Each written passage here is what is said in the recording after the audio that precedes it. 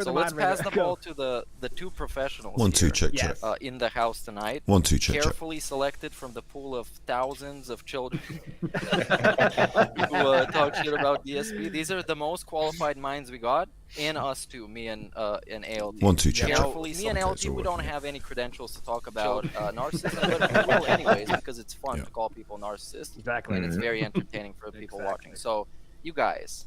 I don't know who's gonna start off first and how we're gonna structure this, but Narccissm and Darksyde Phil, let's go. That's what we wait for. The first thing we should point out is that we will probably use different terms for the same thing. When we talk about Phil, I'm going to call him. That's our boy Steve. That's Steve of the Dead. We're watching the That Being Said podcast number 19. Jumped in at the bit about narcissism. I'm going to listen to this bit, react. Hello Nigel, good evening. Good evening, this is the B-side stream. We're going to be doing this, and we're also going to be having a look at this game, Astroneer. I'm going to be chilling. You're going to be chilling. A vulnerable narcissist or an insecure narcissist, because those are the terms I've heard. These ones can do the talking. I can have a little think about the game, and we can just do some chilling. Whereas I think Baxter would call it a covert narcissism. Covert, that's it, yeah. But then the same basic thing, it's a narcissism whose narcissistic traits don't come from a genuine belief. They come from some sort of personal insecurity, and they're a mask for that, rather than genuinely believing he is all that and the world owes it. It's an insecurity thing. He believes he should have had all these things, but various forces were against him at the time. So when we talk about it like that, we use different words, but we are referring to that thing when we talk about like, the type of narcissist Phil is. So, because the first thing that we've both done in our videos was sort of like define narcissism and sort of like make sure everybody's on the same level. We all know what we're talking about when we refer to like NPD and narcissism and covert and insecure narcissists. So it's good to sort of like get that out of the way first. But that's definitely the sort of narcissist I think he is. I've back and forthed a bit when I first started doing it, because at times I thought, are you delusional enough? Have you lied enough that you now believe it? But more and more, I'm thinking he's genuinely an insecure narcissist. It comes from a place of vulnerability for Phil. Okay, Baxter, what do you think about that? Yeah, from to directly address Steve, from what I understand, both overt and covert narcissism, they actually exist on a spectrum, so they can oscillate, and narcissists actually oscillate between those two modes. And I think from what I understood of the literature, it can be dependent on the mood. So if things go good for the narcissist, they start acting braggy, they start acting arrogant, and they start showing their achievements more. Whereas things go bad for them, they switch to the vulnerable narcissism. But it may be that it may be that's happened over time, because in the early days, Phil's very different in his narcissistic like manifestation, because he's getting all the YouTube money, he's getting the success, he's getting all the subs, and people are coming to his videos, so that's going to his head. Things are going well for him, so he thinks, I'm entitled to this now. So there you could say he's very overt, and over time as things have changed for him, he's shifted along that spectrum and ended up at the covert part, the insecure vulnerable bit, where he's like, that makes sense. That does, doesn't it? To be a sort of chuffing lighters, to be a narcissistic person because you're wildly more successful than you imagine you'd be, and you put it down to your own abilities, and then for things to slide, and to stay a narcissist makes sense, doesn't it? But to change your modus operandi makes sense as well. I should have had this, but the world has betrayed me. Yeah, it's what could be the best example for it is the world has passed me by. That's like the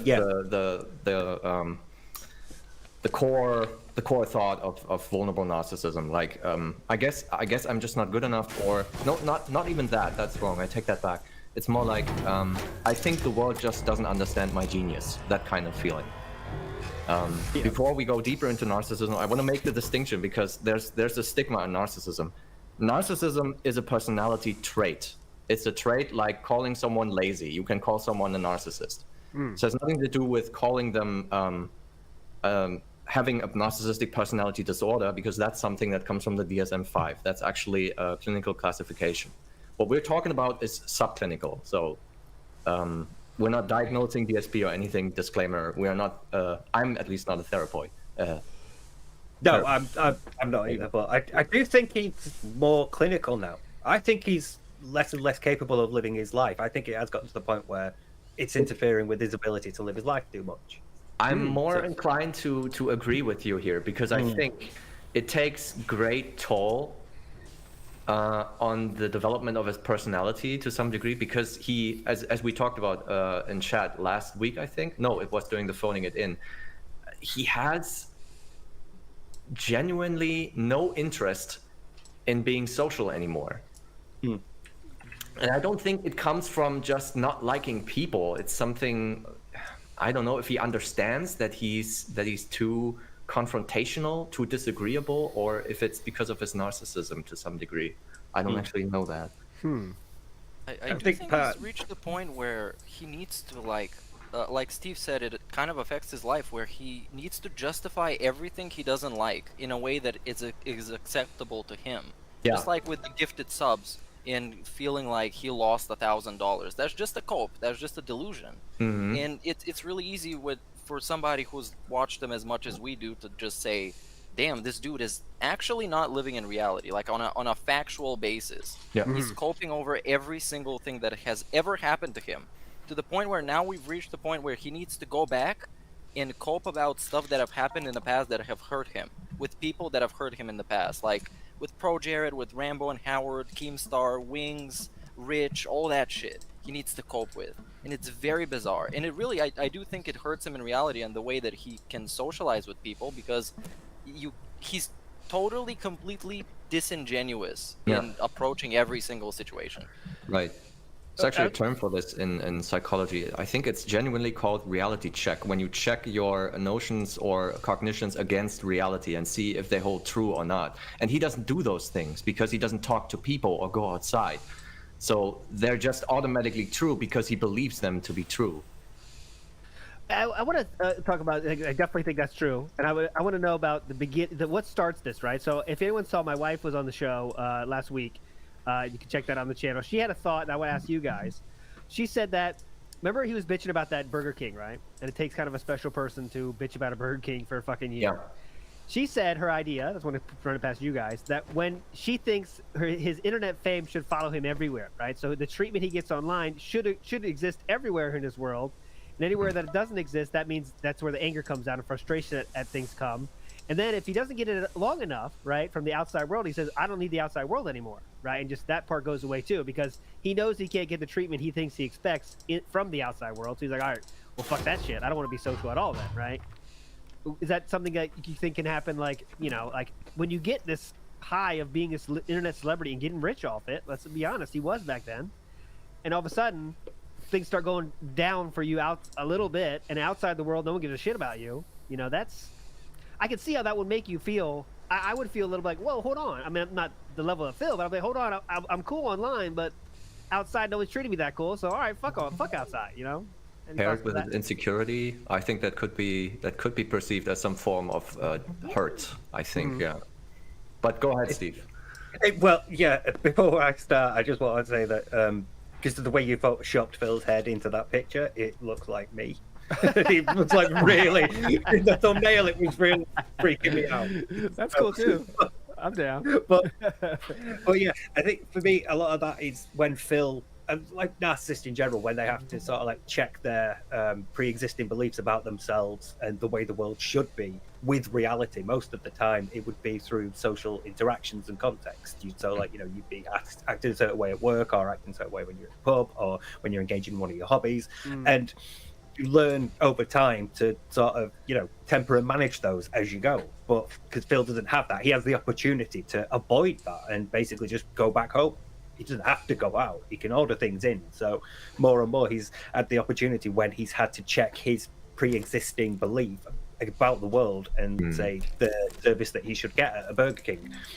And the reality is very, very different. That's causing like a lot of stress for him to handle cognitively. It's not just like, I have been denied this service I think I should be having. It's also my existing belief about the world is not true. I have to reassess that, and that takes cognitive effort. It takes a lot of energy, and you have to go through a period of readjusting to a new sort of belief. And more and more socialized narcissists are able to do this because they're having more and more social interactions that teach them over time how to do that. But Phil has the option to avoid that, so he takes that and just goes home instead. So yeah, I think a lot of it is that he just doesn't see how the world should be. He sees it how he thinks it should be. And then when it's not, he gets hung up on it, and he gets a lot of hurt and a lot of anger, and his response is to be aggrieved and insulted. And then later on, if there's an article about you that's critical, he'll stick the boot in. And the worst thing about this, I think, is that he found people to validate the way he feels, and not just to validate it with words, but to give him money for that. So he can talk all that shit he wants about being mistreated by Twitch and everybody else, and somebody's gonna swing by, drop some money, and say, "Yes, Phil, you're right." And the people that disagree, they just get banned, and they just get labeled as trolls or haters and all that shit. Yeah. So even if they're right, they have a point. They spend like hours and hours making videos and streams making that point with like facts, like Steve does, like Baxter did, like we do on the podcast. They just get labeled and dismissed anyways. Yeah. Because he has that option. Go ahead. No, I was just saying, because he has that option to do that. He can order in just as easily as he can ban you from his chat. So Yeah. it's an easy way for him to deal with it.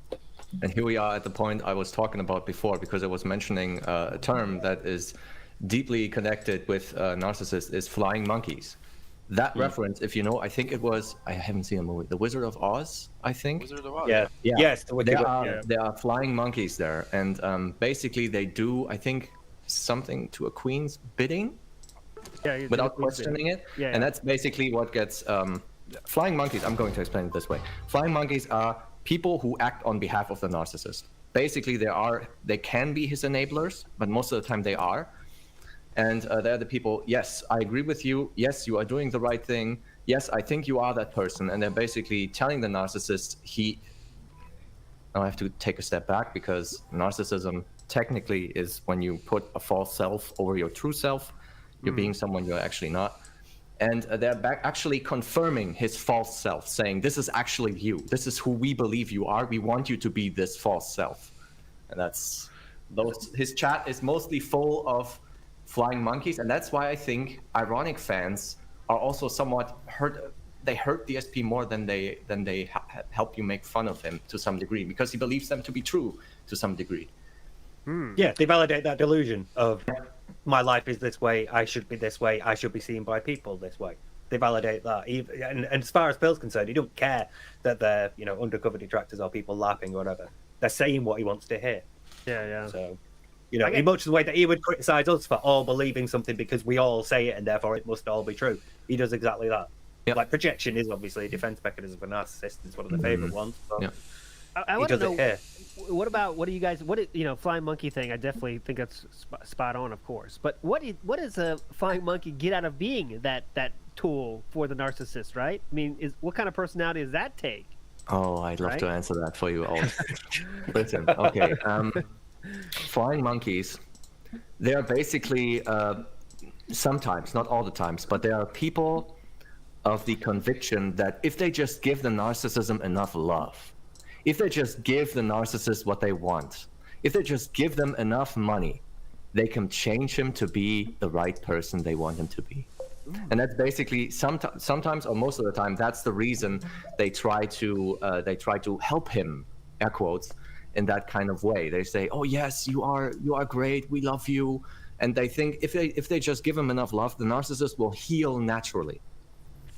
But this won't happen, because the narcissism will just take his narcissistic supply, its attention, money, think of it whatever you want, and he will take it and say, "Thanks, go away," and tomorrow when he wakes up, it's like, "I need all of that again, please." But he's not going to change.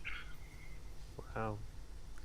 There was one thing I want to take this conversation into a little bit of more of a comedic direction. There was one thing that I saw in Baxter's video, fantastic video. One of the examples of passive aggression was the snorts and the burps. I'm very curious if that is true, really. If he does lean in on the microphone on purpose, we're not talking about... I'm surprised people don't pick up on this all the time. It's active aggression. They're psychologists now, maybe they'll disagree with me, but I think passive aggression, I bring it up when I hear it, is that, like, you'd see someone walking towards I don't know, like a hole in the ground. They don't know the holes in the ground. They're going to fall down that hole. All you need to do is shout, "Hey mate, don't fall in the hole." No, it's not. You let them fall in the hole. You just watch as they fall. I think that's passive aggression. I think snorting into the mic, leaning into the mic, being active and aggressive. I think that's an action, active aggression. I think it's just aggression. Muting the microphone, but intentionally beating the burp out of himself, just so he can be passive aggressive to the people that don't like this, which is like Aggressive to probably the people that 90% like of it. people watching him. What do you guys think about that? And just want to add, Yeah. we have the proof of him when he doesn't want to do it, he doesn't, right? When he doesn't want to, he can stop it. I listen to those old. It's really interesting stuff, isn't it, on the That Being Said podcast. I'm finding this game Astroneer quite good. It's a bit difficult for me to control because I have to move the camera around like that by holding the mouse and then moving it around, and then when it's fixed I use my mouse within the scene like that. Look, so it's not like Genshin Impact. And I don't really know what I'm supposed to be doing. I've said to investigate the lights. I don't know where the lights are. I think these tethers are going to help me move around the environment, but other than that, it's not holding my hand at all. It's not telling me what to do, and there's no time pressure, it seems. I'm not going to die of hunger, thirst. My O2 is not going to suddenly run out, I hope. I've got a generator, you see, so I'm finding that quite chilled. It's quite a good game for this sort of stuff. fighting game shows he used to call into. Not a single snort was heard. Not a single burp was heard. Multiple times. We're talking for. Oh, and with the Darksyde Phil thing, I'm pretty. I mean, I'm not sure. Do I know? I'm not going to slander or libel anyone on the internet, but people who snort a lot and sniff a lot, sometimes they're doing cocaine, aren't they? You know, sometimes they're doing a bit of dirty sniff, cheap sniff. Certainly, if you were really riding high on the YouTube money all those years ago and thinking you were some big chuffer, I'll tell you what, the drugs are all over America, aren't they? The drugs are all around. Maybe someone's picked up a little bit of a bad habit, I don't know. Snorting and sniffing all the time, having to sit on the internet and talk to people for hours on end. Right, maybe it's part of his little routine. Maybe that's why he needs all this money all the time. Hours. Yeah. And on that Bankruptcy call. bankruptcy call, nothing, right? So we know he can stop it if he wants to. I'll let you go, Yeah. Steve. Yeah, it's absolutely a domination thing. It's like you complain about this behavior that I engage in. Well, I'm going to do it anyway. It's him setting up his position as the alpha in the group. He is the one in charge, and if you don't like it, you can piss off and go watch somebody else's stream where they don't lean in on the microphone and burp and snort. I think that's what it strikes me as anyway. It's definitely a dominant thing. Yeah, He's setting himself up socially. And I just also want to touch on that as well for the flying monkeys thing, because there is also an element with Phil, especially in his group, there's also an element of social what's the word I'm after here? Like being high in the social totem pole. If you're seen as like one of Phil's flying monkeys, you're seen as like valued by Phil. You're seen as, you know, approved by Phil. Phil likes you. Phil prefers you above somebody else who's more likely to be leaning band when they say something. So there's a social element of being like seen and respected and being higher. Think about like your regular chatter compared to OIC or Jax or, you know, 1 Minute Man or someone like that. They'll be valued higher because they give him money and they serve his purposes when he needs them to. So there's definitely a social element there as well. But I think it's that when he's doing the passive aggressive stuff, it's just him establishing that, no, it's my stream, my rules, and if you don't like it, there's a door. Yeah, I think the discerning factor there is that some people, you could argue that it could also be laziness just to mute his mic. But I think the discerning factor here is that he specifically leans into it.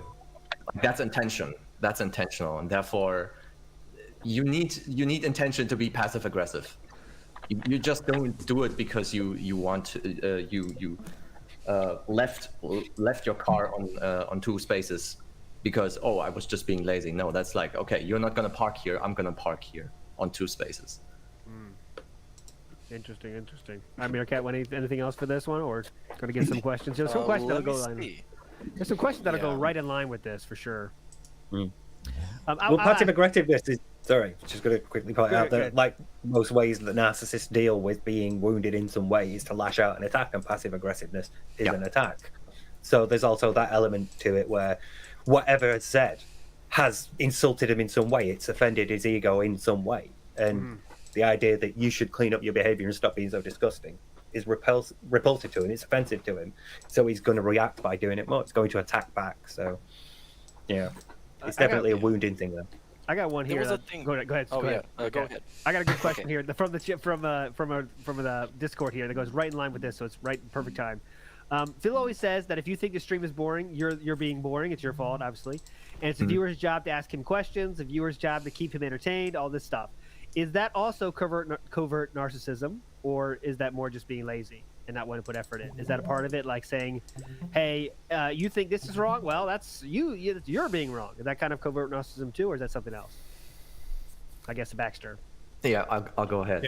Yeah. I haven't seen it that commonly discussed in literature. I have seen that one video from Dr. Fox, I think.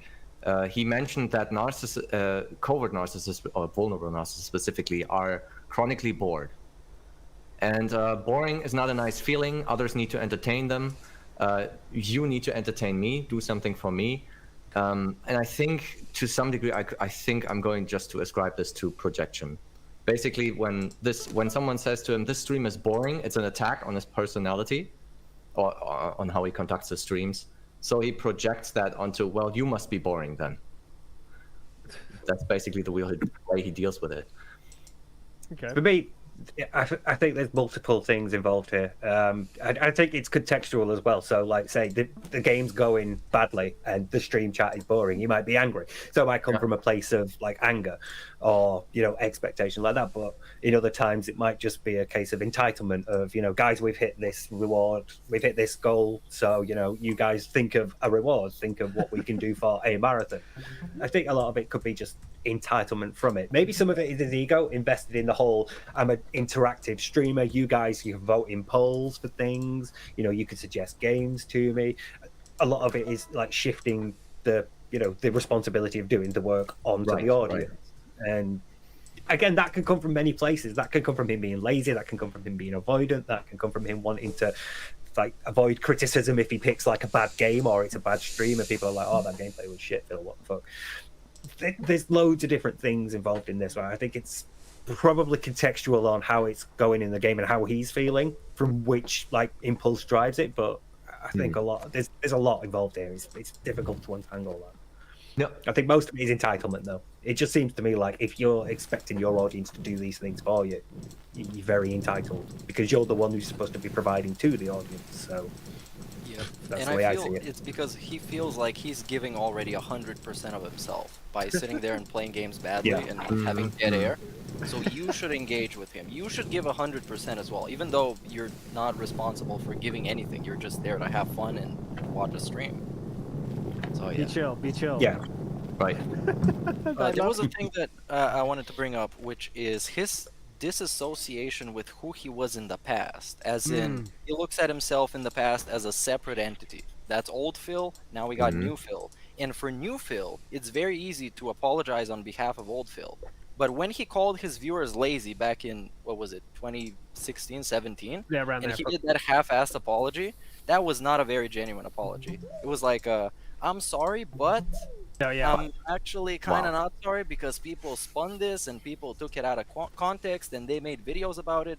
And in that video, he explicitly says, I think some people are just fucking lazy and they don't want to show up to the streams. Yeah. Oh, the Pokemon thing. Yeah. Pokemon, yeah. Yeah, right. Yeah. Classic. Yeah. I'm So with you now, how does that fit into narcissism or is just him being an asshole? Yeah, Just let's make sure, like, a two-part there. It's like, remember now he's like, I'm separating himself from the past Phil, like Meerkat said. Is that something narcissists do, or is that a way to, like, I know I did fucked up shit in the past, I can't run from that anymore, but that's a different person now, so don't worry. Or what is that exactly? Go ahead, Steve. I'm gonna go with yeah. It just seems like it's his way of avoiding culpability because he never fully apologizes for anything. He never fully accepts responsibility for it. It's always past Phil's fault. I was different then. I was playing a character then, so you can't hold me responsible for what I did in the past. And he seems to have like this weird arbitrary cutoff point as well for wherever he needs it to be. But past Phil's actions are the result, completely the responsibility of past Phil. You shouldn't hold present Phil responsible for it. I think it's avoidance to me more than and he just wants to avoid the responsibility of it, because it means, I guess, probably narcissism as well, because accepting that you were wrong would be an insult to your ego. It would be something that your ego would have to take and deal with, and that's going to be hard when you fully accept responsibility. But by partially saying, I'm sorry, but it was past Phil, makes that easier, because you are shifting the blame onto you from 5 minutes ago or 5 years ago, whichever. Yeah. So, but he has it with other people as well. He's like, I'm sure he's mentioned it recently, but he said something like, you can't like hate what they did in the past and not like them now, or something like that. Yeah, you're right. Yeah, you know what I mean. He said that sort of thing before, so he seems again to have that weird view of you can't be held responsible for past actions because you were a different person. Never mind that this was taking place in his 30s. You know. Yeah. That doesn't matter. It's old Phil. So this is different. Well, So- he was old. Yeah. He was past the point where he should have developed completely. Right. But he have a hairline. So is he really that old? That was the headphones again, guys. Headphones. I strongly agree with what Steve said there. It's actually part of shifting the blame onto others. And how this can be explained, I think, from what I understand, is that narcissists in general, they have Baxter. what's called a discontinued sense of self. So they actually they don't see themselves as the same person they were yesterday. So they can't understand when someone comes up and says, you did something last week that was terrible, and they're going to counter with, well, that was me a week ago. That's not who I am today. So it's basically just shirking all responsibility. Yeah, That's the result of constantly like rebuilding yourself, because like we've seen with Phil, truth is malleable. So whatever he needs to be true is true. So if he says something one day and then the next day he's called out for it, it's like, I never said that at all. I never said that my mum did my hair until I was 17. Oh God. Exactly. But he can do that because he's constantly like rebuilding himself for whatever the situation needs. He doesn't really have like a consistent sense of self where he exists on a continuity. Most people do. Most people like run their own life narrative on a continuous like scale of, I'm the same, but there's growth over years, but I'm still this person. I still have like a consistent identity throughout. Yeah. But Phil's doing it daily because he needs to. Because So- I just came to this conclusion right now, because a continued sense of self would need you to accept that you were wrong in the past, and that's something DSP just can't do. So instead of facing the fact and that he was wrong about something in the past, dealing with that cognitive dissonance, dealing with the stress of saying, okay, guys, I thought differently back then. Today, I think this way. He's just going to say, oh, no, I never thought that way. I never did that. That didn't happen. And how about this? Well, I want to ask you guys this specifically. I've been in my mind since the first time. Remember the story with Jaha and Mike Watson, right? Phil started some shit online. Mike Watson said, all right, you know what? I'm done, right? I'll see you next time. I'm going to beat you up.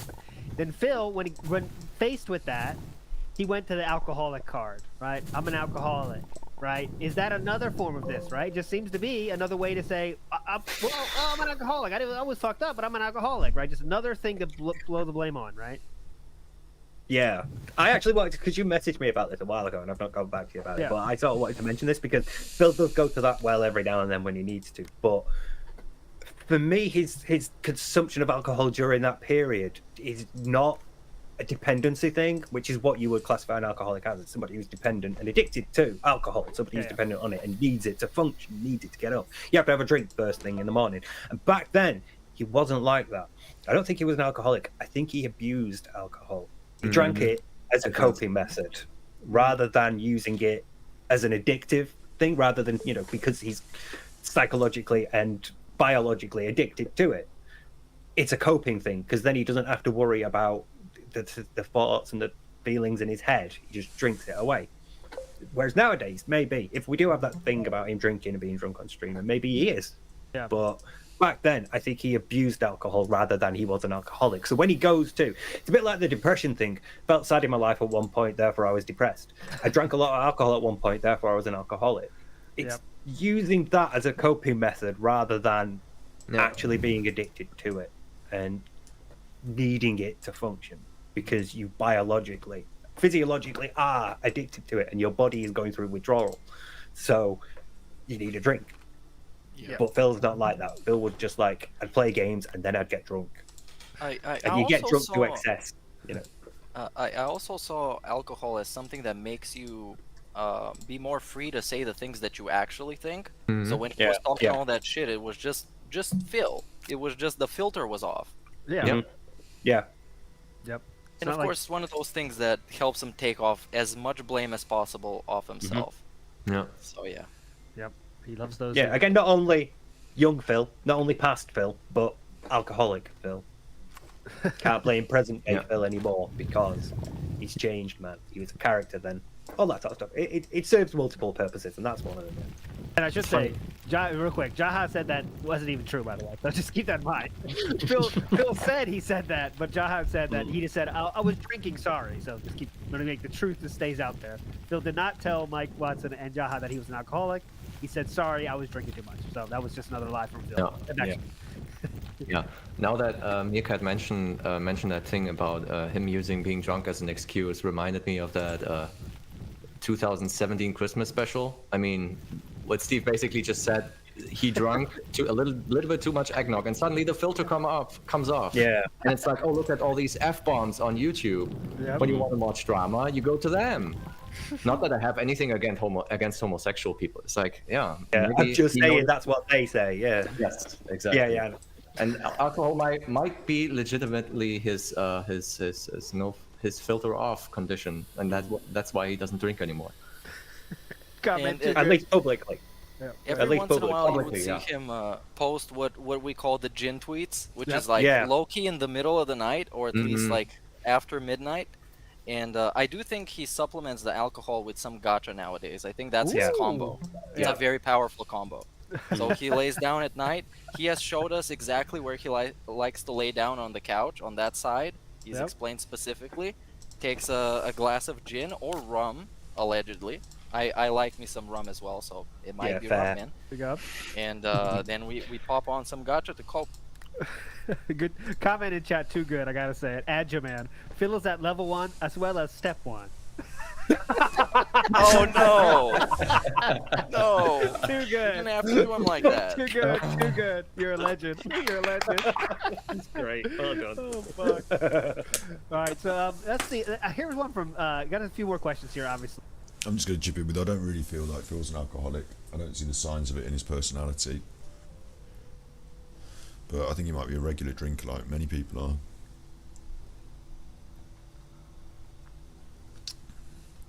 He says sipping on his Robinson squash. Well, sun quench anyway, sun quench, isn't it? Not on the posh stuff now.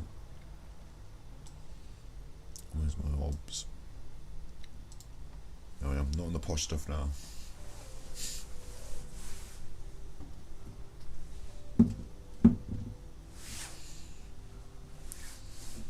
Yeah, I don't know if Phil's alcoholic. I think I do still raise that conjecture about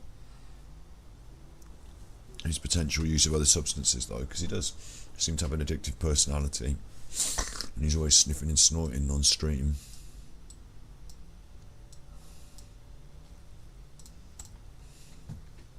Let's get some quick ones out of the way here.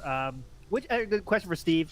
What video from YMCA, what video do you think is your best, your magnum opus? Which one should we send people to?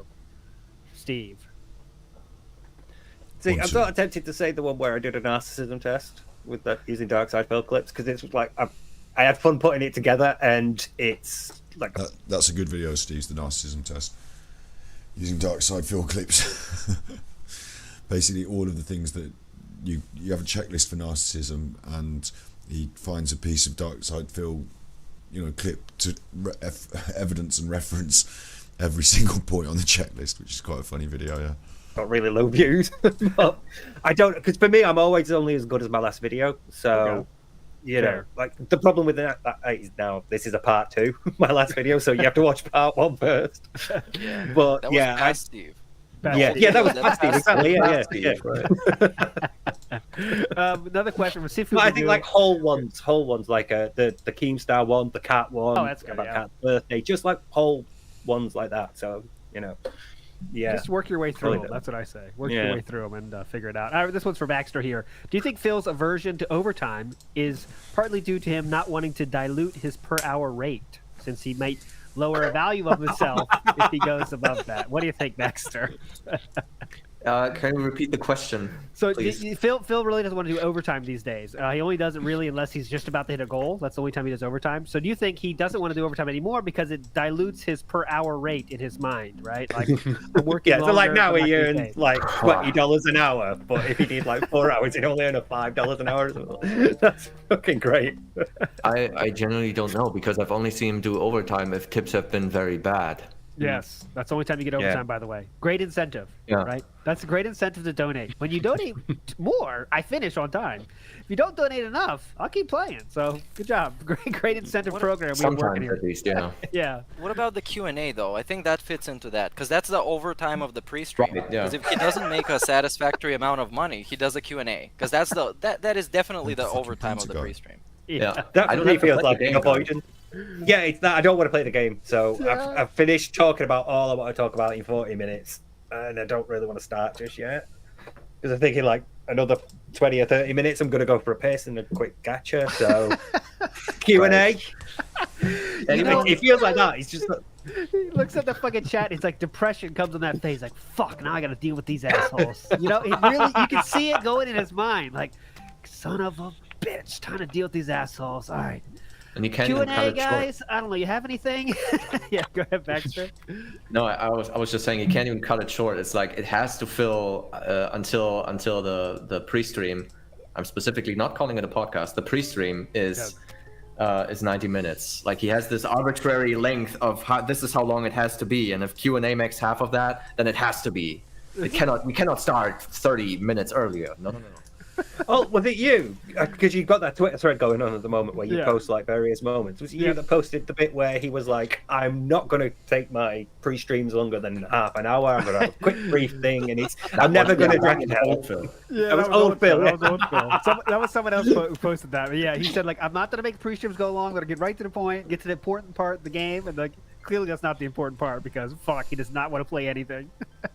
Do you think it's for ads? Do you think he's like looking at the clock thinking, in another 10 minutes, I can get another 3 ads on this? Oh my god, I hope not. That's a dark place. Because we know he'll monetize pre-streams, regardless of whether they're talking about a death of someone or not. He'll stick ads on them. Oh, damn right about that. Could be that. Changing. Oh my god, speaking about the death of somebody, I want to mention this. When Erika passed away, his pre-stream was called Rest in Peace Erika, Judgment Begins. Yeah. He was playing Judgment. Yeah, oh my god. I just noticed. Holy shit. Godlike. Jesus. I never saw that. Oh my god. Amazing, man. Oh god. Oh god. He's not wrong. Judgment begins, Etika. Respect. Sure, that was monetized for sure. He got a title, but when the Queen passed, brief mention, sure she was a classy lady. She was a classy lady, yes. Classy lady. She's definitely. Phil basically said that he didn't really know much about British politics or how the monarchy works, but the Queen was a pretty classy lady and got a lot done on the world stage. He was trying to be nice, to be fair. He was trying to be nice and civil, but you don't have to know a lot to learn a lot, do you? Like, knowing you don't know a lot opens the door to saying, oh, hang on, wow. There's a lot of television going on about this Queen at the moment. Don't know much about the British monarchy. Might sit down and watch a few of the old Netflix things. Might just, don't have to read a book these days. Might just go on the internet, find out a few things, mightn't you? But Darksyde Phil, unlike other people, just says like, yeah, I don't know about that, therefore done. Never gonna. Well, that's something I find strange, is this attitude that if you don't know about something, that's it. That's my position on it. I don't know. Happy to be there. That's a strange thing to me. I'll tell you something else strange. This Astroneer game. I'm quite enjoying it. I'm getting the picture that it's a bit of a crafter builder, things going on. I don't fucking know what. I've just realised actually though, look, that will fit on top of the printer. It's not telling me things. I'm finding it hard to work it out, but will that fit on top of the printer? Like that. Is that connected on there? I've got some carbon. They wanted me to get resin. Don't know where to get resin. I've unplugged it now. Fuck. Finding it difficult to control a bit. It's not janky, it's just I've been playing Genshin Impact for months and months and months, and it's just different to it, so There you go, that's plugged in there. And I can put these things on top of it, can't I? Look. Why don't let me put it on top? It don't want it. But now I've put that on top, will it let me make something different? I think one of my quests is to make...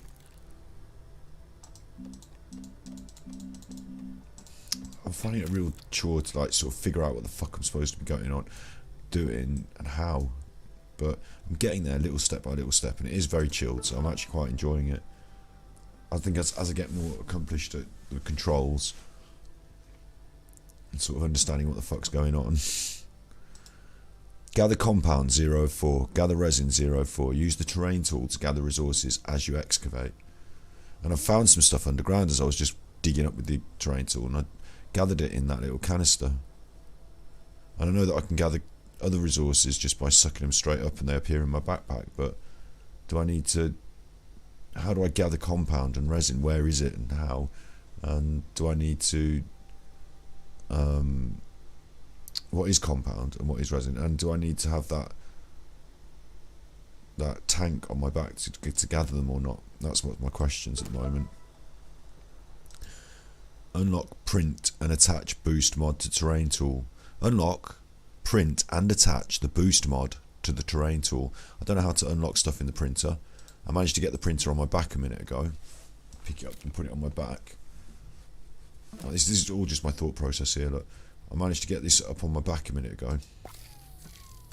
Like that, on my bag. And when it's on my bag like that, then I was able to somehow go into some other menu. Or what am I doing here? Am I printing from my bag? I was definitely... There it is. I was able to pull this out. Look.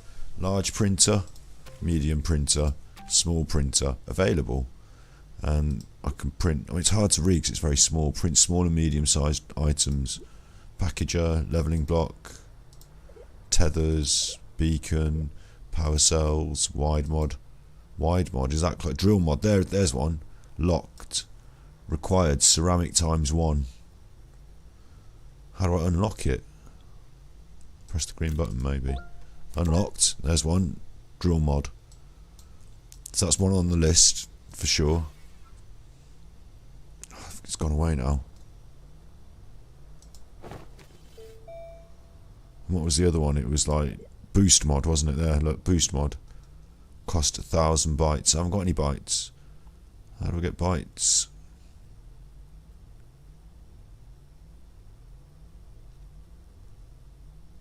I don't know how to collect bytes. It doesn't tell you. At least I got the drill mod. I'll be carrying on. So now you know what's going on in my head. I mean, I've got no fucking idea. Maybe the resin's in the trees. I've got no idea. I've got to stick near my tethers, otherwise I'll die, I imagine. Oxygen tethers.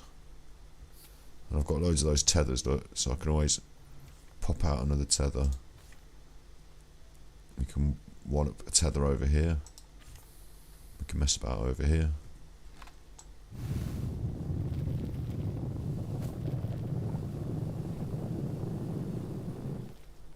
Like, what am I doing? I want the resin out of the tree if I can.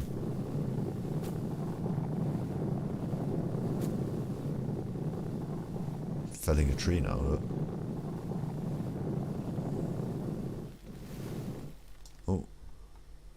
It's not really helping me, is it? It's not a... How do I get a... What's that? Is that an animal? Scan. Bytes gained. Oh, I've got gained some bytes then. Discarded shell, valuable for research or scrap. Scan. Okay. So this is what I'm doing. I'm picking that up. Let's go back to the conversation and see what they're saying about Narccissm and Darksyde, Phil. It's interesting stuff, you see. Classy lady. What else could you say? Can't put her in the title though. I will have to try and react enough to make sure it's fair use.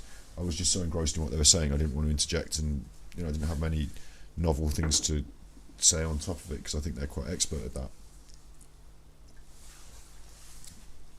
But not trying to step on any toes here, just trying to share the content and This is what I would remember. This is what I would be doing at this time of night anyway. I'd be listening to this podcast, playing a bit of game on the computer. I'm just bringing it to stream, so it's live chill stream. We can't put it in the title. Level 1 podcast episode, whatever. R.I.P. the Queen. Yeah, I wouldn't get enough clicks. So Speaking of this, I don't know how long this show's gonna go, but since I got you guys here, we gotta talk about this. The Level 1 podcast. The name comes from Keemstar, obviously, because he got humiliated. Was this a way of him trying? Keemstar said that Darksyde Phil was on level 1 in life and would never be able to get over. Like, he's not just bad at games, he's on level 1 at life and he'll never be able to get past that. Whereas Keemstar has completed the game, and that's what started this level 1 podcast idea. It annoys me a little bit because it's not really a podcast, is it? He just, at the start of his stream, he sits there and talks for half an hour, 40 minutes, and that's a podcast. I mean, it kind of is a podcast, but I would think for a podcast you need to do a bit more what these chaps are doing, you know, have guests, different people, like at least 2 people having a conversation, not just one person talking. I might be wrong. If it's one person talking, you might want to edit it and do some stuff like, you know, radio production to make it into a podcast. If it's just you talking, it's a YouTube video, isn't it? But you've called it a podcast. I don't know. Trying to spin a negative into a positive? Was this out of insecurity? Was this out of mental health, a midlife crisis segment? What do you guys think about this? yeah, like he says, I'm owning the memes, but what is that really, right? What goes behind that? What's in the brain there about that move? Do you want it, Baxter? Oh no, I'll let you ahead this time. Thanks. Go ahead. Basically, yeah. He's trying to reclaim it, and sort of like the same way that if you were an oppressed minority group and you had a certain word had been a slur used against you, and then as you started to get rights and become more socially, you know, acceptable and started having a bit more social power, you might attempt to reclaim that word and recontextualize it. But the point is that these words all have like historical precedents where they represent generations of abuse, whereas this is just Keem calling Phil a wanker, basically. So there's not much to reclaim. But yeah, it's that basic sort of. Actually, is a wanker. Yeah. I know we've seen the video. Yeah, the camera was on that one time, but it's basically that. It is basically an attempt to sort of reclaim it and say, oh well, you know, you said it would hurt me, but no, I'm not going to. You know, rubber and glue. And it's a bit childish in a way, but it's the same basic impulse of I need to reclaim it and make it like I am owning the meme. Otherwise, it's gonna hurt because people will keep bringing it up. So it's sort of like a way to kill it that way and make it safe for him. Yeah.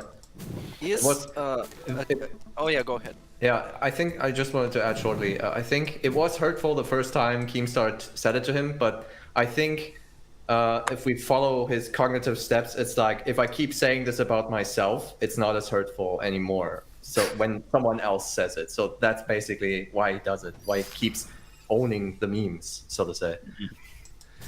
But the thing that got me was the way he justified it by going, so what if I'm on level 1? It's nice here. Look at Green Hill Zone. Look at Green Hill Zone compared to Fat Green Zone. It's nice here. And it's like, that's not the point, you wanker. Yeah, I have a beautiful anecdote about this. Go ahead. As you guys probably can tell, I'm somewhat of a fan of Mr. Peterson. Okay. And he had not a stage act. How do you call it? A lecture. He had a lecture where he basically described an example of one of his students. And the student basically had issues writing essays, good essays. So I figured it out then. Who is this? Is it Baxter or Meerkat saying this? he helped her with it, and she gave up halfway through, basically saying, well, it looks... I'm not a big fan of Jordan Peterson. I figured him right out. I laid into him and ripped him to pieces on a different episode. I can't remember what episode it was. When it comes through my editing, when it comes through my view on the editing table, I'll cut it and put it on Ganji Cuts. I absolutely laid into Jordan Peterson. Give you the rough overview. He's a sexist, and he preys on the minds of young males because background story, wrote a dissertation about the warlords of Africa and how they utilise the minds of young men, manipulate them to get them in their child armies, and the bad things that happen there. So he knows about how to manipulate young men. And then he was in university he was a lecturer in University of Toronto, and he had a big controversy because he refused to use gender appropriate pronouns for someone who was trans. So he said, I'm not, you're this and that. And it was all the J.K. Rowling shit, all that shit. And all these students around him filming him, he felt very threatened, and he kind of was in an untenable position at his job. But because of that, he was able to get a platform on the right-wing media and start sort of touting some of these right-wing views about gender norms and stuff like that. Oh shit, what's going on? I'm dead. Okay, I've learned what it's like to die in the game. That's okay. You just arrived back here, it looks like. Do you? What am I doing? Yep, you just arrived back here. Okay, that's fine. That's fine.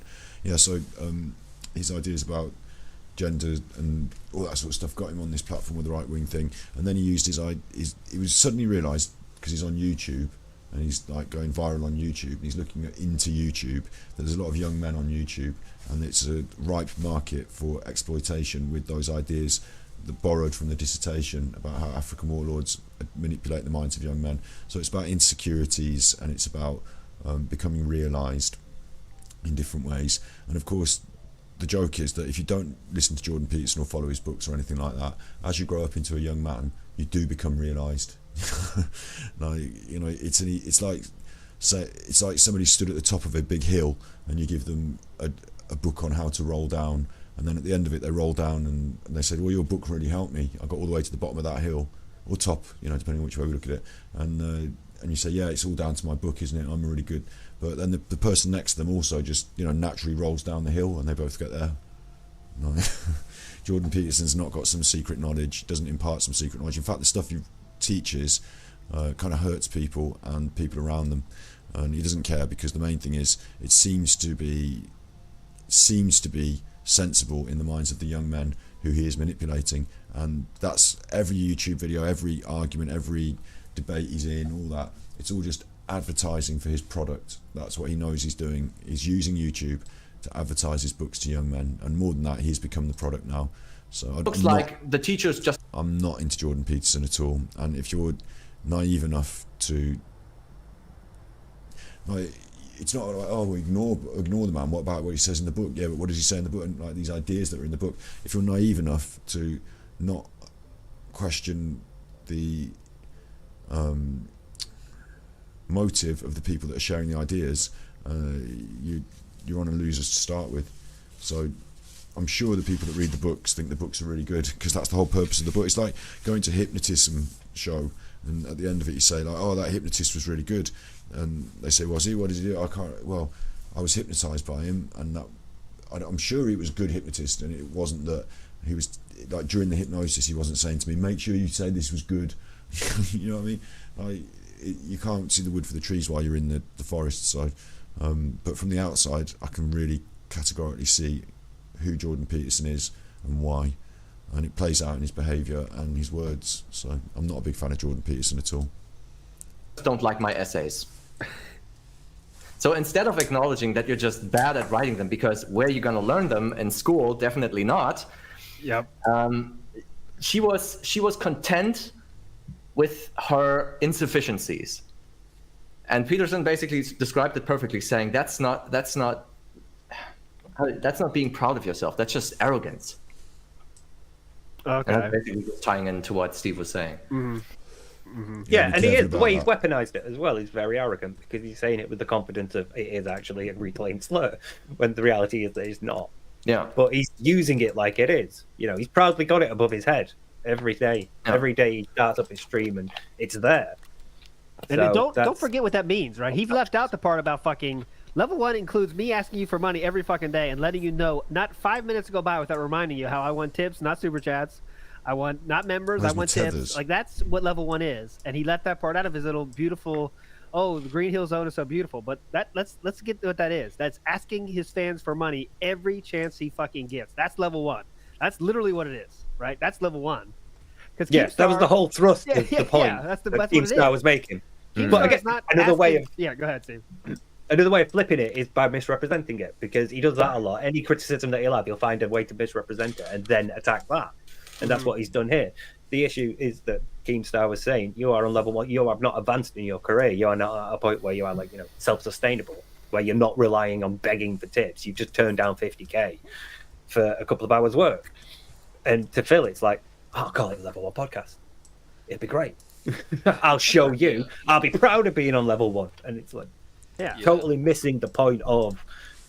I do think though, it's if you're looking for a little name for your podcast and this thing kicks off and it's like riding the wave, like Phil understands about viral marketing and stuff like that, you might as well just use the words that other people are saying, because then it's going to all feed back to your page, isn't it?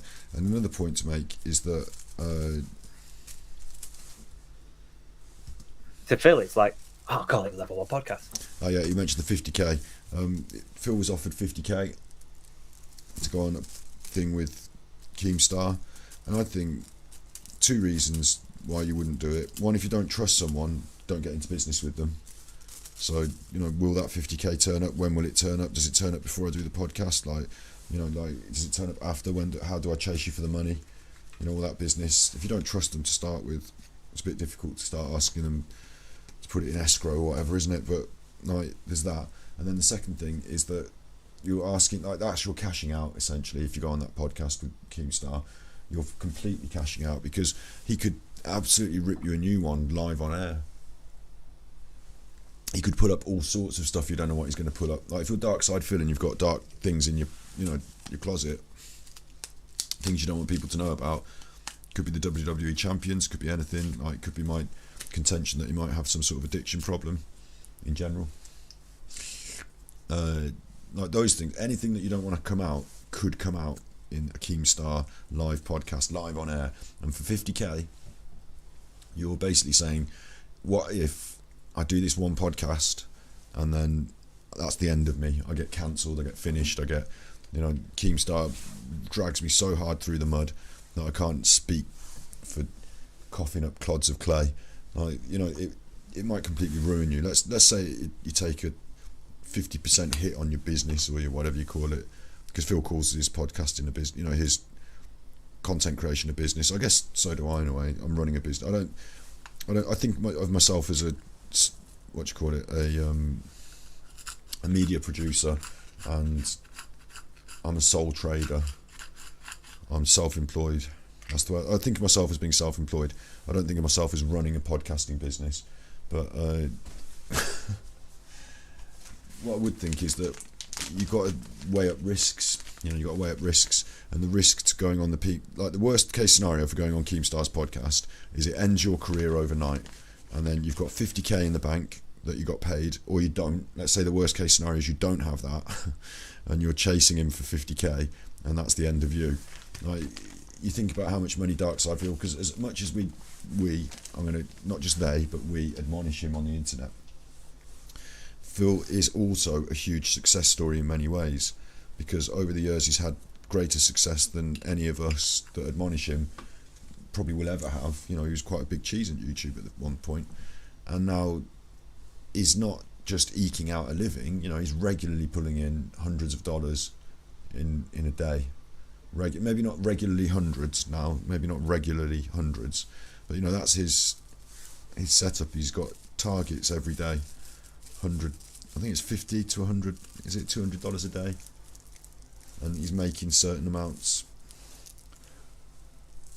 There's a lot of streamers, there's a lot of people who are getting started on YouTube who have been doing it for a while, like me, I'm getting to the point now where I'm actually more solid on it, but so I guess I'm able to say I'm just as lucky as someone like Darksyde. But what I mean is, like, there are people that would cry out for that sort of tip money, like membership money, and see it as a huge success.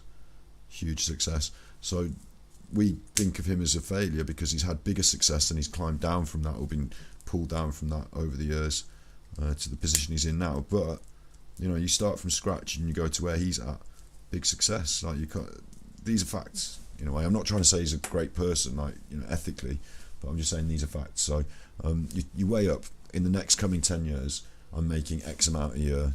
Phil would say to himself, like, let's say for 10 years, because if Keemstar does the right number on me, I might be ruined for 10 years. I might be able to come back after it, but 10 years, let's say, do I make more than 50k in 10 years? Would I swap my future and my security for this risk and 50k. It's money in the bank now, but it's not even in the bank yet, is it? Asking Keemstar for it. So there's a lot of reasons why I would actually say it was a shrewd move to swerve that. You know, a shrewd move to swerve it. On the other hand, there's also the point that if you're in control of yourself, and if you're like, because I'm doing it from like Darksyde Phil's perspective though, if it was me, then I'd say absolutely. And do you know what, Keemstar, dig up anything. Like, I don't want to say this live on the internet, do I? But I'm sure there's things that would look I'm sure there's things that wouldn't look so good for me if people explain them with a bit of spin on the internet, and I'm sure I could explain them in a much better way. But you know, this is the thing they were talking about earlier about the past me. You know, you are who you are, and you've done the things you've done. So, you know, I'm not claiming I've done any horrible crimes or anything. I'm pretty sure, just like anyone, you don't want your worst stories being told on the internet, do you? You'd be embarrassed, and I'd probably think more embarrassed for me than what's the word? Like, obviously, I wouldn't be worried about any criminal. I haven't got anything dark hanging over me like that. So, but from Darksyde Phil's perspective, I was thinking he might have. But so for me, I'd just take the 50k, and I'd be careful on the podcast. And you know, if they dug up something weird or spun something in a dodgy light, then I guess I'd have to be prepared. I don't know how I'd be prepared, but I'd have to be prepared to not try and think about my past indiscretions and what they might say if they found that girl that I had to give £10 to the taxi for, or whatever. You know, what I mean is that I'd have some sort of media prepared answer in case things started going wrong. I'd have some fallback option of, this is my, you know, I've gone on the websites and found out what people say. You know, the politicians probably do it, don't they? You know what I mean? Have a political answer for, well, this is a question that I would really rather answer in a different context, and like, but Keemstar would say, oh, I've paid you 50 grand, you're going to talk. And I'd be like, well, I don't know, politician answer. Do you know what I mean? You'd prepare something like that to sort of pad yourself against the worst worries, and then you take the 50k, wouldn't you? And I think the ongoing thing would be, like, it's difficult for Phil because he's come from somewhere higher status down to this, but for me, like, coming from lower status, there's not much you could say to drag me down because I'm already at reasonably low status. And if you were talked about on the internet in some sort of controversy, and it turns out you hadn't actually been that bad a person, and you know, overall you were exposed to lots of people on the internet and they had to make up their minds about you, it's all marketing, isn't it? It's all can all be looked at as a positive in some ways, and some people could use that as the springboard to their success, maybe a redemption arc, or maybe absolutely admitting to things that aren't your proudest moments, and you know, moving on from it because it was your past is fine as long as you haven't done any bad crimes. So even Phil could look at this, like, even though he's on a downward curve, and it could be a springboard moment, you know, people are talking, being relevant again, you know what I mean? But Phil didn't want to allow someone else to control the narrative in that way, I imagine, of how he would be perceived relevant. So I think there's a lot of that involved as well. It'd be great. I'll show you. I'll be proud of being on level 1. And it's like, totally missing the point of the attack, basically. The criticism that's been made. So... there was one thing I'm very curious about, what you guys think, and that's the concept of midlife crisis. Is this rooted somehow in DSP psychology? Are we seeing it? Are we witnessing it? Because he is very, let's say, in denial about it, because he's talked about several times that he's definitely not going through a midlife crisis. But all the things point to yes, because after Keemstar dissed him the first time, this before the level 1, I think it was the very first time. Yep. He put all these boxes up behind him. He put on this fake persona and all that other stuff. What do you guys think about that? Is this somehow rooted in narcissism, or is just a simple midlife crisis? Well, I think anyone can have a midlife crisis. It just depends what kind of degree of crisis you're going to have. I mean, some people, they see the 40 lives they lived, and they're thinking, oh my God, I haven't achieved much. I need to buy something big now. I need to buy myself a fast sports car. I need to buy myself a nice mansion or something like that. Where other people, they are fidgeting, or they're just calmly aging, thinking like, oh, this is nice. I'll just stay here. I'll just keep doing what I love. And it's not particularly tied to narcissism, I think. I haven't read up anything about midlife crisis and narcissism. That's an interesting topic. Sounds interesting, at least. But yeah, how do narcissists age? Actually, I Nice don't idea. know. Can I run with a thought? Yeah, go ahead. Because it seems to be like it's tied to a level of insecurity where if you look at your life and you're happy with what you've done, you won't feel the need to have a midlife crisis because you're happy. You're content with what you've achieved by the time you say you hit 40, and you're like, oh, fine, I've done all right. I've got a job, house, career, family, proper family, kids, Yeah. growing up, got on the way out, into the world. If you're content, you're not going to feel a midlife crisis. But if you're not, if you do feel insecure about it, maybe if you look at your legacy and think, well, I've only got 14 years of YouTube videos and public masturbation incident to my name, you might start to feel a bit insecure and want to change that image. But how do you do that when you're not only a narcissist, but you're a shut-in as well? Right. Because most people, when they have a midlife crisis, they completely flip the other way. Instead of like, if you're like typically working and with your family and then you hit 40 and you have your midlife crisis, you go out and do things, you spend money on things, you meet new people, or you like hit the gym to try to change your body's shape. Yeah. It's something extreme that's a backlash to what you've got, but it involves leaving what you've got and going out to find something to replace it. If you're not happy in your relationship, you meet someone new. If you're not happy with what you've got materially, you might buy a new car. If you're not happy with your body, you'll join a gym.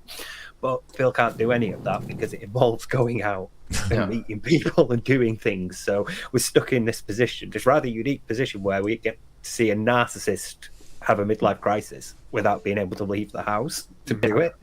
So how... Interesting points, because some of the things we level at Phil that are negative are actually some of the things that we also have in our own personalities. Certainly I do. I'm after COVID as well. I'm not big on the old. Oh, hello, Snip. Sorry, I'm not seeing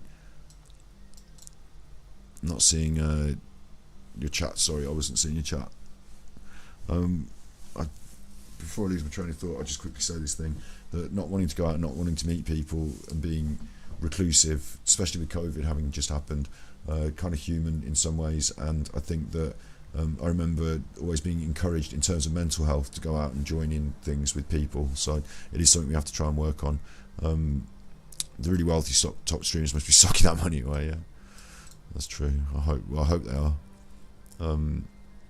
Yeah, you're right. Taking that point about streamers being like pro athletes and having a limited amount of time, it is kind of different because you've got you're a human with a computer, so it's not based on your physicality, although I think being a certain age range would appeal to the majority of the market more. And as people age, like 10 years ago it would have been different people than are around today, and then 10 years time their audience will grow and age, and there'll be a new group of younger people that will be looking for their own heroes, so there is that. But I think streaming is open to anyone in that aspect of not you've got more longevity, but there is this truth that certainly the more, I'll call it the LA streamer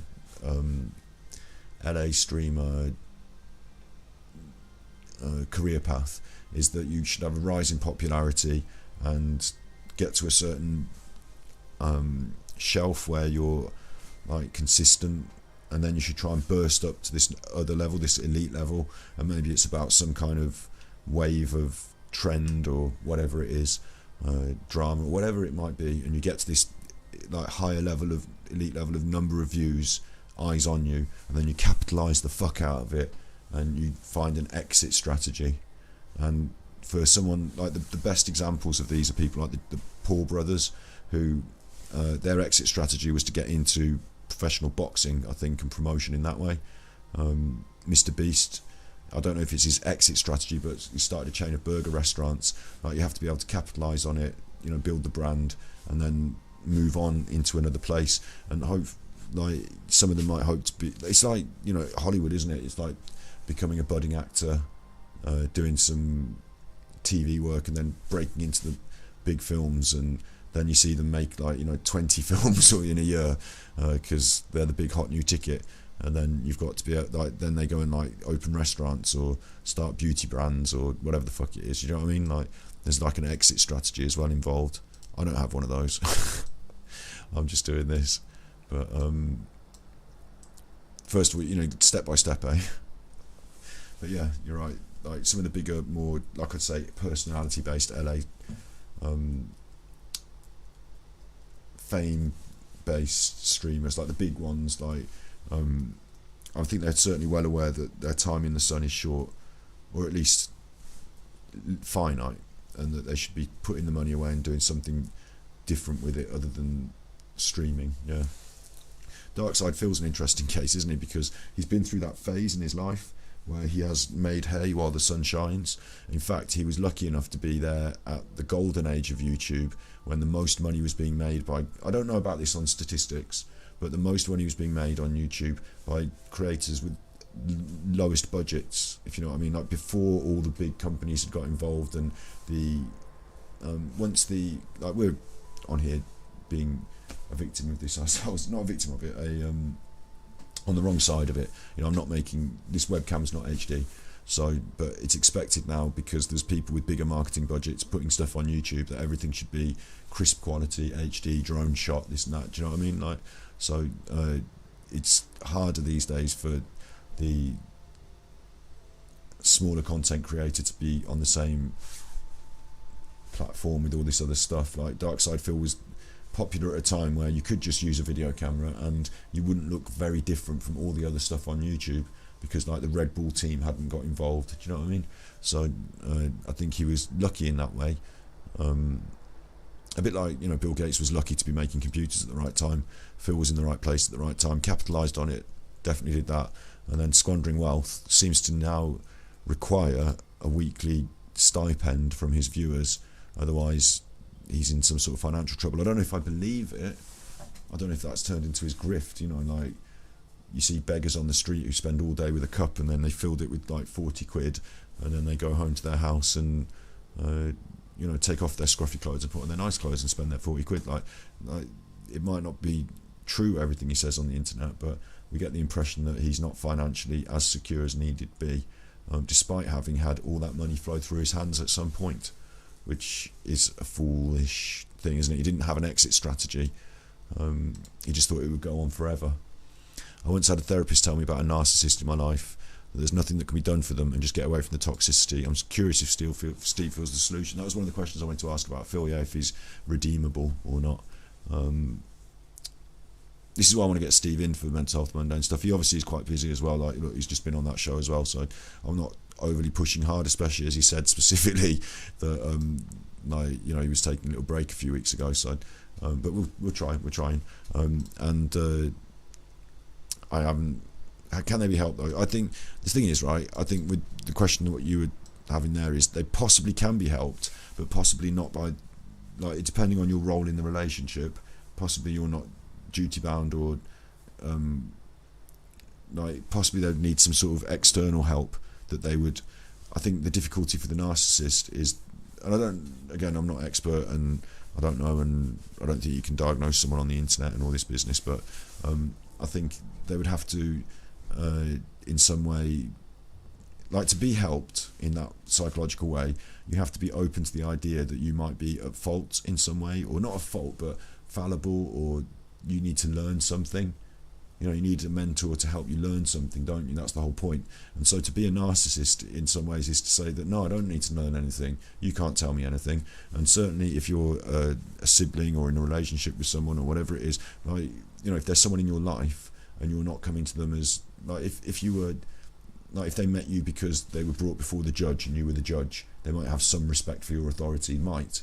But if they meet you because you're in their life, then they're already head and shoulders above everyone in their life. So God help anyone trying to give them any advice within their life. Like, that's why you were probably told, like, there's nothing that can be, maybe nothing you can do for them because of their perception of who you are and their position within that.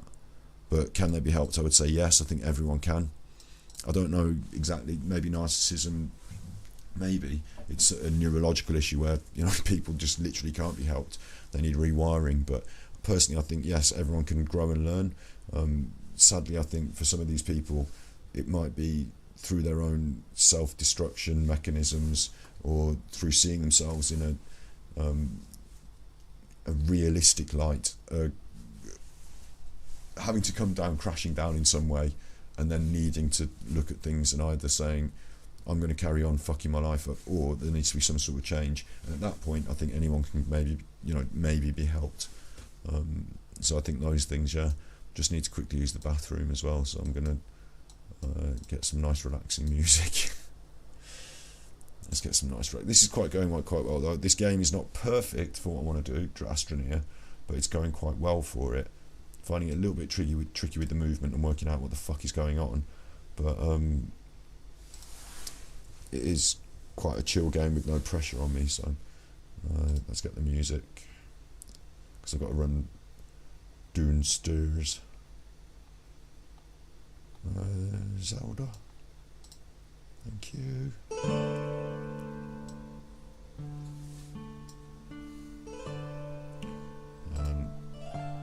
I don't want that full window, thanks.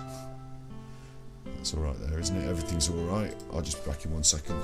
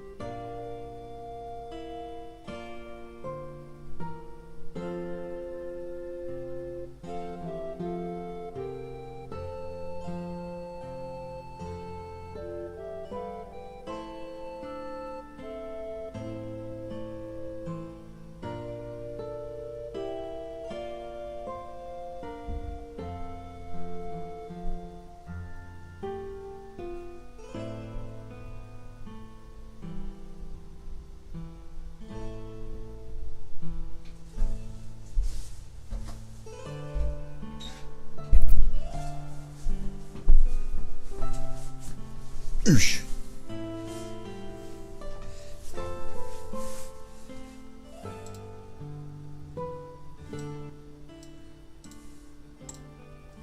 Do you do that? How do you have a midlife crisis when you can't leave your wife and cat? Yeah. Well, I think his kind of translates into showing off the fancy things he's got, because he's got Yeah. many things that normal people don't have. But those things have been bought by others, by him begging for it, him Yeah. asking for it directly. So it is kind of, I don't know, weird for him to be showing it off, like all the things in the background, all the things, hey, it's my fans sent this, they like me. It's just kind of weird. Yeah. The closet stream. Yeah, Closet the stream. closet stream was a big part of that. Yeah. Oh, the closet stream. Oh, this think- fan art changed my life. That's why I was stuffed in the corner here in the trash bag. This really exactly, changed my yeah. life. I think his midlife crisis is also somewhat more material, because he after he cleaned out that closet, he started wearing that San Andreas cap, and he starts clothing himself with items that I would not give any 40-year-old to wear. And it's like, for me, it's all, Not even the Triple H shorts. Again, don't really care about age and what people wear. I'm not a worrier about that. I think you can wear what you want at whatever age, but I would say that the idea was brought up earlier about Phil having children in this podcast, whether he wanted to have children or not, and they were riffing on him being flippant about it's easy to make children, but not realizing the importance of being a father. But midlife crisis and having children, surely those two things are related in some way. There you go, from Sky Mall. Oh god, the aerated shorts. to some degree, it's material. To some, it's also psychologically, because I feel like he always has done this. He's always trying to relive his past days for some reason. He's always trying to go back to his. It shows in the choices he makes while playing the games, Disney Dream Light Valley, with his humor, with the way he clothes, with the way things he portrays himself on stream, how he behaves. Yeah, that would be his midlife crisis, I would say. Yeah. Okay. I wonder if it's material because that's all he's got. Like, look at, say, the closet streams. They're basically him going over the things he's got from for the last 10 or 15 years. So, Yeah. Right. you know, and it's when he'd do the marathons of just watching his old streams, and then he would pause. Oh yeah, this time I was recording like this, or this time I was living Canadian. Yeah. Those are all things where he goes over what he's done, and that's Exactly. all he's got. You know, Yeah. so I'm wondering if it's that. Maybe it's like his tip numbers, his member numbers, his sub count numbers, obsessed with the numbers too. It's like those things don't make or break you. no, Oh, but they do were do. important back then. They were Yeah, yeah. important back then, so they must be important now, right? Yep. And one thing he said interestingly last week, or what was it, 2 weeks ago? He said, "I should have, by rights, I should have 1 million subscribers." I thought that was really interesting word. Yeah. By rights, right? I Right. deserve this. I deserve this. One question I definitely want to get to. I think it's some lore that not a lot of people know. And Kaiser in the Discord let us know about it and told us about it. It's specifically for Stephen Baxter. I'm going to paraphrase here. One thing a lot of people don't talk about is Phil's parents did adopt a child when he was about 10. He's talked about it before, rarely. And he's kind of asking, what is that kind of, does that help or hurt someone become someone like Phil, right? When you're 10 years old, your parents adopt another child. I know everyone's different. I know some people can handle that beautifully and come out beautiful people. But Phil, That's massive. I didn't know that. He's got an adopted sibling. That would be fucking huge. Did I hear that right? Let me just skip back. and he's kind of asking, what is that kind of, does that, and Kaiser in the Discord let us know about it and told us about it. It's specifically for Stephen Baxter. I'm going to paraphrase here. One thing a lot of people don't talk about is Phil's parents did adopt a child when he was about 10. He's talked about it before, rarely. And he's kind of asking, what is that kind of, does that help or hurt someone become someone like Phil, right? When you're 10 years old, your parents adopt another child.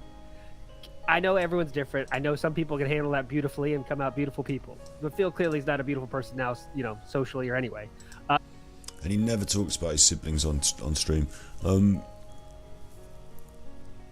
person without children, childish, not fully. People who make those accusations against childless people have no idea the reasons for. Yeah, true. I don't. It's hard sometimes listening to this detractor content because sometimes people like Steve. I think he's quite good, but sometimes Alt Insider and Duty Stream sometimes does it, and Meerkat can sometimes they veer a little bit over these like it's like anything that Phil does, we're going to rip the piss out of. So I might forget sometimes that these things that he does, some of them are slightly embarrassing maybe, or slightly cringe, or whatever you want to say, or but are more normal and human. And we're saying these things. I don't know how old that chap is, but he's wearing a baseball cap like I am. At what age do you have to be to take off that baseball cap and say no more baseball caps today, son? You've hit the magic age of 40. That's the baseball cap gone. Your t-shirt's gonna have to change. So I think it is lazy thinking, and that's because some of them are a little. I'm not going to be rude about people in their intellect, but some of them are a little bit lazy in their thinking. Sometimes they're very keen to rip on Phil, and sometimes a little bit lazy in their own thinking. I'd agree with that.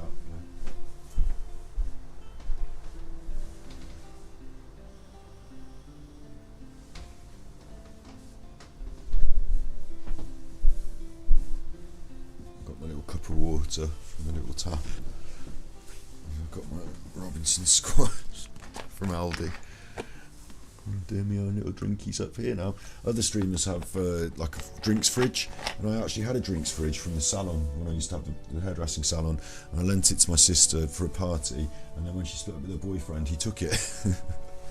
So I'm down a drinks fridge, but other streamers have a drinks fridge. I've got a crappy tap in the old broken bathroom and a bottle of squash from Aldi, so I'm alright. So could that have been something that spurred this kind of And I'm looking not at getting attention, Compound narcissist? on the internet. Could that be here. something to that, right? Like at 10 years old, you're the only child. Oh shit, my parents just adopted a kid, and then now I'm here, right? So is there anything to that? Could that be a factor? Anybody? Any thoughts on that? I guess I'll start with you, Steve. Yeah, I mean, like you said, it depends on the person, and it would also depend on the environment they're in and how they've been raised by their parent, how they've been prepared for this new arrival into their life, the ages that this other child is at, whether they're close in age and whether they're not, the gender, whether someone like Phil will get on better with a girl or a boy, all sorts of things. And when you start like looking at how a narcissist develops into one, you would go back to childhood and look at like the more pivotal childhood events. So it could be, but I would say, yeah, it totally could be that if you're 10 years old and there is an additional sibling that you've not grown up with thrown into the mix, you'll be incredibly jealous, won't you? Like, just naturally, you'll have to learn.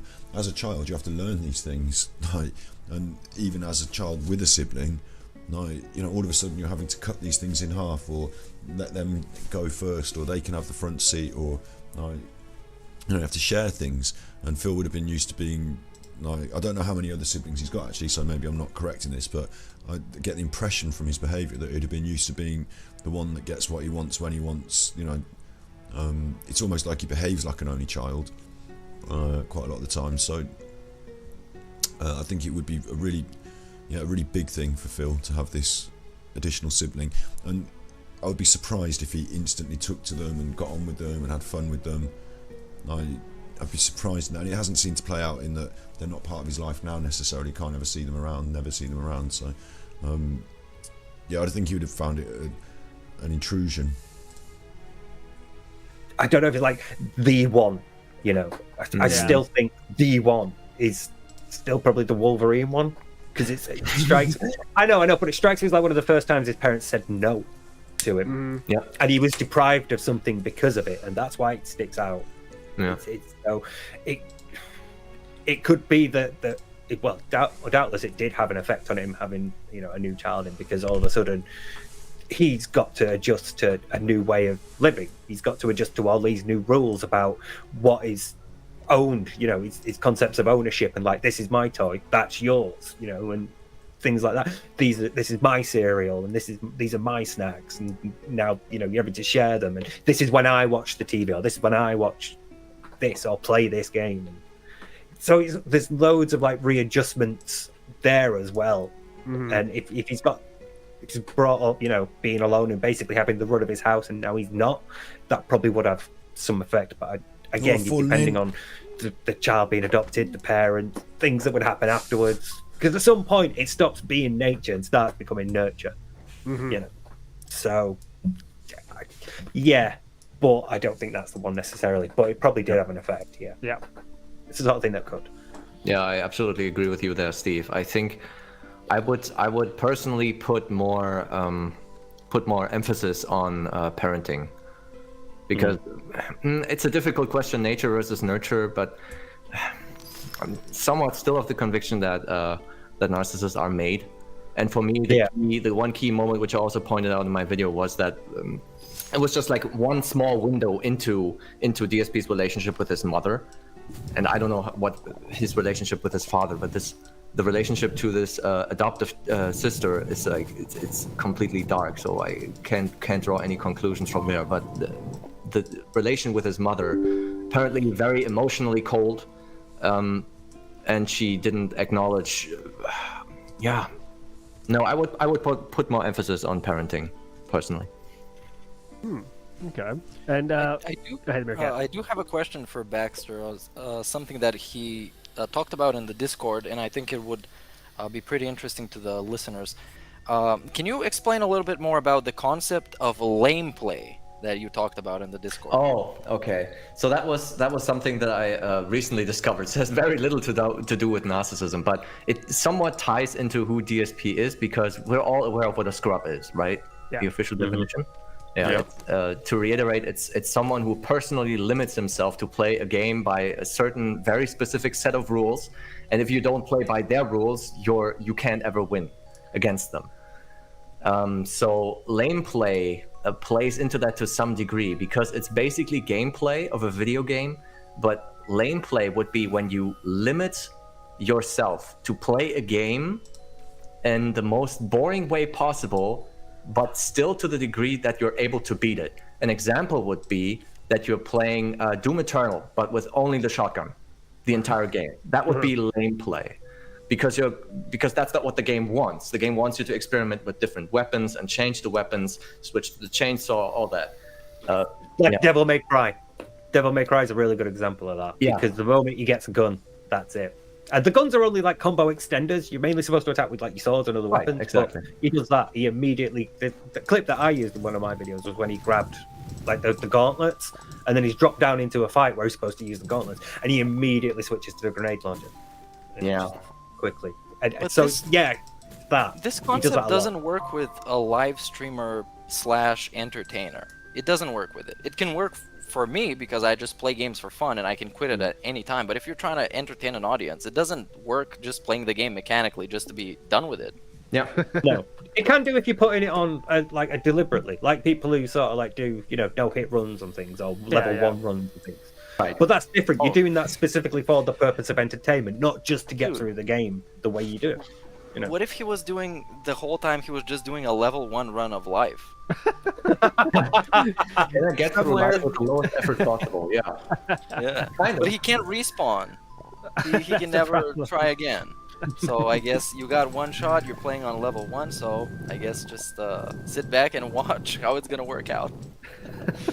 That's a good thought. He's streaming this to some other planet, to his own creatures, his own alien-like creatures. Yeah. That's funny to think about. These humans love me. Look. All right, Meerkat, any other questions in that mind of yours before we let our beautiful Any guests other go? questions? Man, I could milk these dudes for days. I'm so interested about this specific thing. That's good. That's good. Clip Yeah. it, clip it. I'm so interested. In, Sam's gonna have into an amazing the human time with that. condition of Darksyde fucking Phil. That's the main reason I watch him. Somebody so deluded, somebody so out of touch, somebody so just completely gone from reality. And I guess one thing I wanted to talk about is a big topic in DSP, which is projection, which is completely blindly accusing somebody of doing something that you do yourself. Yep. What do you guys think about that? How does that tie into the whole human condition of narcissism? And I guess, and I kind of want to spin that as everyone does this to some degree, right? So, like, let's talk about normal and not normal, right? So, Steve, let's put you that first. Yeah, like we said before, narcissism exists on a spectrum. It is a continuum of behavioral manifestations, and it's the degree to which those are, impacting your life that determines whether somebody's a narcissist or not. Everybody feels narcissistic traits at some point. You feel narcissistic impulses at some point. It's the degree of the manifestation of them that's the important thing. So it can definitely be a thing where it feels like I am insulted and my ego is defended. My ego needs defending, so I'm going to project, because it is a defense mechanism. Projection. It's the way of like immediately turning it back on somebody else. No, not you. It's that sort of thing. Yeah. No, not me. You. But I think my fucking I think my printer's down the hole that I fell down. Oh, I might have to start this game again. Shit. Where was that now? Oh, we've got a problem with the game now. I've just started to learn what's going on. Managed to farm some resin then. And now my printer, I fell down a hole down here, didn't I? Down here. And my printer is going to be on my dead bag down here. I'm dead again. I've lost my printer. So I don't know how I'm supposed to play the game anymore because I haven't got a printer. That's one of your main things.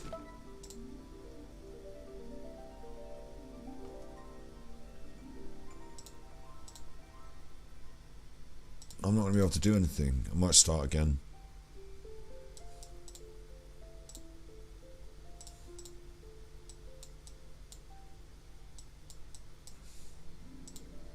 Small printer. I want it there. I want it. Oh God. I haven't got a printer. I can't do anything. Forget the tethers. Tethers are useless now. Got all these sweet corns. Got all these sweet corns, look. Got all these corn cobs, got no printer. I'm a jackass. What's that? Is that it there? Shelter.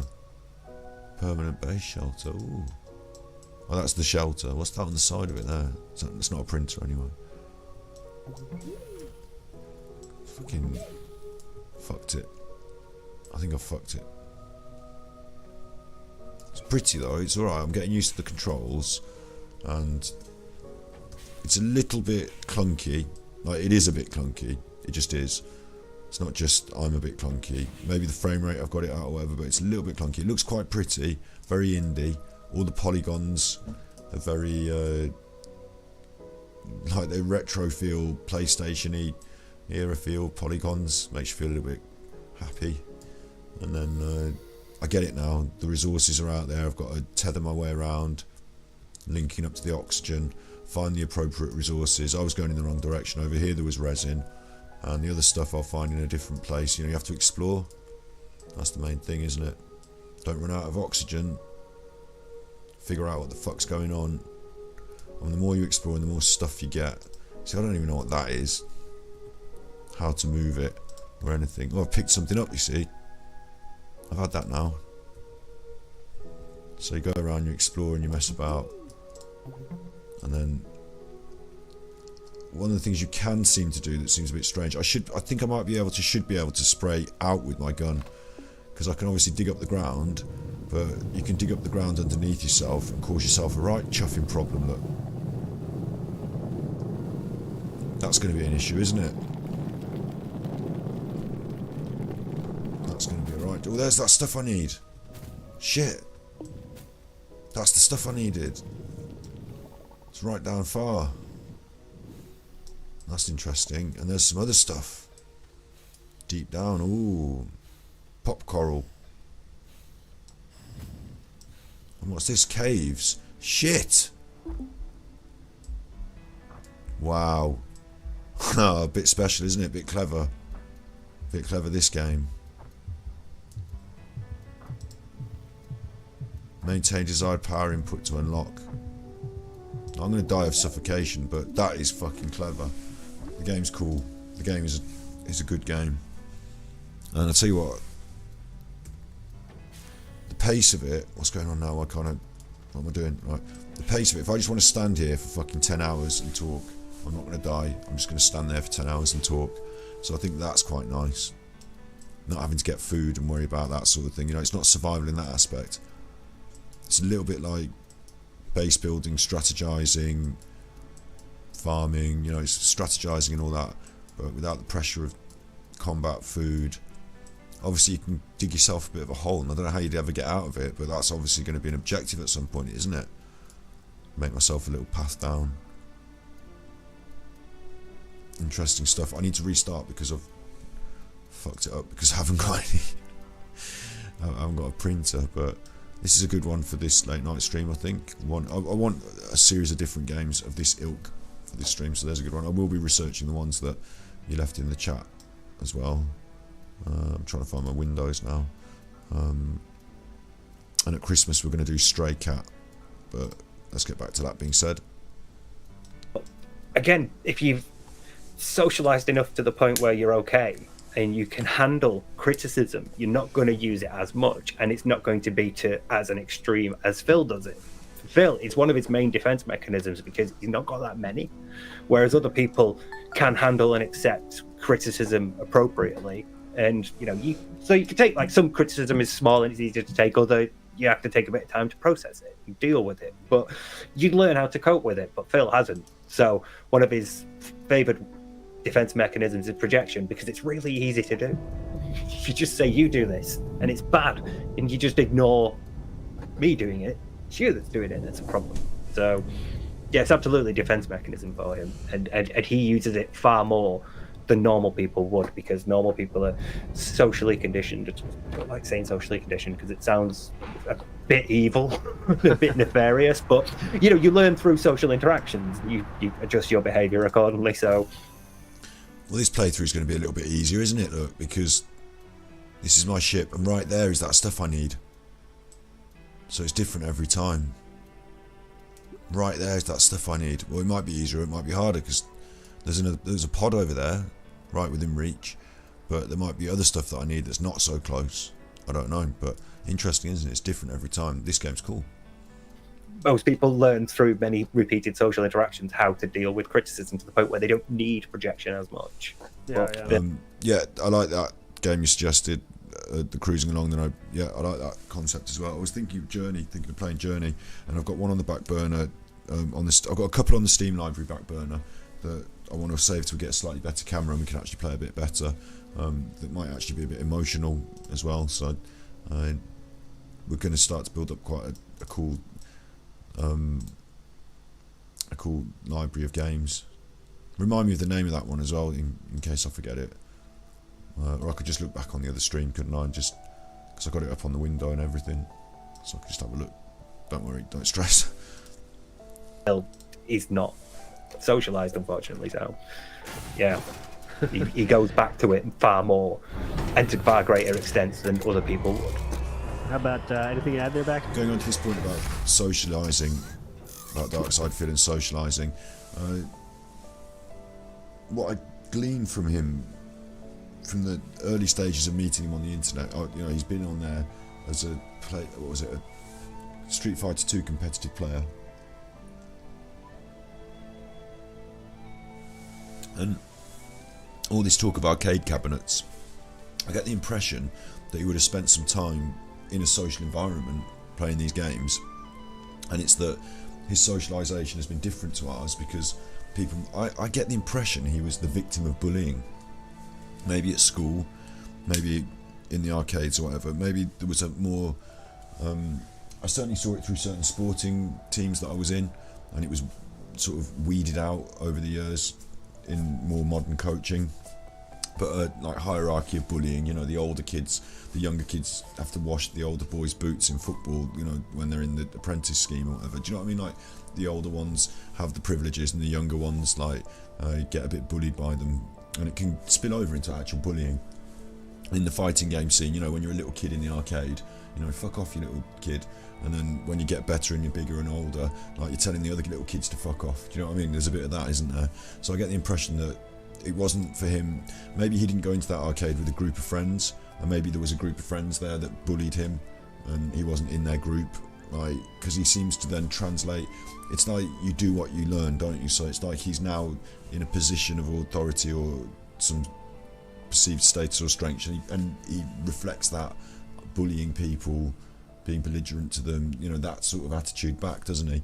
And certainly on that fighting game scene, his evolution into the King of Hate, because everyone hated him, so he took it on and I'm the heel, I'm the bad wrestler that everyone boo, but you need me, you need people to hate, a controversial, hated figure, but one of the competitors all the same. He took that on, but his reaction to this wasn't to do something personally to try and either redeem himself or reconcile within himself his differences and say, okay, yeah, whatever, let's be friends. He reflected back more hate, so he got more hate reflected back, and it becomes like a so they're saying about socialisation, but I think you can socialise but still get it wrong, or it can be done to you and it can twist you and warp you. And I'm not saying that he's a good person who should have just been bullied. I'm not saying that. I'm saying that whatever's happened to him has turned him into who he is, hasn't it? So it seems so deeply rooted in bullying from someone really close to him. It could also be absolutely, that's the game. Yeah, I'll put it on some sort of notepaddy thing.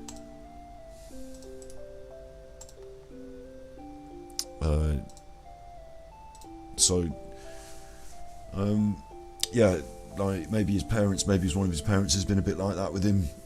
Maybe a bit cold in some ways, and he's maybe his father is a bit arrogant, and he's copied this behaviour. And then I remember at school as well, you'd get the odd kid who would think they would behave in a certain way, you'd think they're a bit of a cock, and then you'd meet their parents and you'd think, oh, that's where it's from, isn't it, you cocks.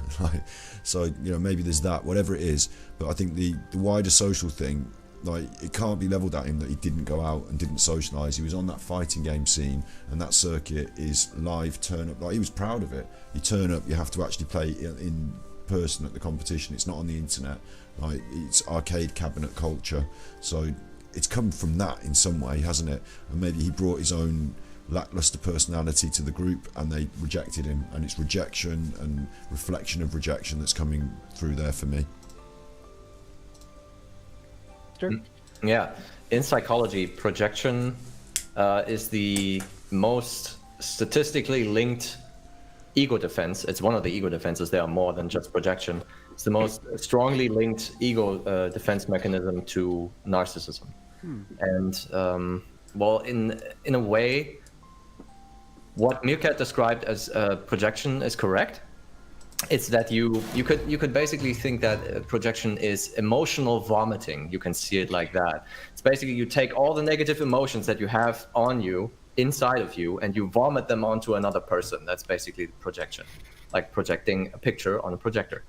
So it ties. Why it specifically? Yeah, it ties in so specifically well with narcissism, because it is the most easy one to do. When you're insulted, it's easy to just go ahead and say no, you. That's the internet meme, but it's basically the easiest one. Why narcissists specifically love it? Probably. I'm going to just interject here.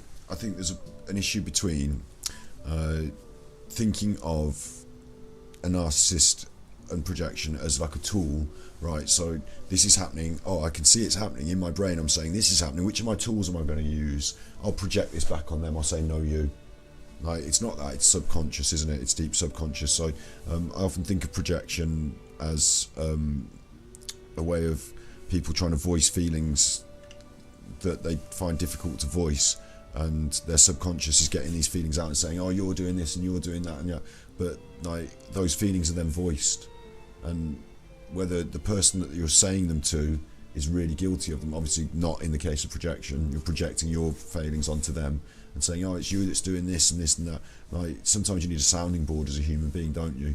And just getting them out there in the world and said, they're ideas that are then spoken, and you've accused the other person of them, but you can then reflect on your words and your ideas, and like talking through ideas and words helps you to think about how you're thinking, doesn't it? So that's like what therapy does. And a lot of the time people project onto their therapist different things, either their own failings and insecurities, or even sometimes they project other ideas of like they might think they're falling in love with their therapist because they're talking about relationships all the time in therapy, and it's going through their mind, and then they're projecting ideas onto the therapist. So projection can work in lots of different ways. I think a lot of the time it's subconscious, and so this idea that a narcissist, like, it's the easiest thing to do is just say no, yeah, but you. It's easy because like it can happen as a reaction. Like he's listening to the words and, oh no, yeah, you, no, you, but not easy in terms of one of my easy tools to pull out of my arsenal. I'm not going to get down to the difficult conversation ones. I'll just say no, you. It's happening subconsciously, so it kind of just sounded a bit like the way that it was being described is like a deliberate act. I think it's less deliberate in a way. To just go ahead and say no, you. That's the internet meme, but it's basically. And yeah, sometimes you can tell what they're up to by listening to what they're accusing you of. Yeah, your former president like that. Yeah, exactly. What's going through people's minds, isn't it? What's being said. So the easiest one. Why narcissists specifically love it? Probably because one, it's effortless. But that's it. It's like, why narcissists love it. I don't know if Phil thinks, I love using that. No, not me, but you. I love that one. I don't even think in that way. I think it's a strange use of language there. I think what he means is the reason narcissists maybe fall back on it, or utilise it, or have a high frequency of utilising it. Maybe they're better words than love it, because I don't know if they have an emotional attachment to their narcissism, their subconscious narcissism and its drives. I wouldn't know why specifically they love projection so much. Probably because it diverts attention away from them as well. Yeah, but I would assume that it's because it puts the emphasis on the other person. It takes it off you and puts it on somebody else. So yeah. I would assume that's why it's a very favoured one. Yeah, it's also a bit Darvo-ish, because it's turning it around on the other person. You don't necessarily need to deny or attack. You're just turning it around. You're reversing the role of the victim and the offender at that point, because you're projecting that behaviour onto them. Yep. So, yeah. I got one question I wrote down. We decided you guys were definitely coming back, and I got to ask it here. It could be a good one to end on, unless you got another one after this, America. That's totally cool. My question is, let's say Phil watches this. Because there's something for a narcissist, right? And I should say, when I broke out this counter here to say slow days. Since I have premiered this slow day counter, we have not had a slow day. I'm just saying that. I'm just saying that. Oh, actually, we've had one. We've had one slow day, but 6 non-slow days. So remember, I was saying about having Steve on and stuff, and remember the other time I was saying about having conversations and not liking to be the person that is talking about someone else in the restaurant while they're there and stuff. I actually think they're saying, like, supposing Steve watches this podcast, and then they're going to go and ask a question, right?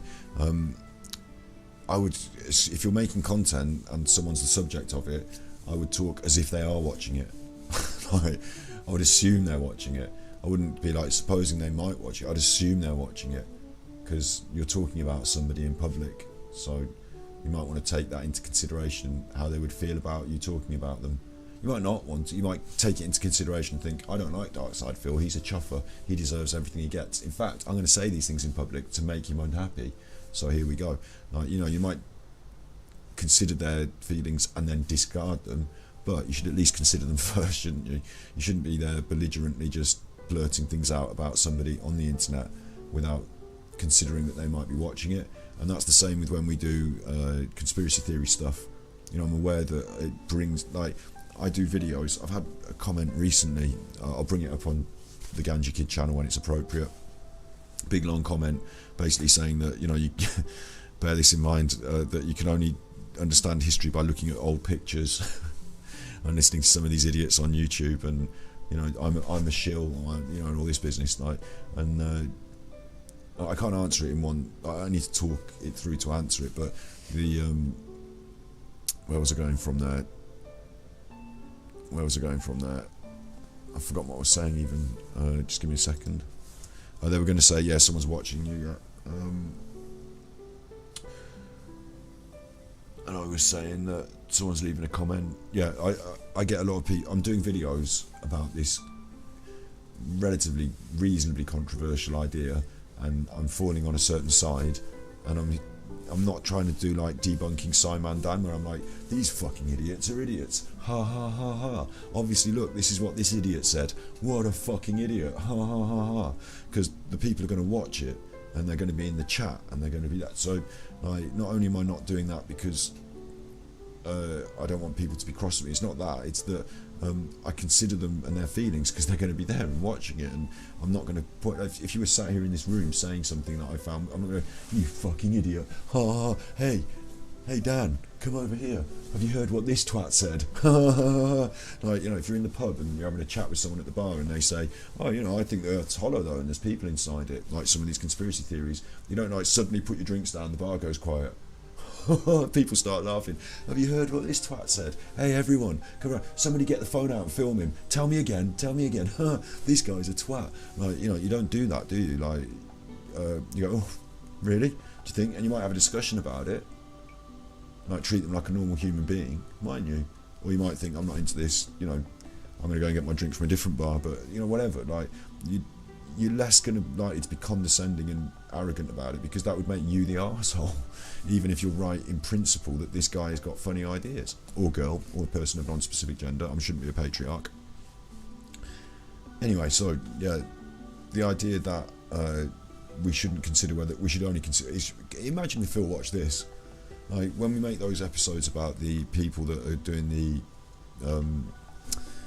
the conspiracy theories. I imagine that at the end of the episode, like the last half hour, what I try to do, and I do it because you're there on the episodes, is that I try to sort of say, so these ideas might not be serving you, and it's not you that's at fault because you're a decent human being at heart, but what's really happened is that someone's tried to confuse you and dissuade you, and they've got other agendas, and hopefully together, as a group, even if you don't agree with everything I say, you can keep coming back and keep thinking and talking things through.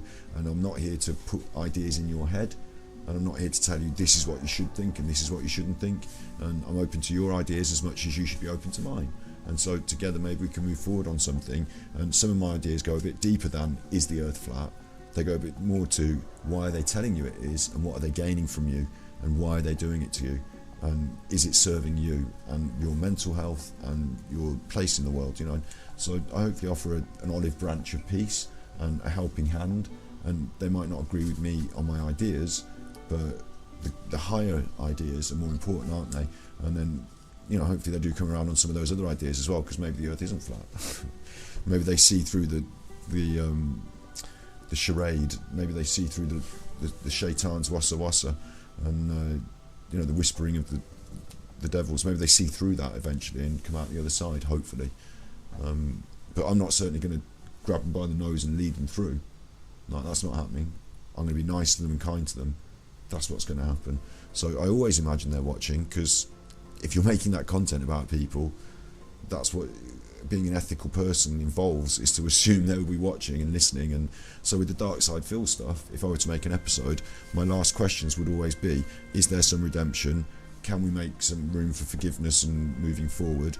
What would Phil have to do in order to achieve that? A lot of them talk about, oh, Phil needs to get a better camera, or he needs to do this or that. Like, what's really happening is they're talking about his personality and his personality traits. So it might be that, yeah, at the end of an episode talking about Phil, you could say, if Phil were to be watching, listen, mate, we've been through a lot together over the years. These people certainly have been through a lot over your content. Like, you know, here's my checklist of things that I think you could improve on.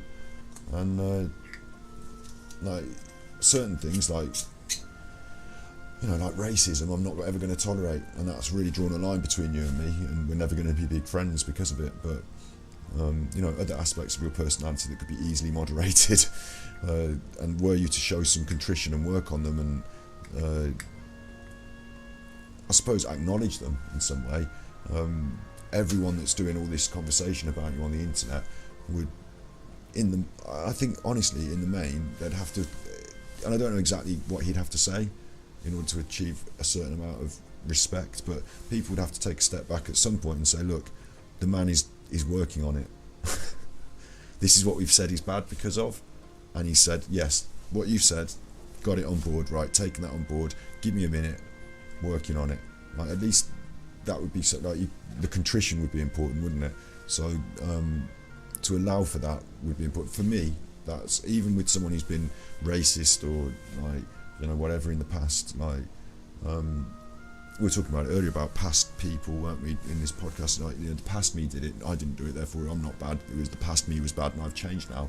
But if you keep doing bad things, you haven't changed. So, but to actually have changed, they had the pastor, they had a guy on last week or the week before who was previously not a very nice person and became a reformed character and a pastor, like a church person. So people are capable of reform. It's just that it has to actually be reform, and not, you're saying this that's bad about me, so I'm going to say, okay, I'm not going to do that anymore. There's your reform. Right, back to being a chuffer. Like, that's not how it works. You actually have to go through the process. And being online, you could be visibly gone through the process. You could be seen to go through it, or you could do it privately. But at the end of it, the result would be the same, which is your behaviour would change and it would resonate in your content creation. So until that can be seen, these people will not stop. Yeah, that's my little point on that. Maybe he's watching. But anyways, if he's watching, for a narcissist, is this enjoyable? People talking about you so deeply? Yes. And not only that, you will enjoy the ability to listen to this and go, oh, you're a fucking idiot, Alt Insider. Oh, what did you say, Steve? No, I don't agree with that. Like, the arsonist, I was going to say, the narcissist will not only enjoy being talked about and talking about themselves, but will enjoy being able to argue back and fight their corner and say, no, I'm not. I'm a right good chuffer. You chuffer. Like, they'll be getting, like, sometimes people enjoy getting a bit irate. I enjoy the political discussion, the heat of the political discussion. I enjoy the football when I'm shouting at the aggressive other fans. You know, sometimes people like being a bit irate and having something to vent their aggression on. So that's true of the narcissist, even more so, I would say. And something like this would be ripe for it. What are they saying about me this week? The dickheads. Right, I'm going to get fucking right into this. And the thing with Phil is, I don't think he'd have much of an outlet for it. Maybe he shouts about it. You know, like, could you imagine? You know, you can imagine someone watching a sports game shouting about the fucking referee or the fucking, why aren't they putting this person on the pitch and why is the manager doing shit?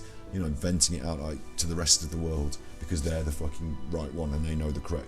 They're the one that knows how to referee the game, and they should be the one picking the team, and they should be the one kicking the ball by all means, because they're the one that's fucking shouting about how it should be done. I do a lot of that actually when I watch sport, like vicariously getting eggy. I'm sure a narcissist would really like this. Would be like watching a sport game for them, where they can shout at the referee and shout at the linesman and shout at the judges. And you know, when Phil loses a game, he gets eggy and shouts, "Fucking game," and "fucking this," and it's lag, and he gets really eggy all the time. Like this would be like an egg fest for him, but he'd enjoy it. He'd get like, you know, like calories burning.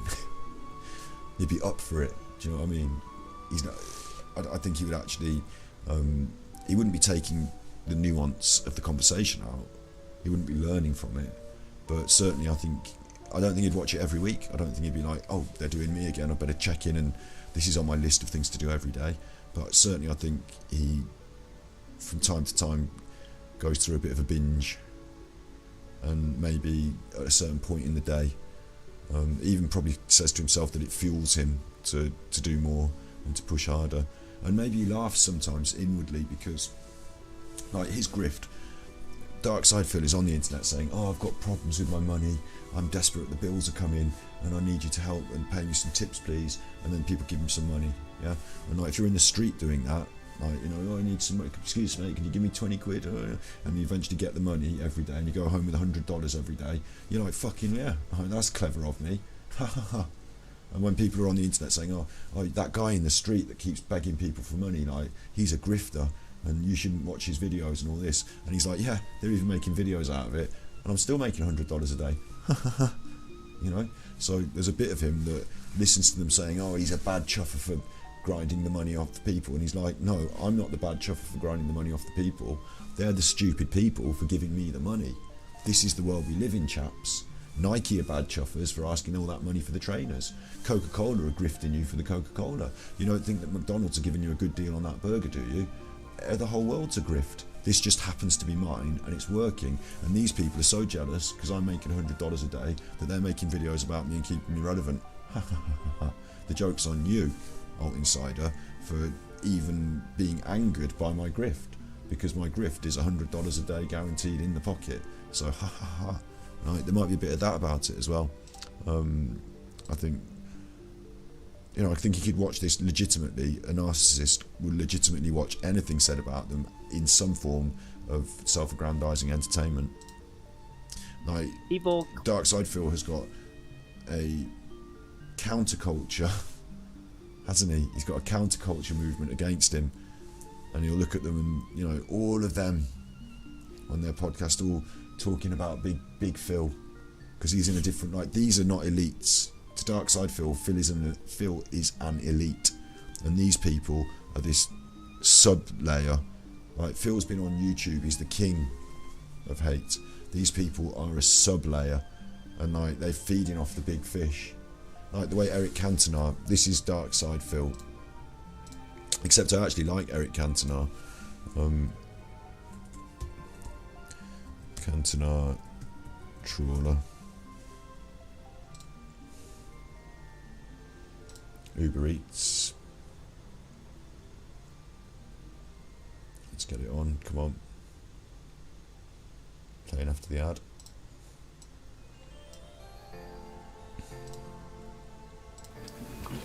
When the seagulls follow the trawler, it's because they think sardines will be thrown into the sea. Thank you. Oh, he's getting up. He's getting up. Eric Cantona had recently kicked a fan in the crowd. I mean, the fan did say something racist. There were racists in the crowd. And as he was walking off the pitch, having collected a red card, Eric Cantona heard the man saying racist abuse at him and just fucking ran over and leg kicked him. Kicked him in his chest. And that was a really bad thing for a professional sports player to do. He's a footballer, and he shouldn't be doing that. So they had him on it, put him on the press conference. He's been banned off football for a few weeks, and he's on the press conference. They think he's going to say sorry, and what he does is he sits down. I'm pretty sure this was it. I'm pretty sure that was it. I mean, It might be when he went from Leeds to Man United, mightn't it?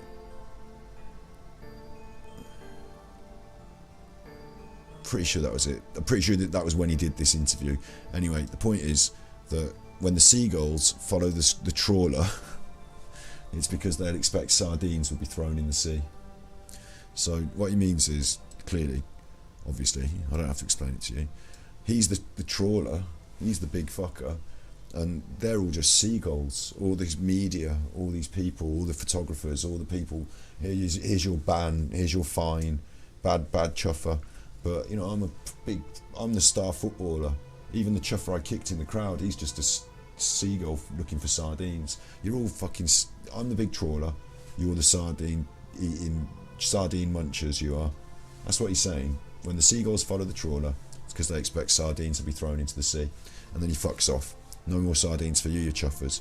So I think Darksyde Phil regards any content like this as seagulls following a trawler expecting sardines thrown into the sea. The difference is that Darksyde Phil, whilst he used to be a trawler, has let on so much water and is listing so violently to the side that no fucker will get on the boat.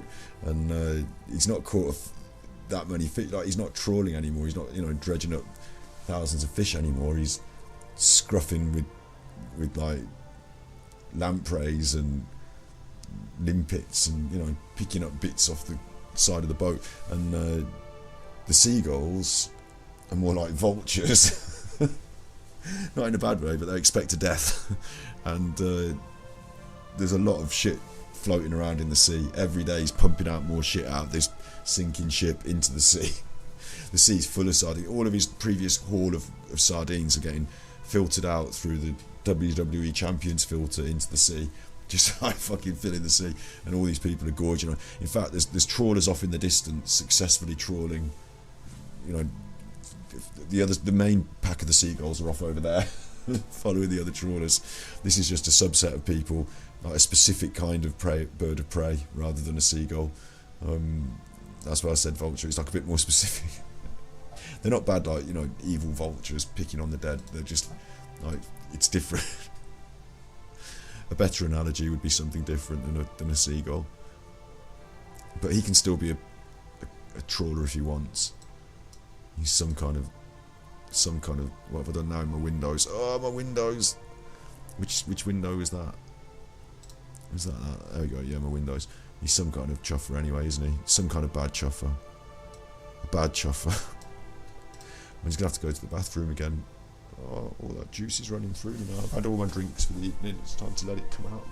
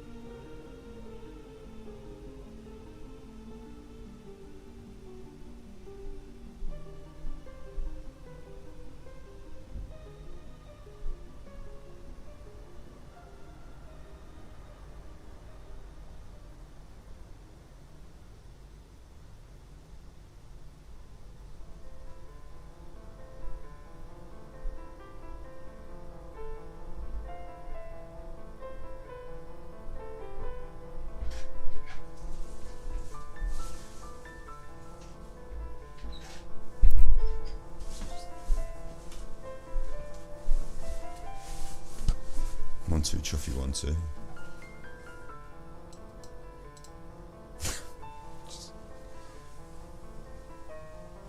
I'm living in a madhouse.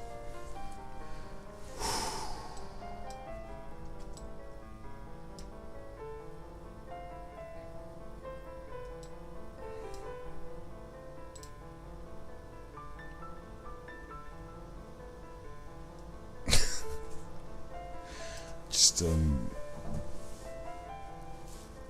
don't know what happened there really. Lee just had a bit of a thing in the night.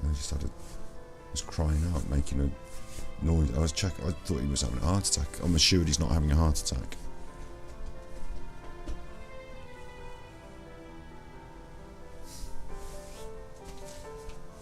We'll discuss that another time. It's throwing me a bit though. I was nearly on the phone to an ambulance then. Get off there, cat. You're not supposed to go on there. You can come here with me. But you can't go on there.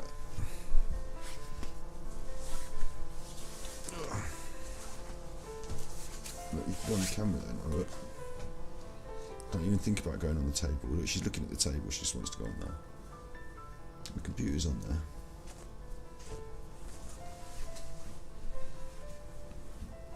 This is Shakima. She's the best cat. Omar's the street cat and this one's the posh cat. Yeah. You're not going on the table. Don't even think about it. No. You just stay there. I need to use all the space on the table. There's no cat space. I know what you're thinking. Oh, you clear off a space for the cat. No. It's not that sort of table. You're a cat. There's no space for the cat there.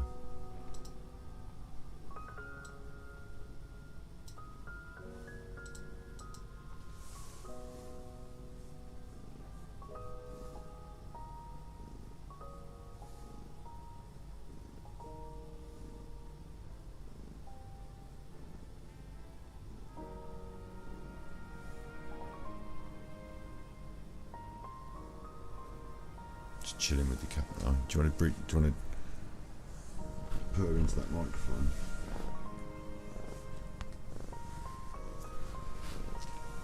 What's those claws in my... It's claws.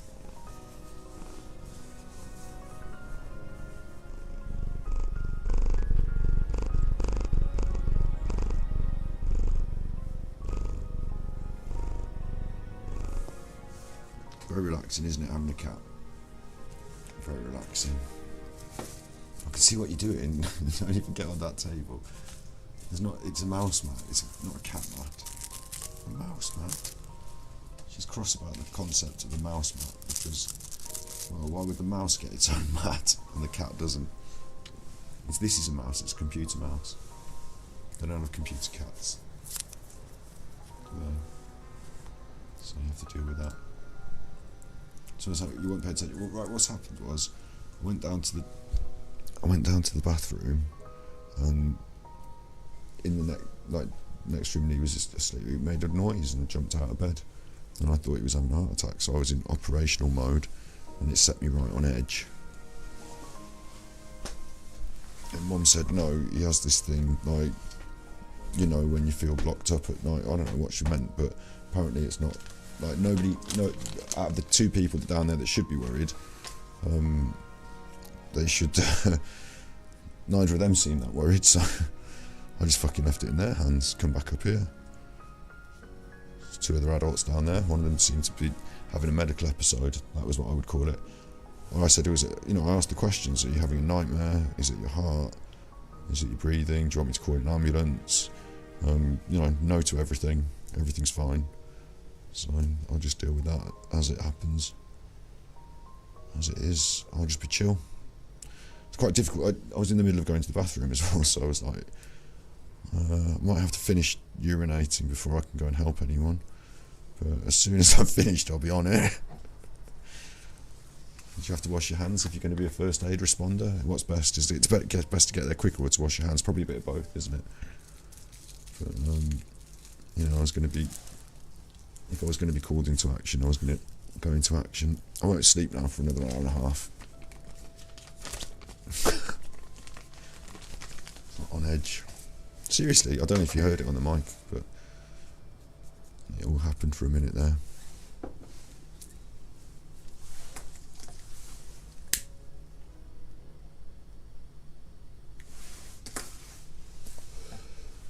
Might need one of those sleep apnea masks.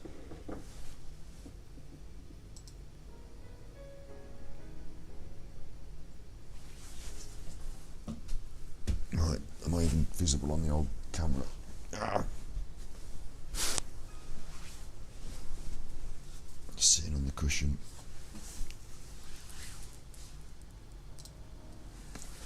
Let's finish this.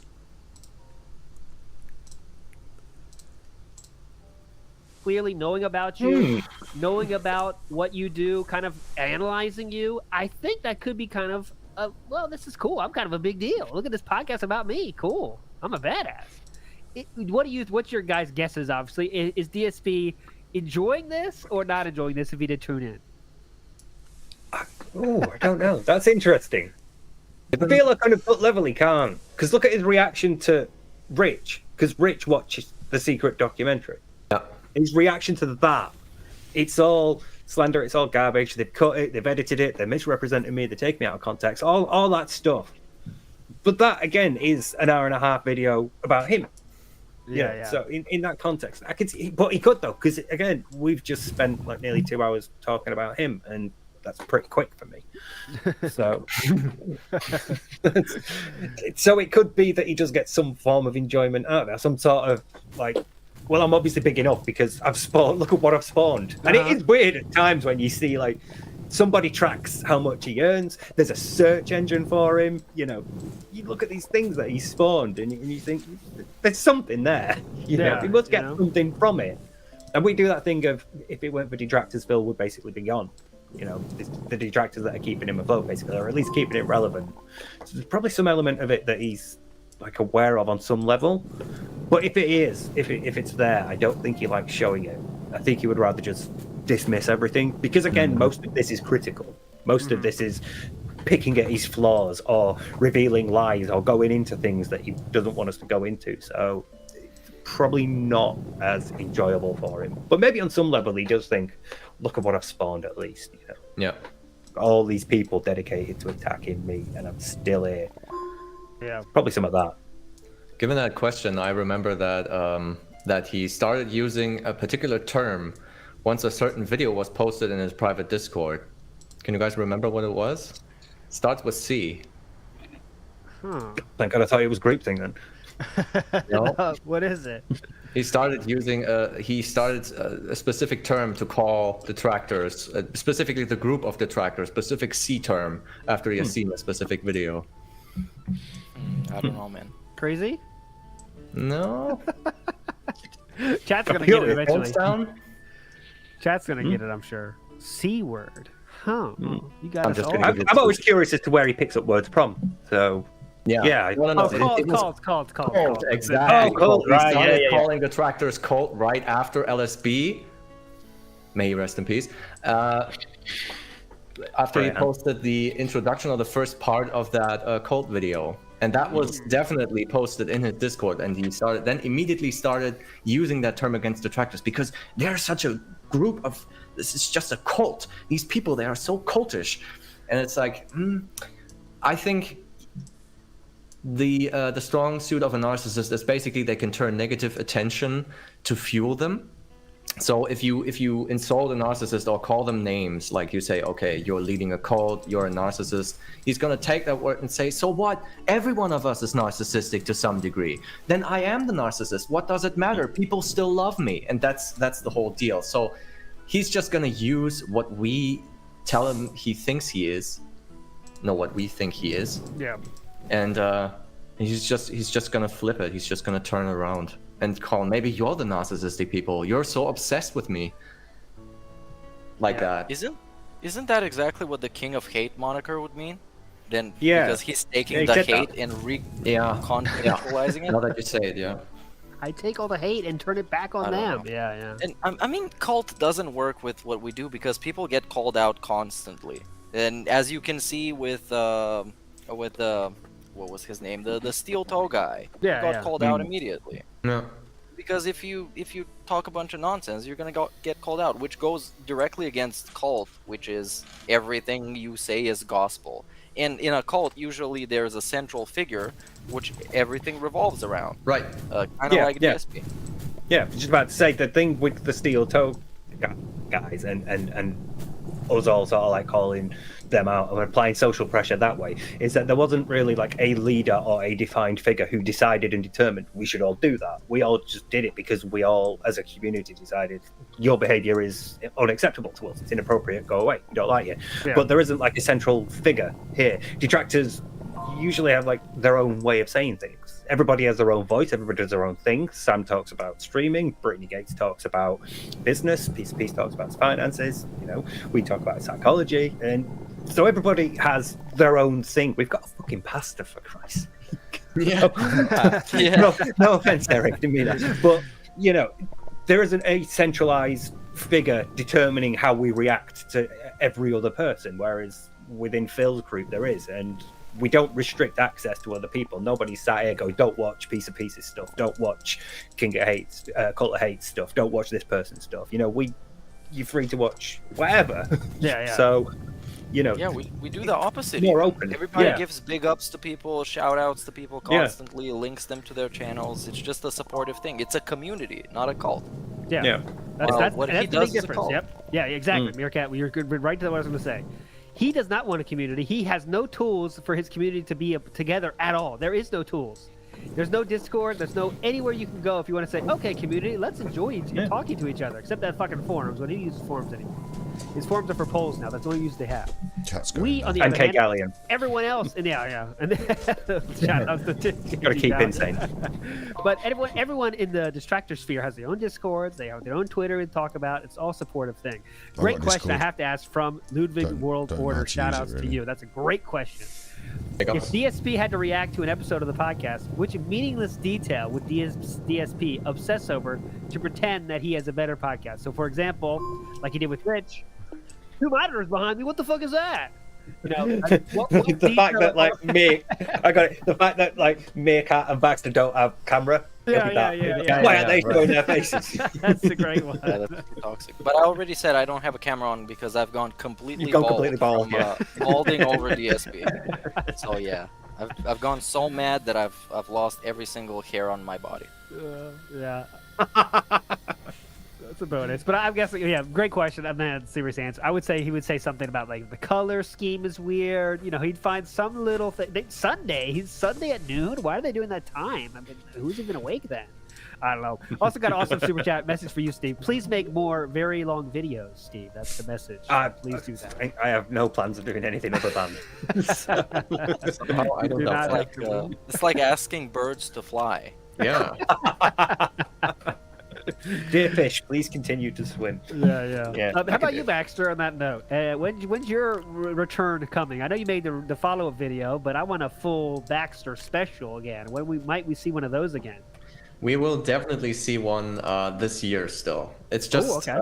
a lot of work has come up, and also a lot of private life things have happened. I'm enjoying my free time that I can, but Yeah. it is in the works. I have processed the original John and Howard podcast. I cut it up into topics already, and now I need to find the respective responses that DSP has, and then I need to give my commentary over it. So it's like, I would say it's like 33% done. I'm aiming for something less than 3 hours, but I can't promise that. You can do it, man. Can't. I believe in you. God. All right, Steve. I know you just dropped an awesome video not too long ago, so I know it won't come too quickly. But anything in the works we could let us know about. Yeah, I've got to wrap up the champion stuff because he mentioned like mobile games and things a couple of times after he'd done that. Well, Yeah. that's my last word about it, so I sort of wanted to go over that. And he did the hair thing as well. Yeah. So I had a bit of a thing about that. A couple of things in there. And then I've got Evil AJ to come still.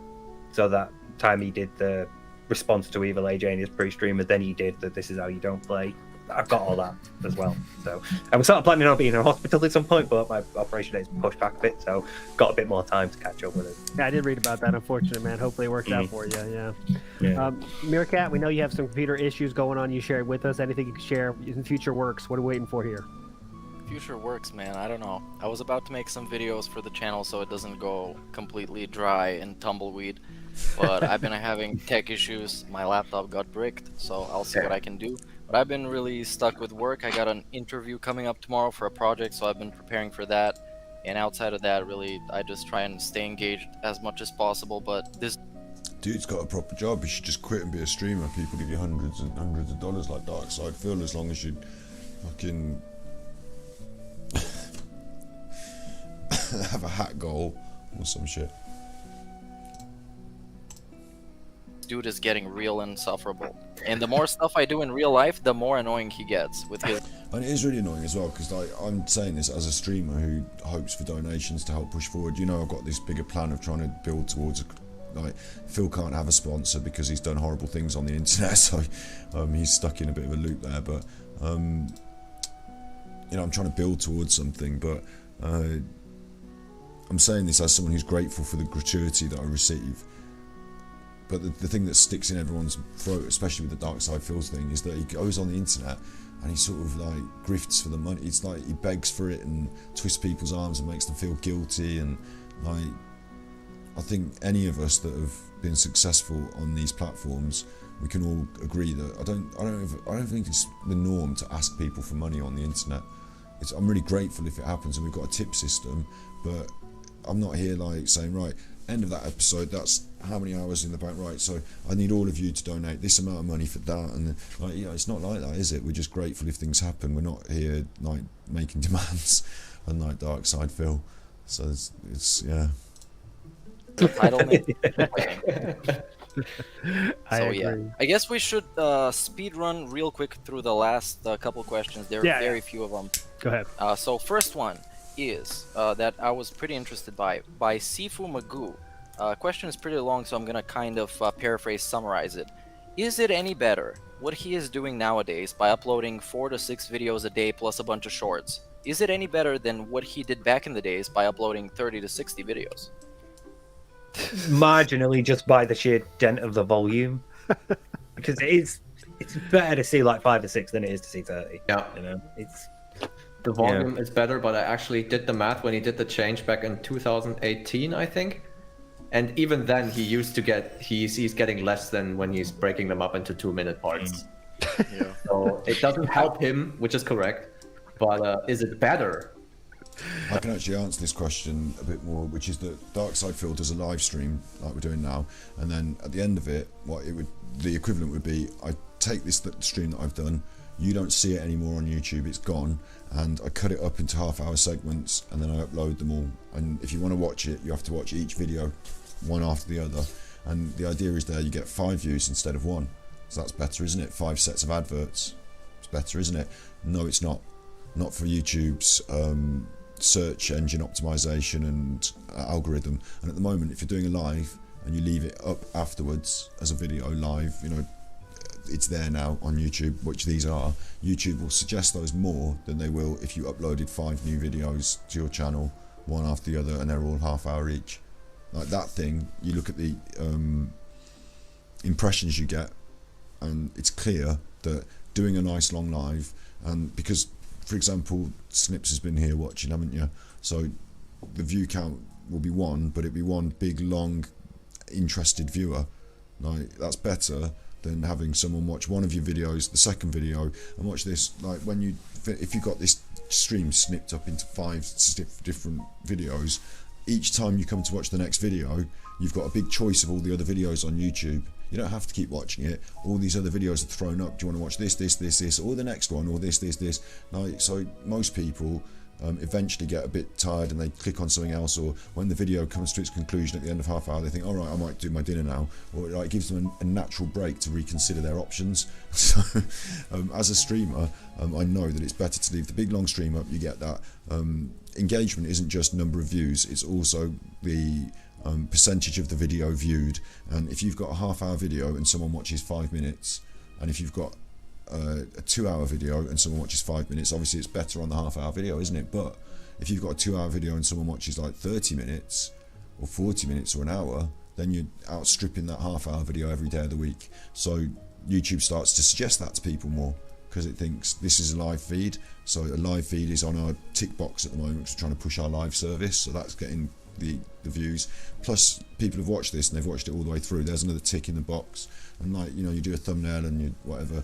It's better. It is better, and I know it because I've done streams on Twitch where I've uploaded them to YouTube. I've done streams on YouTube and then cut them up into videos and put them on a different channel. Like, I've seen the different what do you call them?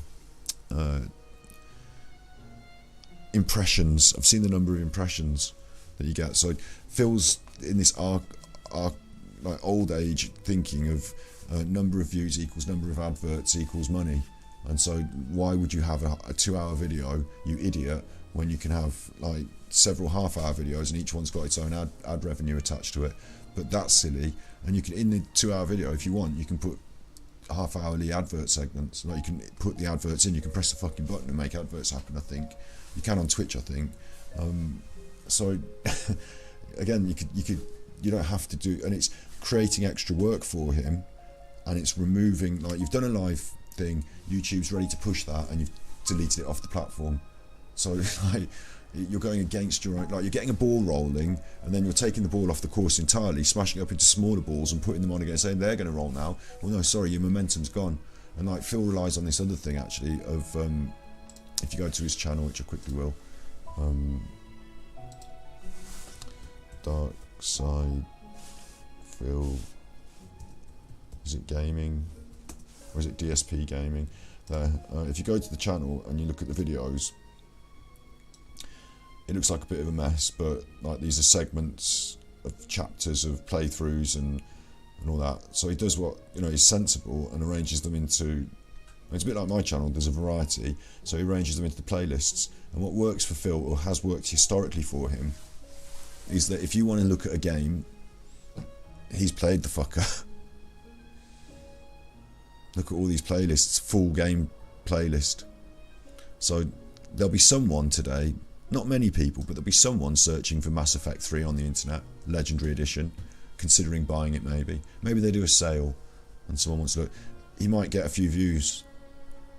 You multiply that out by every game, because he's covered, like, by doing the latest release on day of release, like times 10 every month, you build up this vast library, and you might not get shitloads of views on each video, but it's there as a sort of time banker in the future. If anyone decides to look through the Outer Worlds, which we're going to play the Outer Worlds, I can't believe he's played it. Oh no, not the Outer Worlds, sorry, I was thinking the Outer Wilds. No, the Outer Worlds, yeah. Let's say someone considers buying the Outer Worlds on sale. There's a playthrough, full playthrough in a library playthrough, so it picks up a few views that way, just like out of historical reference material, do you know what I mean? Like, someone's always going to be searching for something, and if you've got enough irons on the fishing rods in the sea, like, you're going to hook someone on, like, someone's going to be interested in watching one of your videos every day in the millions of people that use YouTube and think about games. Oh, do you remember that old tennis game from Mario? Oh yeah, let's check YouTube, see if there's anything on it, and like, maybe Phil's video comes up. So like, just as like a scattergun approach, it's that endless library of all the games. You can guarantee he's fucking played it. You might not enjoy his playthrough, you might not make it through to the last episode, you might just watch video 1 or 2, but I guarantee there'll be like this undercurrent of continual views for this channel, as long as he keeps doing it. And that's, I think, again, these detractors missed the point here a little bit on his channel, is that, like, he doesn't have to be the best streamer in the world. He doesn't have to, like, he's got the grift and he's got the YouTube channel and it pays him the fucking money, and you can't take that away. And as long as he keeps doing it, a new game, an old game, or whatever game, keep adding another fucking playthrough to this list, YouTube and its algorithm will eventually sort of serve some of his videos to some people. As long as you keep doing it. They don't have to be good, they don't have to be special, you're just consistent. And there is a channel of full playthroughs of games. You know, again, like I'm saying, it doesn't have to be a good one, it just is one. And with that amount of content and that scattergun approach, you know, on my channel, no one's watching. I'm not picking up anyone looking for Super Mario 2 today. I'm not. Phil could. He might not, you know, it might be 1 or 2 here and there, but they add up. and create this undercurrent of views.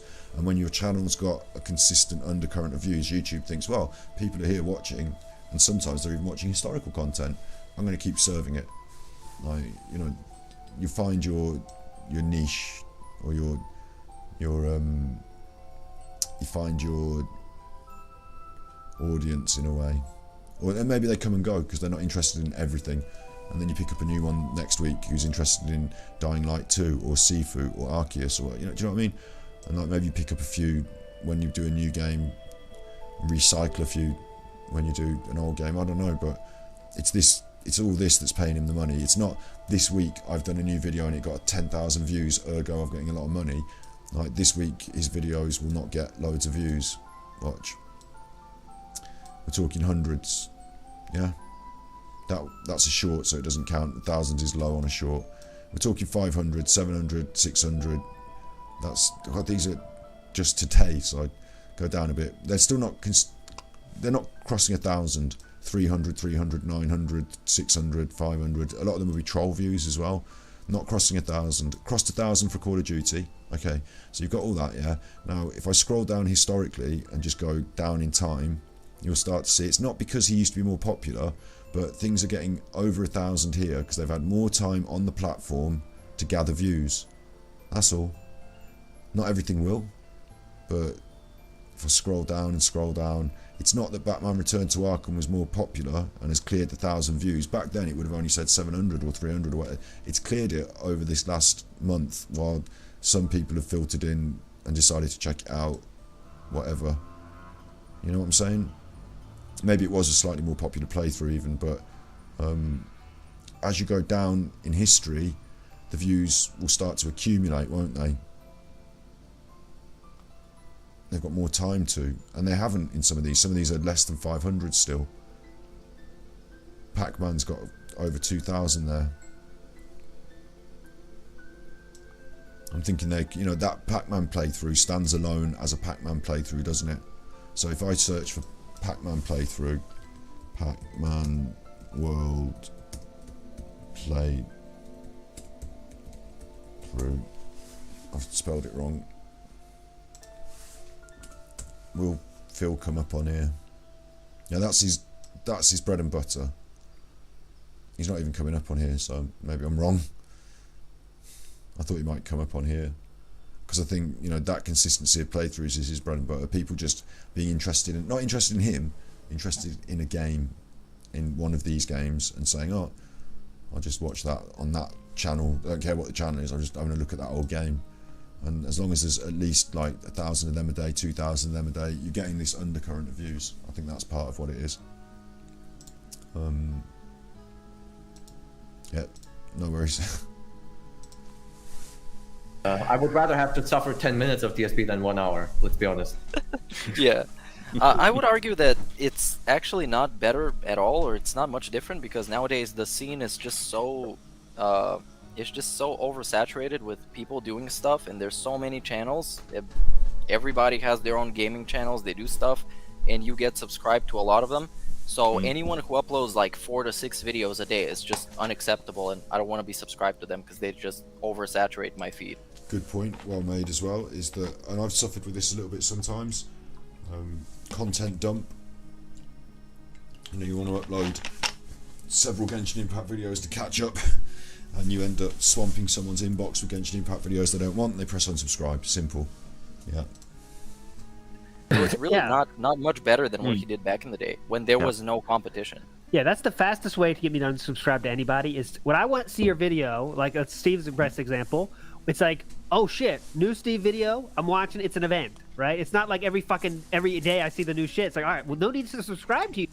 Although Altensider's saying this, again, Altensider's doing this thing where he's saying something that actually we are guilty of, is that Altensider's doing this That Being Said podcast very regularly. The cat's attacking some box packing on the floor, if you can hear it. So yeah, they do this podcast very regularly. So what he's saying is, like, we wait on these Steve and the Dead videos as these longer form content things, a bit like you wait for a film. Like, you expect more and you're prepared to wait for it. It's all good in the hood.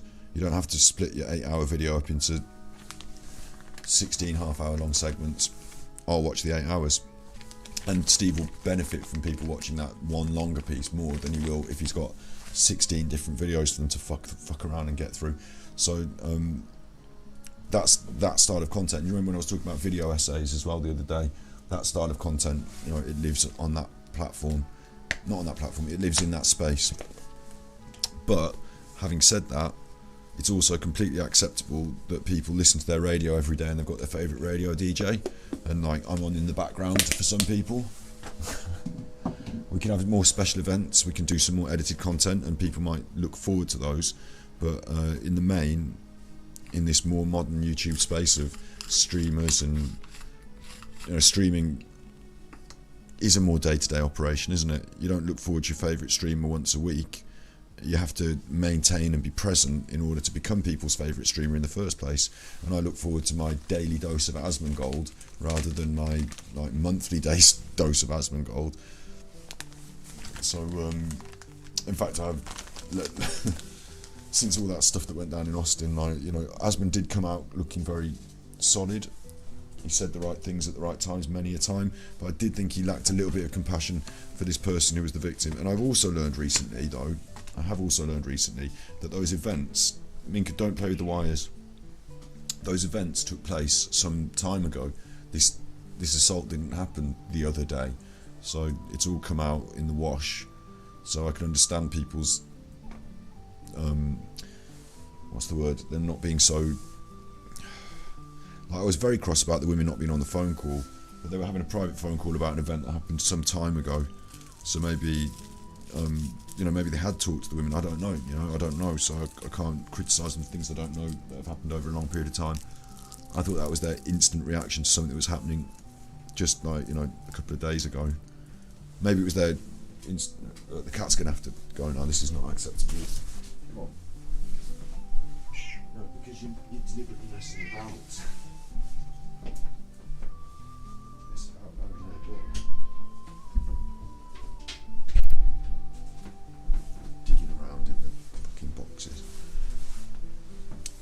Yeah, like if it's something that happened very recently and it was their instinctive surface reaction to just get the boys together and talk it through, but it was the thing hadn't happened recently, but they'd only learned about it recently, so it still kind of was. So these things still kind of stand.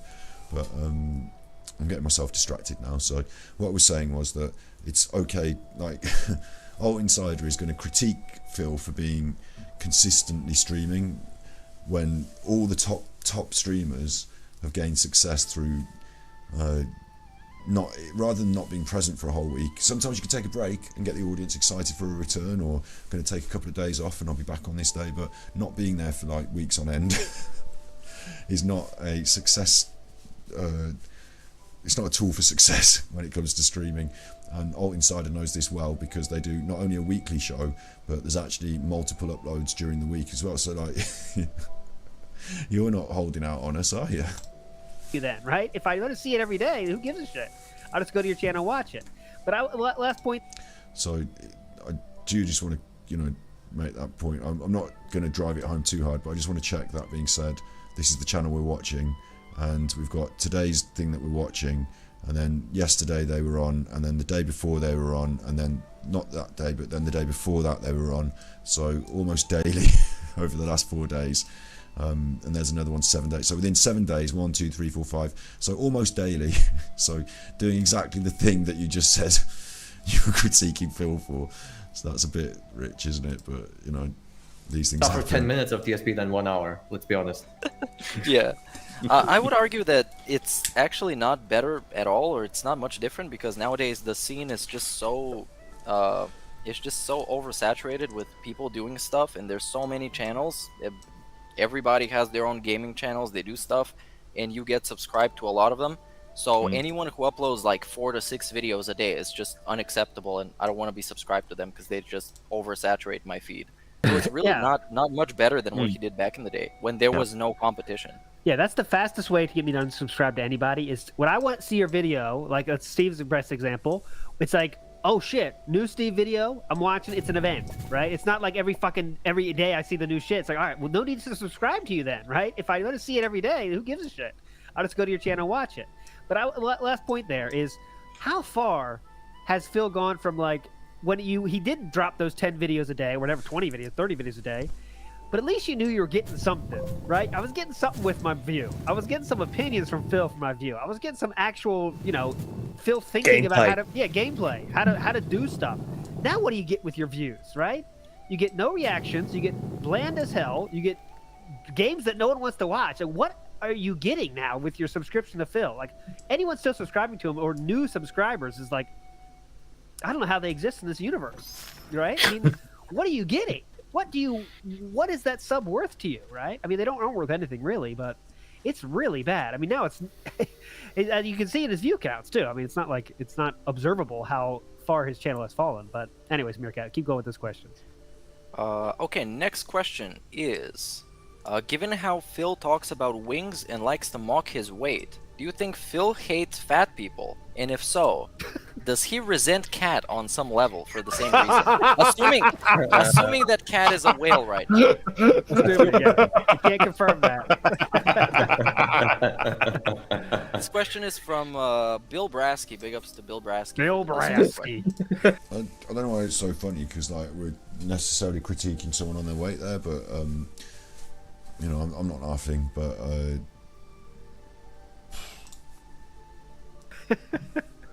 I genuinely think so. I've thought about it a lot, because we just don't know. You don't know much, but you get these slips every now and then where he'll say something that he thinks is normal. Yeah. But everybody else is like, wait, what the fuck? That's really weird. So you sort of like have to piece it together from these little bits as to what their relationship is actually like. But they don't exercise. They're terrible diet. They don't go out that much. She doesn't even go out with him on his one day off, where time with his wife is essential. She didn't like being seen out. That picture, Jesus Christ. So she has to put on some weight. He's put on weight. She has to have done as well. And maybe he resents that. He's not in his young physical prime anymore. Maybe it's part of the midlife crisis thing. He's seeing himself in like people like Wings and Boogie and Rich, and thinking, no, I can't be like that. No. I don't want to be that big. I don't want to be able to stand. Yeah, I don't want to be able to stand in the shower and have my feet stay dry. So, yeah, he power walks. Oh yeah, now it's jogging, guys, jogging. Yeah, right. Anything to add there, Baxter? No. Okay, You basically said everything, I think. Yeah, I think, speaking of DSP and Cat, assuming that she is fat, right? That makes her less desirable to men. Therefore, she's less willing to leave for another guy, just like she left Subaru Man for DSP. So that's kind of a positive for him, assuming that she is fat, right? Assuming, yes. So that's my take on it. So it's kind of a positive for him. This is Meerkat again, and sometimes Meerkat, like I said, does veer into this sort of grey area, or not so grey area for me, of being a bit immature and a bit derogatory about people without thinking about people's feelings and stuff. Like, just, isn't it DSP we're critiquing for not liking fat people? And you're saying, oh yeah, but like she's fat and he won't like her, and like fat this, fat and that. And like, aren't you actually, highlighting in your own personality, your own phobia about people's weight, which really is like, not exactly on the right side of being a good egg here, is it? But and yeah, again, she's like dead. like I mentioned earlier, calling somebody fat from DSP is just an easy way to make a personal attack when he doesn't have any arguments against anybody. So I guess that's one of the things. Yep. So we could move on to the last two questions. First of all, we got a question from Trayan007 for Steve. When is the 24-hour video coming? We don't want That's a die. landmark. You can't die. No. I'm saving it for the divorce saga. Oh wow. Oh, no. I'm going to give you Phil's history with his wife. Jesus. You heard his answer. Remember that. Clip that. You heard him say it. Yeah, and the last one we got is to ALT. Okay. If you make another video with your soulmate, can we submit voice questions through SpeakPipe, which we usually use to submit questions? That's a good point. I've got to say, guys, thanks so much for your feedback on that. That was really cool. My wife definitely has been smiling at all your nice comments, and you know, there's not even a single bad one. And I got her ready for that. You know, there might be someone that says something like an asshole, but they're assholes. Who cares? Just ignore it. But there was not a single one. So thanks so much for that. And yes, please. Wait, you mean Tevin didn't chase her off? Yeah, we left our house and we got chased down. Yeah. She wasn't crying. What? Other people's soulmates don't cry, just DSPs. Yeah, she had a lot of fun, and I think it was more fun than she expected too, with your guys' comments. So, but also yes, please submit it to the SpeakPipe link that this one we use for the call-in show, and we'll definitely think about having some calls for the next one. That'd be really cool. So next month we'll do one more with my wife. That should be a lot of fun. Thanks guys for that. But Yeah, that was a ton of fun, by the way. Go check out that video. This is the last question, everybody. I think we're done for today. So now a Q&A for the next 45 minutes. Let's go. Awesome. We need to hit the 3-hour mark, guys. Come on. We're only at like 2 hours and, what is it, like 25 minutes? Wait, how many likes? Chips. 78 likes. Come on. Come on, guys. Oh, I think we can get at least that. Come on, dude. Come on. We're still yet to put the full payday up somebody's ass. Come on. You want to see that payday go up somebody's ass? I'll shake it in front of the camera. Right here, guys. This is what you Look at want. that. Just send us your payday, and this payday goes up ALT's ass. We don't have payday here, and I'm God, sure if your Steve wife and walks Baxter in there. don't have paydays either. Yeah, no, the It closest is- I could think is like it's a Snickers. It's similar vein. Yeah. Oh, a similar. Snicker's gonna hurt more because it's Yeah, 'cause like of the all nut. ribbed and stuff. Damn. That's ribbed for your pleasure. Pleasure, man. All right, guys, we're having too much fun. I'm gonna call it. You guys are all legends. Thanks so much to everyone that supported during this stream. You guys are truly legends. Thanks for everyone just watching, and of course, thank you to our two legendary guests, Baxter Zemchenko and Steve of the Dead. Don't worry if you like this episode. We're gonna ask them both to come back very soon. I can promise you on that. So. Thanks so much, guys. The call-in show will be Wednesday this week, so I hope to see you on Wednesday. But with that, we are out. Thanks so much, guys, for watching. You guys are truly legends. And, of course, back Big to ups, everybody. truly Love you, legends. See you later. So now in the next few days, I have to raise money to pay my utilities. And Shit, then, you know, stuff see what I on mean? this Like, this is whole how it is for me. Yeah, these shitheads out there want to fucking fuck with me not alright. behind the scenes, ruin my all kinds of financial shit for me. Then on top of that, make stuff up to try to make me sound like a terrible person on the internet. To make money, I have to pay my bills. You know, I have to. That was the podcast. Interesting, isn't it? Interesting stuff.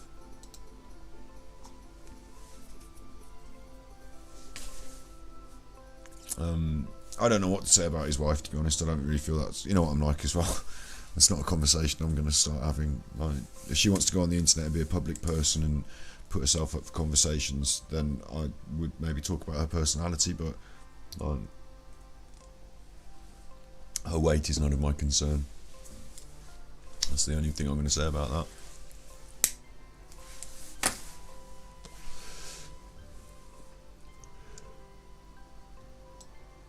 I don't know what he said about it, but I've not got any, not got any comment. Don't know if he even said anything about it.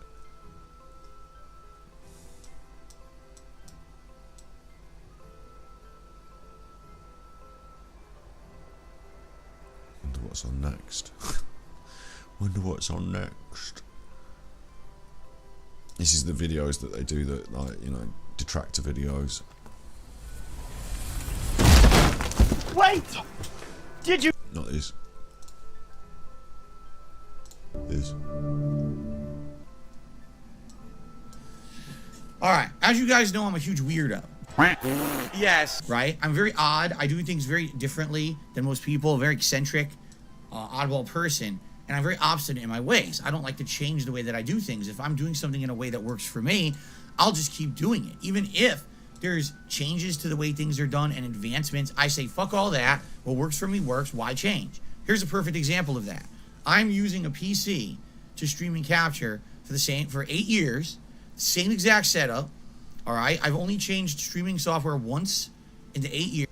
Right, there's a lot of conversation to be had about this specifically because Darksyde Phil is in the process of trying to raise money for a new PC out of his supporters, we think, although he raises money and then he spends it on other stuff. So, but it turns out his PC that he's got can quite capably handle all the stuff that you need it to. He just isn't using it properly. He hasn't got it on the right settings, essentially, with OBS, and it can really easily, capably handle all the stuff he needs it to. The other thing that's funny is that you don't need to have upgraded your stream. I've been using OBS since I started streaming, and people have been using OBS since they started streaming. No, it's you don't have to keep upgrading your software. And what they do need to see an upgrade on, really, would be like, for number one, the lighting, and two, number camera. Like, you know, the actual image that you're broadcasting. I'm using a cheap webcam here. We're going to upgrade it. Probably going to want to tidy up the room first. We're going to upgrade it. But this is my B-side setup, isn't it? So, but the PC and his knowledge of it and all that is like it's a thing they talk about, because it makes him sound silly. Let's go on. Years I went from, what was it, XSplit to OBS. All right, and even then, in the last 8 years, I only updated OBS once, and it was a few months ago, to go to the latest version of OBS. Outside of that, I have never updated the PC. I mean it. This PC is running on Windows from 8 years ago. Okay? Now, why is that? In my mind, if it ain't broke, don't fix it. If I can stream every day pretty consistently, and we don't have many technical difficulties, which we don't, right? Why mess with the setup? Let it... Right, two reasons. One, constantly be improving. Constantly be improving. That's your goal in life, isn't it? Constantly be improving. If you're running media, then I'm a little guilty of this. Like, my friend Matt's a bit more like, if there's a new camera or a new lens or a new development in camera chip technology or sensor, like, and his other mate Jason is like so on it. They're talking about bit rates, and I'm like, fuck bit rates, mate. Like, look at the beauty in the image and like be the artist. And they're like, oh yeah, but what about the bitrate of the latest Sony ZX-P3? And I'm like, yeah, I don't vibe with that. But if you're into tech, if you're into media and production, media production, being into tech enough to know what you're talking about so you can make some good decisions, like, that's your fucking job.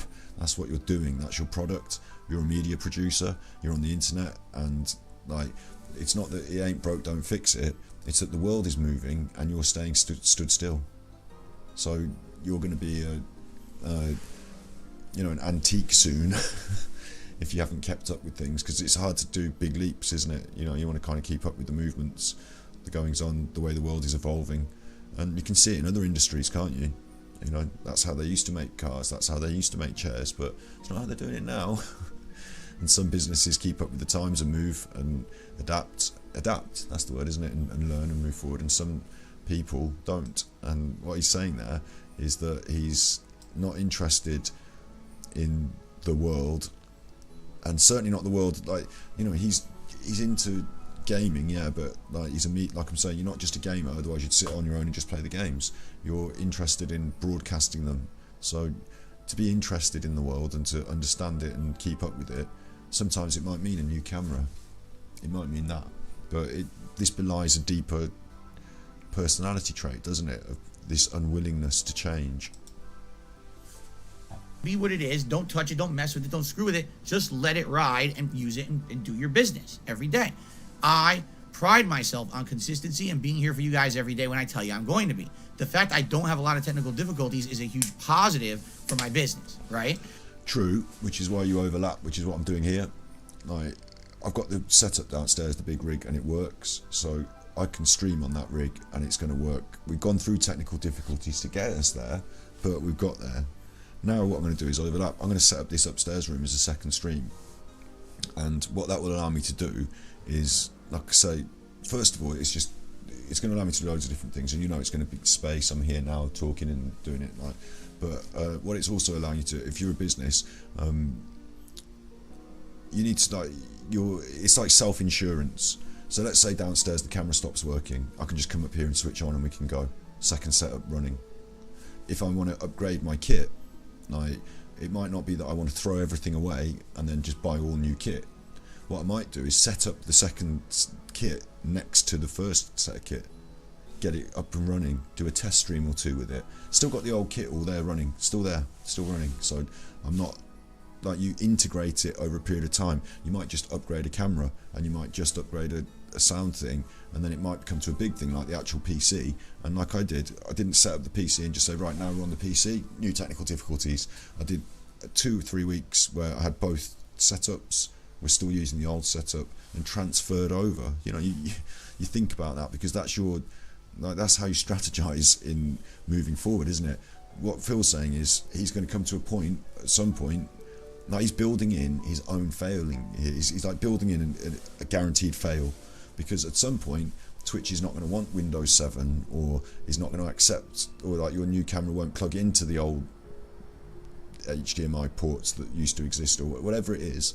Like, there's no CD players in the things anymore, are there? And like, you used to put everything. I've got CDs here. Got some actual CDs in front of me. Got the Best of Dance '92 here.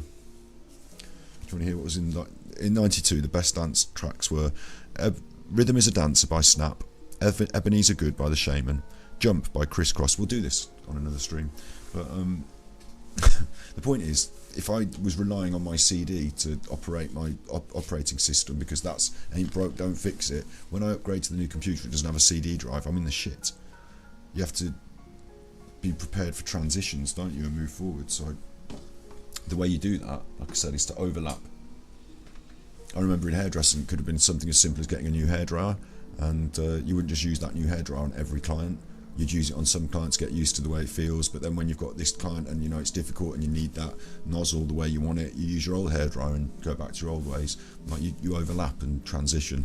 So for Phil, it would be as simple as getting a second rig set up with all the modern new kit next to the one he's using now, and using it for 1 or 2 streams every now and then. He might have a technical difficulty, he can just switch over to the old rig, no problem, and sort of transition to the new thing.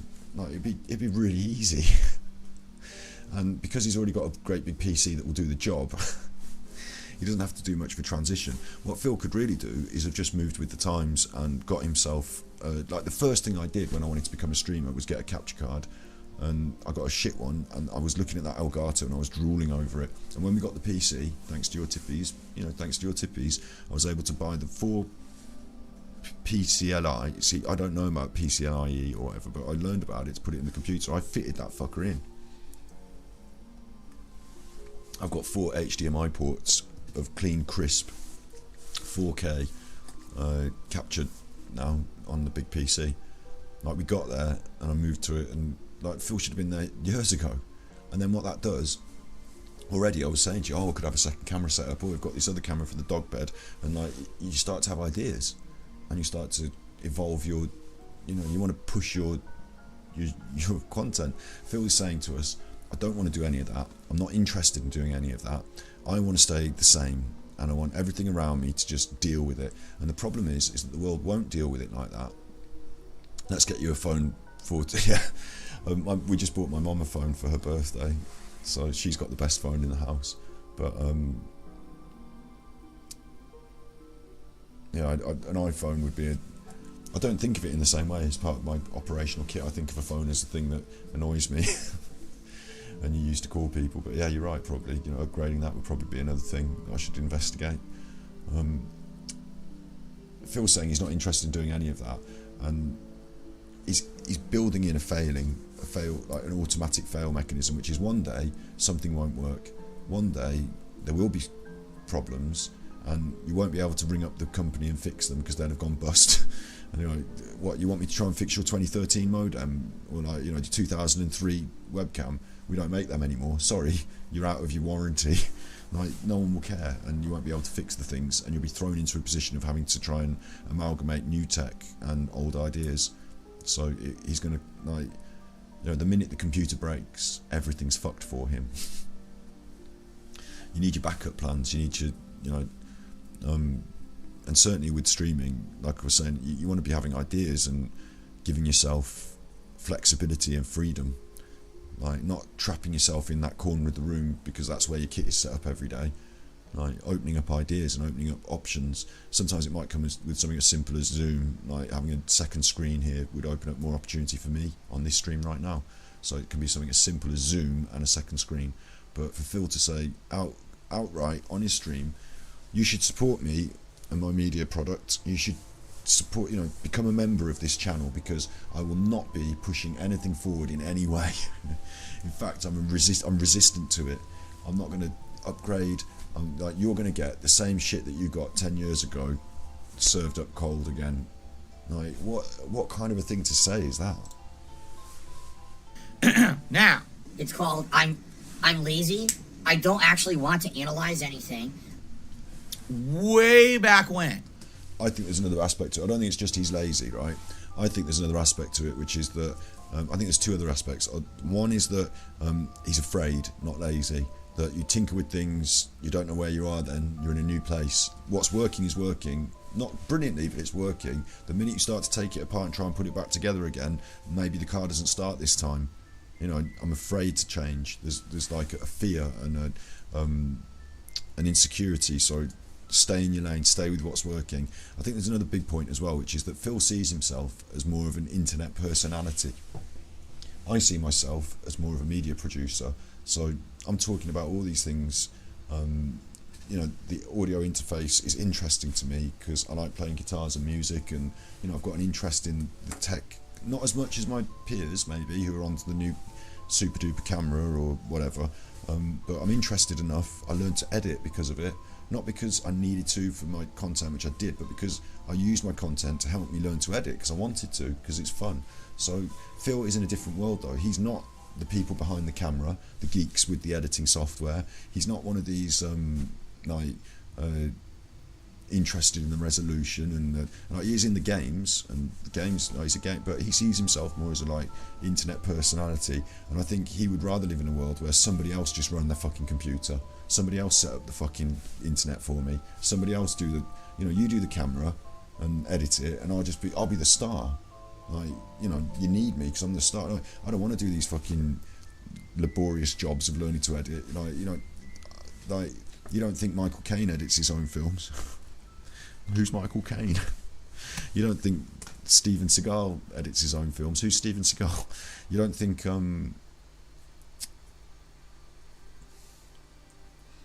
Ariana Grande edits her own films?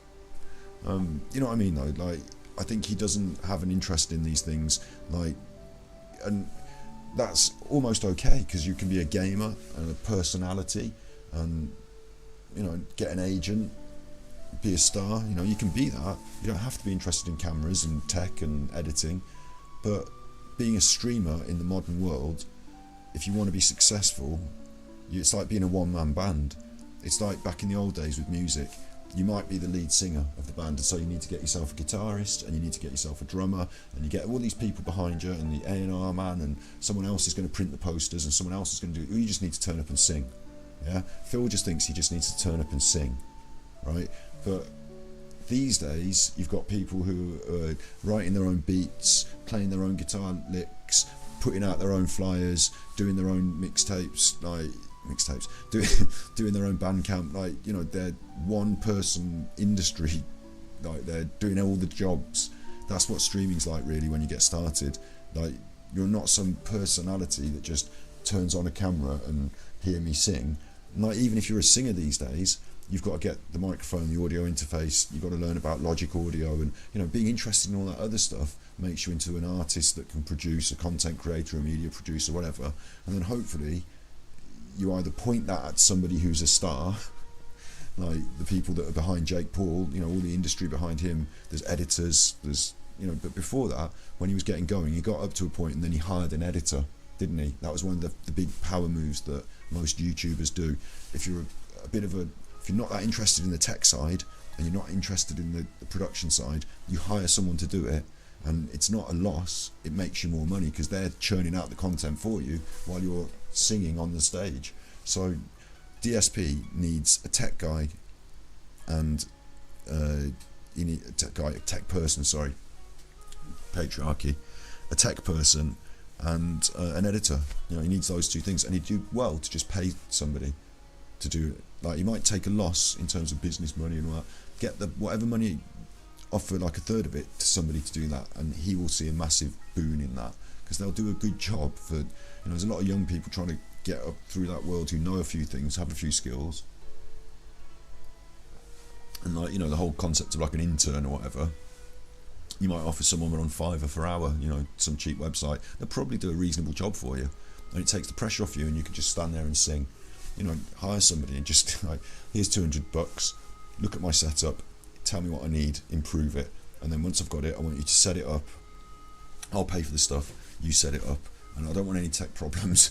You just fucking do it. He'd much be happier in that world, and the only reason he's not doing it is because it costs some money, and the arrogance of thinking that he knows, like, I've been on YouTube forever, so you don't tell me I don't know what works. I don't need a big special webcam like PewDiePie. I've been on YouTube forever and I'm getting paid, so don't tell me I don't know. I don't have to change. So there's that involved as well. But really, really, it's in the modern world, you need to have this, like, you need to be a Swiss Army knife. Do you know what I mean? You need to have all these different blades, these different tools, and learn and expose and understand and develop to be in this space and successful, I believe. Maybe not everyone needs that. Maybe, like I said, some people gather the people to do it for them, but those roles need to be filled, maybe, is a better way to say it. And at the moment, Phil isn't interested in doing it himself and hasn't got anyone to do it for him, and is going to burden himself with an issue which is at some point, and it's fast approaching when it looks like this is the point now, because the image is of such poor quality, the lighting is of such poor quality that it doesn't match. Like, it used to match what was the equivalent top streamers doing. You know, you've got that soundproofing on the wall there that everyone's got. You've got some gamer stuff on a shelf that everyone's got. You know, he's trying to look like all the other fucking streams. He hasn't got the cool lights with the different colours, and he hasn't really got the camera and the nice lens to show off what he's got, so it all looks like shit. And he's not got an artistic eye and arrangement of it, so it all looks like shit. But he's trying on that tip, and he fails so hard because it's about image, isn't it?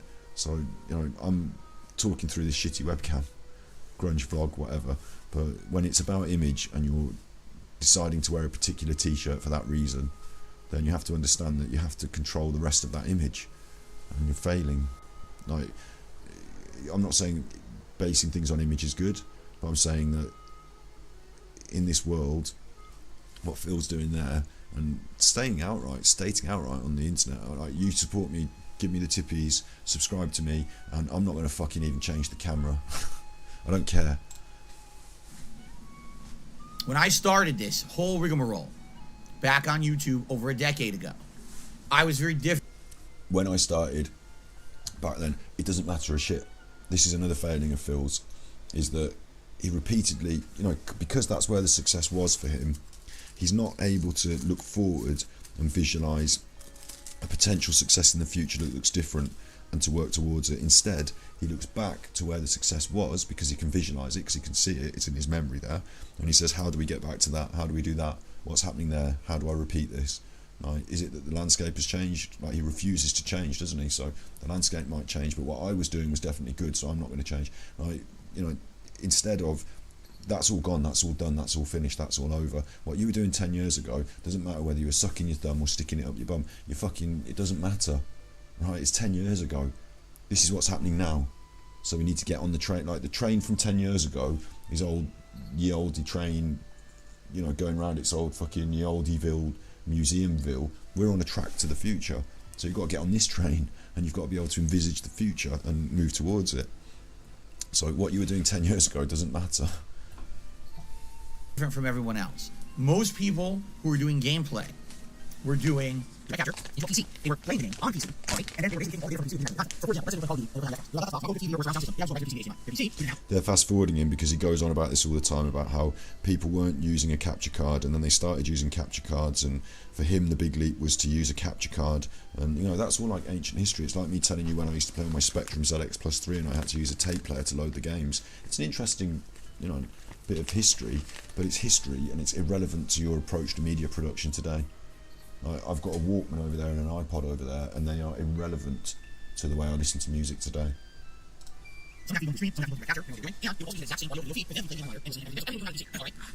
And no exaggeration, this is probably what the vast majority of content creators do. All right? I have always been different. I'm a weirdo.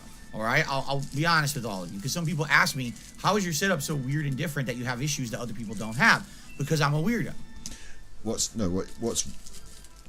happened is that back then there would have been a lot more incorrect or different answers to the same question of how to set up a stream, and it was a lot less homogenized and uniform.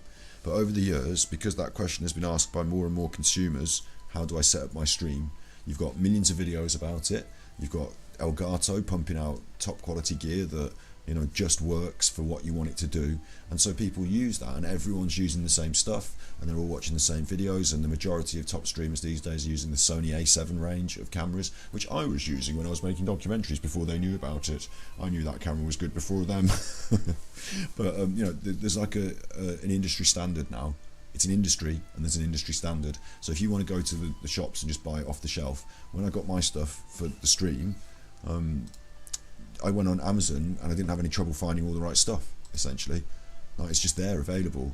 You can type it into Google, stream setup, and it's going to give you a similar answer. Different companies selling different laptops, different companies with different audio interfaces, different microphones, but you need these key items, and they need to be of this spec to run at this bit rate on kilobytes per second on the internet, and you're going to get OBS, and you're going to arrange a scene, and you like, there's just like industry standards. And of course, once you meet those criteria, as downstairs in the big room, we've met those criteria now. Like, I've got an industry standard, if not like high-end streaming setup down there, like official. Up here, not quite so yet, but when you meet those standards and it's routine to you, then you start saying, right, well, what about if we do 2 cameras, 3 cameras? I start cutting between the two. I've introduced the 2 cameras from a bad me, haven't I? You start to have more ideas, like I said. So that's when you can start to push things and experiment and think outside the box, maybe. But initially, you aim for industry standards so that you can say, I know what I'm doing, I know where the ground is, I know how to do it, and I'm on par with all these other people. Now it's about the content and the quality of the content, isn't it? Now that I'm on the same level in terms of industry standard equipment, image, microphone quality, games. Now that we're all on the same platform, same level, now it's about this other thing, how I use the kit, what I do with my personality. Whereas what Phil's saying is, he's a weirdo because he's got a different kit to everyone else. Back then, there were all different ideas. There wasn't one microphone that everyone used, and there wasn't a universal, like, you couldn't go on the Amazon and say, I'm going to be a streamer, give me all the kit. It would be like, well, what kit do you need? Like, what do you mean capture card? We've got some options, but do you need it in your computer or not? Like, Elgato wasn't just pumping out the consumer box, there you go. So Phil's got a sort of, now that everything's homogenized and moved on and become more uniform and industry standard, Phil's stuff is not. So it looks weird, is what he's saying. Like, when you go on the internet and ask, how do you do this? You will not get the answer that he got, that he came to. His answer is not turned out to be. It's a bit like the way you used to have different music, like delivery, vinyl, CD, Betamax, VHS for video. Like, there were different ways of answering the same question, and something won out and became more industry standard. And these days, all that's in the bin, isn't it? And Phil's still talking about what it was like to have a VHS recorder, what it was like to use a camcorder. No one gives a shit. It's like trying to be like, it's like going into a rap studio and show me your new beats, and I'll be like, yeah, obviously I'm not going to be able to upload them on your computer because when I first started to do rap beats, we were using an analog synthesizer, and I've got, like, they'd be interested maybe, and they'd be like, that's cool. You get out the fucking studio, either put them in the computer and let's start working, or just fuck off. We're not here for a history lesson. We're here to work and get, move into the future. So it's really nice that you've got like a, an old tape, reel to reel, and that's where the music's on. But you can't work with us. Like, the rest of the world has moved on. So what does Phil want to be? Does he want to be like a museum piece? Is that what he wants to be, a museum piece? I'm just gonna I'm gonna stay the same. My kit's weird, but I'm sticking with it. All right, here's how I've always done it. How I've always done it, and like, who gives a shit? That's not what should be on your mind. You should be thinking about how the best people in the industry are doing it, and how you can reach their standards within a smaller budget, probably. In my opinion, that's always a good thing to do, and how you can surpass some of the like, once you've got to a level, like I said, of like, I remember with filmmaking, I believed it was like, nowadays it's more like 4K, isn't it? But once you've got some lenses and you're shooting in HD, and you've got something about you and you understand lighting or whatever, then it's about how you use that to try and push so that someone looks at what you've done and say, wow, that's really good. What did you shoot that on? And you say, my Sony A7S. And they go, what? Not a big cinema camera? Or not? You did that with that. Well done, you. You know, it's about trying to squeeze the goodness out of it so that you can say to somebody then, hand me the big camera. Wait till you see what I can fucking do with that. You know what I mean? And I hoped, like, on the documentary stuff, I got near that with some of the shots. I'm pretty confident I did, thank you very much. But, yeah, like, the tools of the trade, huh? The tools of the trade. I told you guys this back in the day. I'll reiterate it today.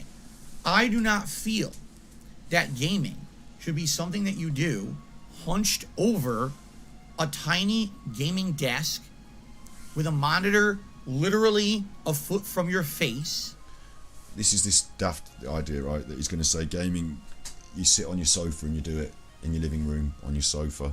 So that's fine, but you're not, you know, you're not recreationally gaming, you're presenting a stream. So you're even sitting in one of those fucking gaming chairs, aren't you? So you've already abandoned that. We're not still, if you want to play cooperative gameplay and you have to wait for your mates to come round, they're not going to come round because they're on the internet playing Fortnite with people from all over the world. So we've, you know, it doesn't matter what you think it should be or has been. And like, if you want to watch a film and the best way to watch it is with all the windows closed and like the popcorn and that's good. Yeah, that's good. Well, how about your stream? What about your stream? Like, if you want to enjoy yourself while you're streaming, maybe get a big telly and a nice comfy chair and set up the camera so that you're in shot, like, you know, and you've organised it like a bit of a scene. Like, you know, maybe do that. Maybe play on that the way you like to do it. Why instead are you not fucking doing it? Your unique selling point could be, I'm the couch co-op game player and I'm not moving from this fucking couch. I'm getting a nice camera with the right lens and I'm going to be nicely shot. I'm lighting the couch. The couch is special. The couch can be like a part of the, you know, the scenery. And then we've got the big telly on the wall. So the sound's going to be playing, so that's a problem because he has the headphone problem. He didn't like headphones, but you know, you've got the big telly on the wall and you've got your little lavalier microphones. You invite a friend round, sit down with them. He used to do that. He doesn't do it anymore. Now he's sat on a gamer chair with the gamer items behind him to prove that he's a gamer like all the other gamers do. It's just he hasn't got the nice neon lights. He hasn't. I don't know if he's switched on enough to realise that he should have a light on him, not the main light in the room. Turn that off. That's useless to you. Use a spotlight on your face or a video light. Have some sort of ambient light in the back. He's not done that. He's sat on the gamer chair. He's got the microphone. He's looking at some, don't know what screen he's looking at, you know, that makes the difference. But to Phil, this is not the authentic gamer experience. So why is he delivering it from this position? Okay, with a million lights blaring on you, hunched over, you know, playing like this to be on camera for a stream. Now, I understand this is what the vast majority of content creators do. They sit at a gaming desk with their stupid circle lights and their lighting behind them to make them look like they're fucking in Cyberpunk 2077 and their little memeing shit in the background. Industry standard. What it's not, right? I understand that you might think that the lights, because we all choose a sort of violet or green hue, you know, and contrast those two colours, that it's become a bit of an industry standard. That has, hasn't it? Like a gamer lighting setup, the neons. But what it does is it creates an ambient light in the background so that the room itself can be lit, but not brightly lit and evenly lit. It creates an ambient light in the background, and then you stand out from that background because you're lit by your spotlight. On my main stream, you'll see that we use it for green screen technology. It's easy green screen, but it makes sense because you're the thing that people are watching, so you want to be lit. Like, otherwise, what's happening to Phil is he's got a washed out complexion of cream because he's not well lit, and the camera's having to bring up the mid-tones so that he can be seen. Like, actually, he's kind of dark compared to that bright light right behind him. So the camera's having to focus on, what do I want to focus on, the bright light or him? So the light gets blown out, it's too bright. But he, because he's not well lit, has to be brought up in the image so it blows the light out. Like, it's just basic photography. So what he's saying is that his competitors in the market are using really basic ideas from way back about presentation on a stage, about presentation, and they're using it to their advantage to produce a much better image for their audience. But Phil's not prepared to have a light shining in his face, and he certainly wouldn't want any of that cool, moody ambient lighting.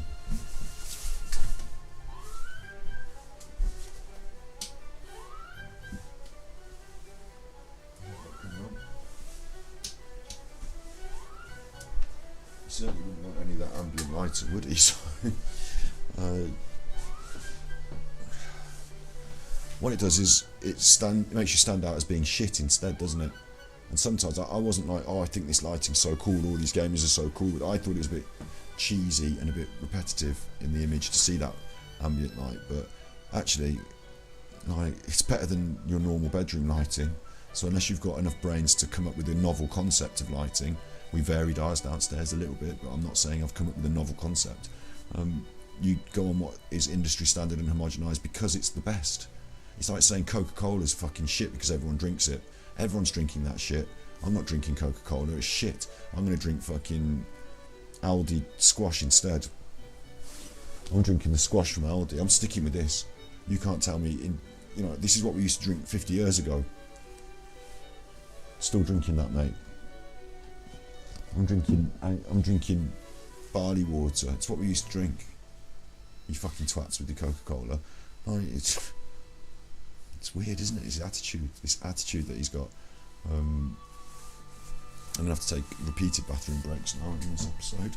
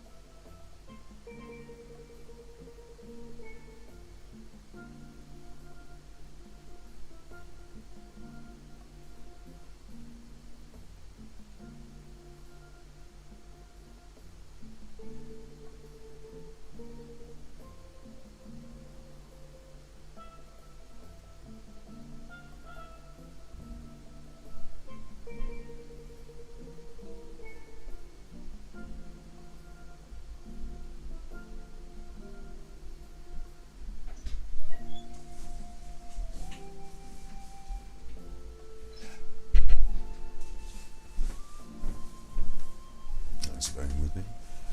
Let's see what DSP is going on about the chuffer. The same camera, the same perspective, the same setup. They all do it exactly the same because they feel it's easy. This is also how a lot of them have green screen setups because they all copied each other. Okay?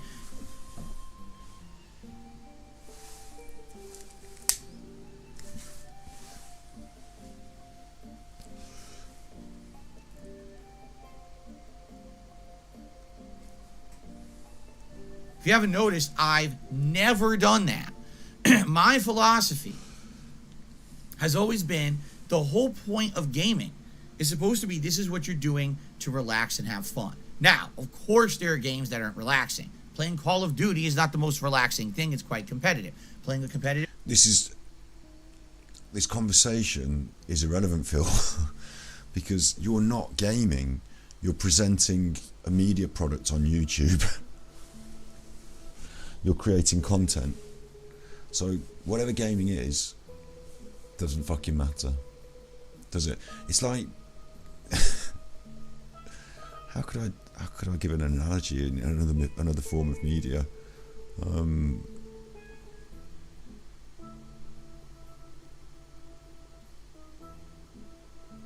Like, because you're actually doing the thing, aren't you? You're gaming and presenting it on YouTube.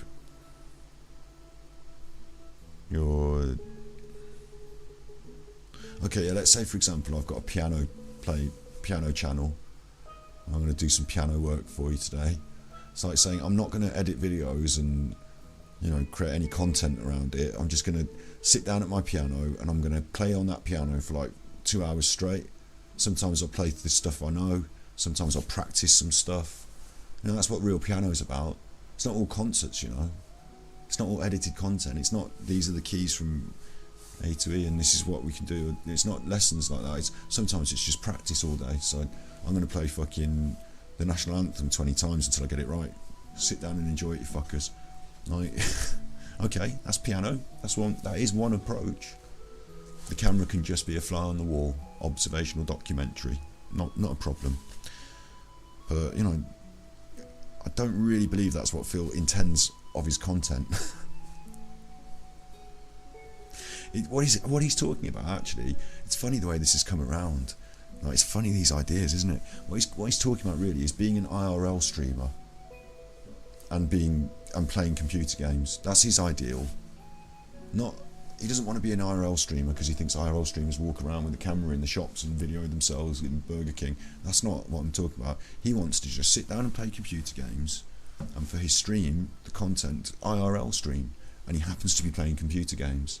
That's real gaming for you, isn't it? A fighting game is not very relaxing. It's quite competitive and it can cause stress and rage. I get that. But in general, all right, I've always found that if you're going to play games, you should be having it in a relaxed setting.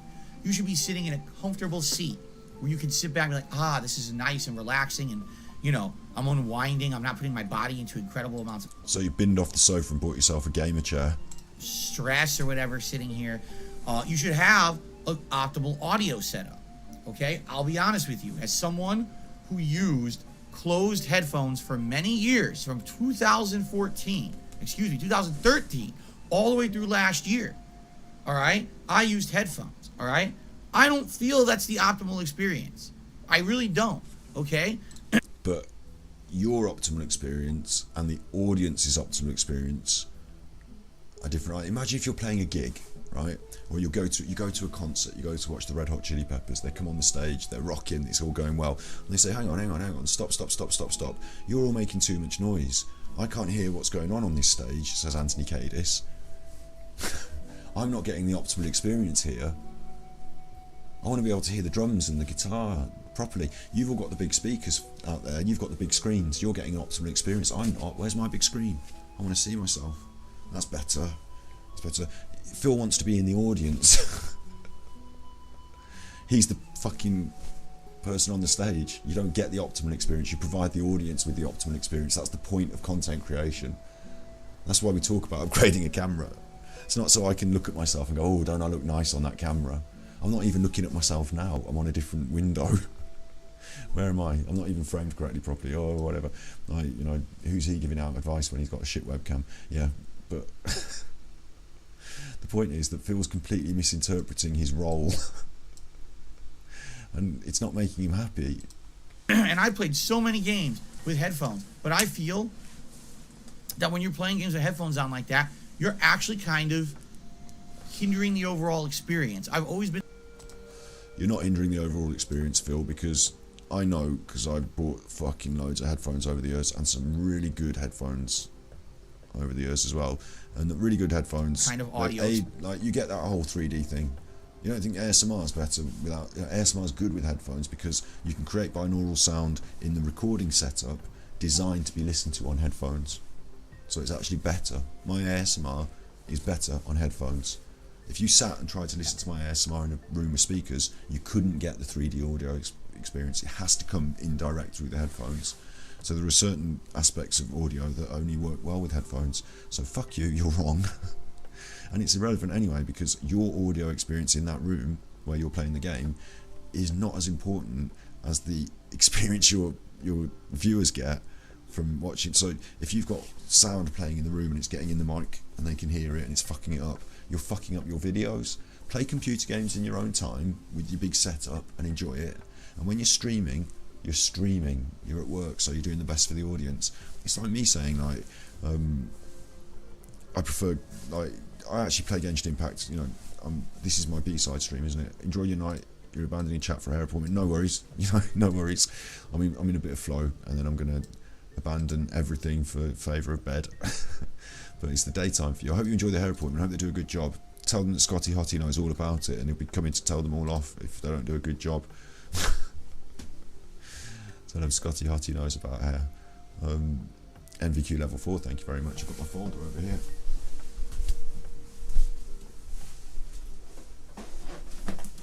There's my NVQ folder. All my assessments.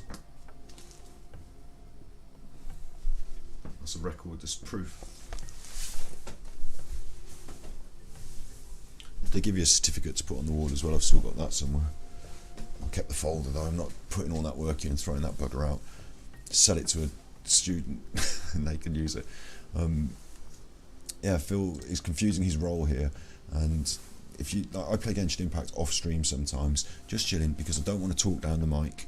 I don't want to have to talk it all through. I just want to grind up my primos, do my commissions, you know, knock it on the head. Might not want to do a stream, so I'll do. And if I want to play, like, I don't know, some games, I can't even think of one. Like if I wanted to play Elden Ring, for example, and not have the stress of dying on stream, you know, I might just enjoy certain things off stream because I enjoy them.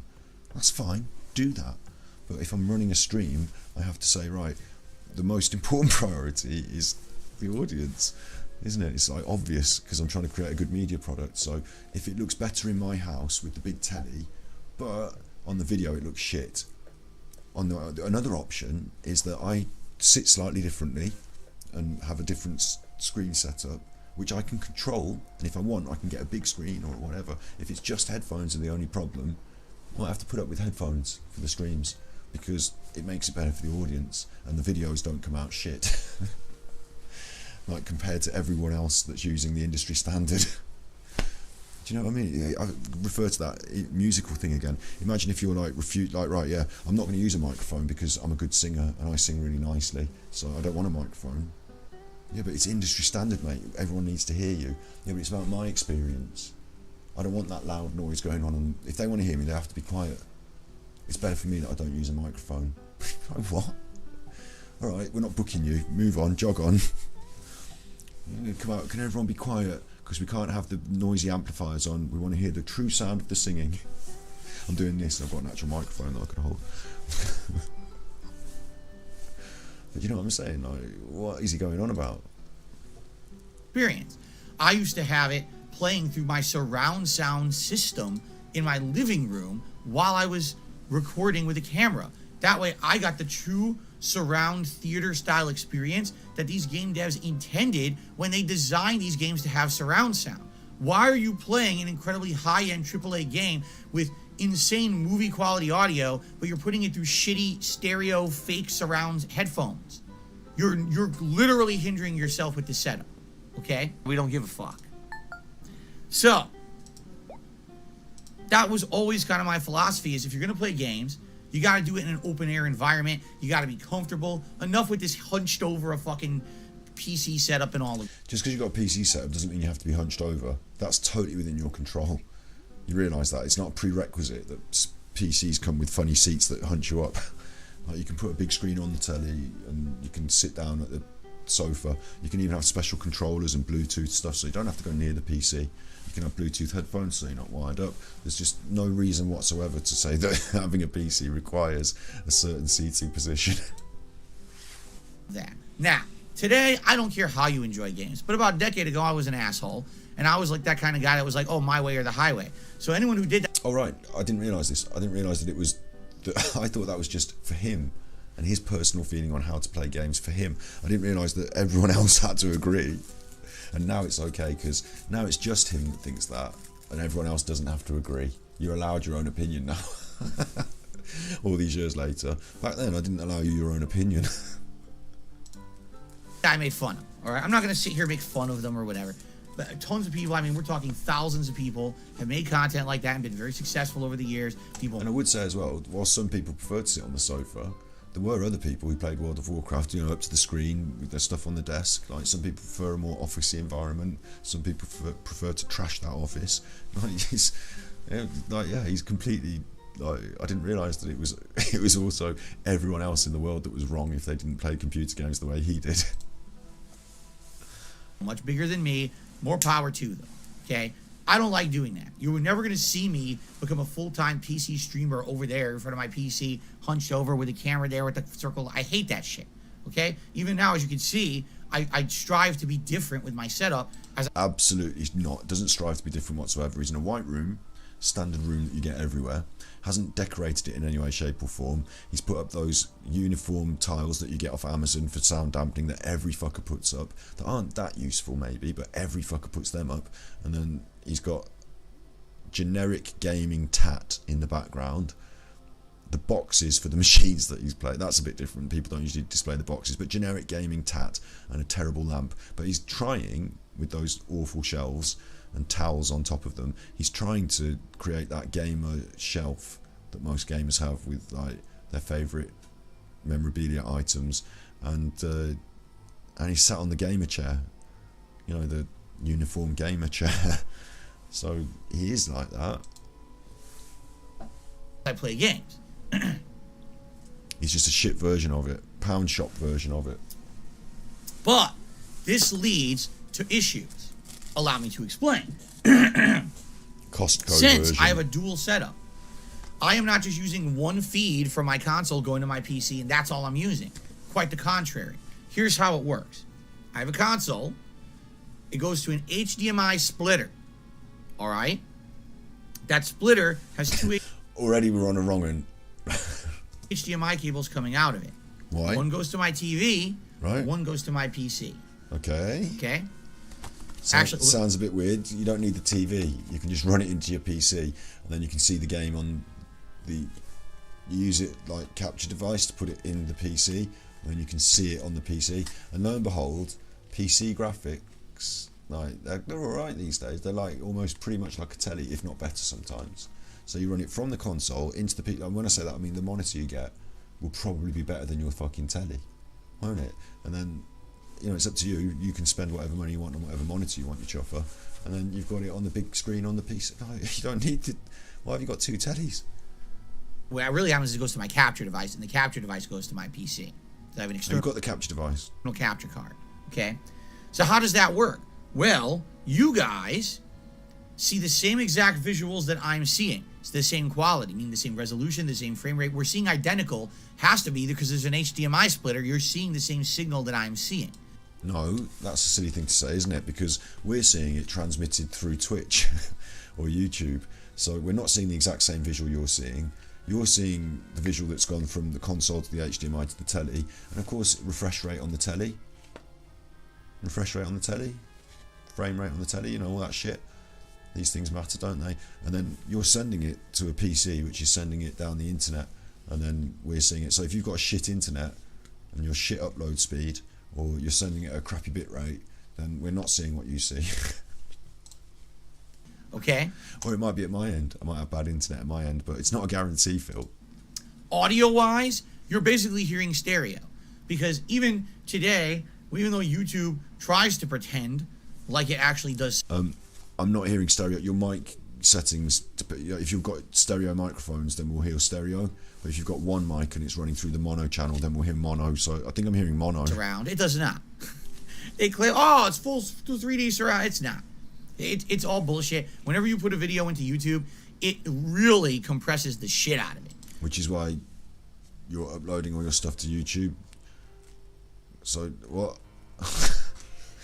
Again, if you've got a problem with that, then if 3D surround sound's so important, then you could upload your stuff to Vimeo maybe, or something else, or some other software site that might. I don't know.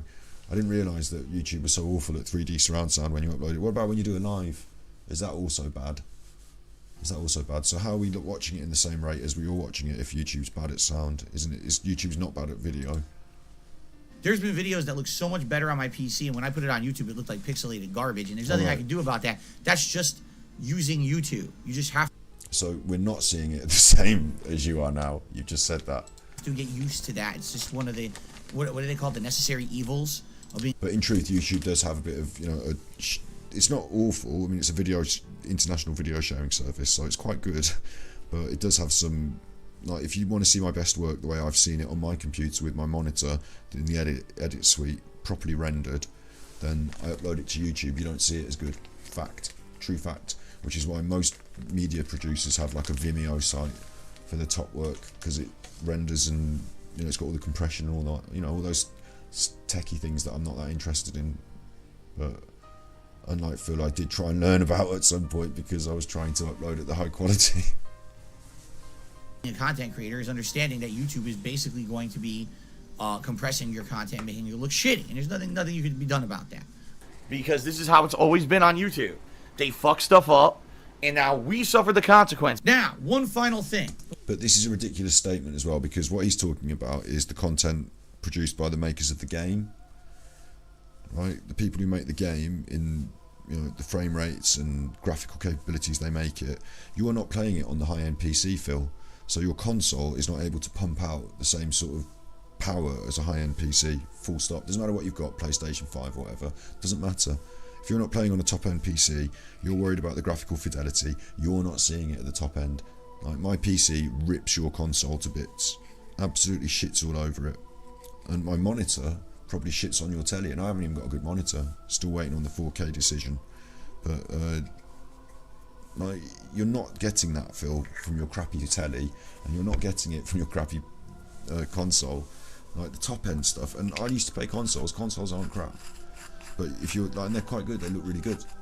The best top end for a PlayStation 5 is good, but it's not the top end, and yet you've got a PC sat there that's capable of it. So like, that's a bit of a strange decision, considering it's you who's most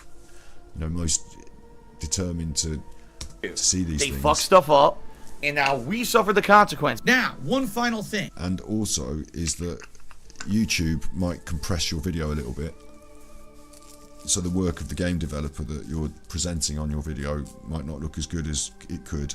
But your part of the content, Phil, your part, the image you put over the top of yourself, that image, the microphone, the sound, your part, you're not doing your best to make top quality stuff. It's not 1080p, it's not 4K, it's not through a nice lens, it's not through a nice sensor, it's not a particularly good mic, it's not, you're just bog standard, less than industry standard, less than consumer entry level with an iPhone, less than consumer entry level. You're bog standard, you're like 10 years out of date. So what are you going on about YouTube compression? It doesn't matter a shit, because your stuff is shit to start with. You're not shooting in any high frame rates, or like, you're not doing anything that requires like, YouTube probably doesn't even fuck up your stuff with its compression, it probably makes it look better. Before we get started, as you've noticed, we hit our members goal for the month twice. We hit the first one and the second one. This is helping DSP Gaming get back on his feet after losing 300 members last month because of those false copyright strikes. Now we're down about 140 members, about 120 members actually, from our record of 640 something that we had back in August. Yeah, early August.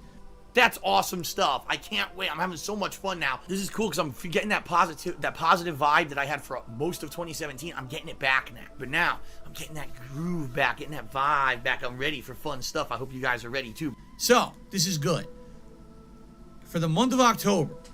All right, I am going to have a special event announced that if we hit a members goal for October, it's something I've never done before.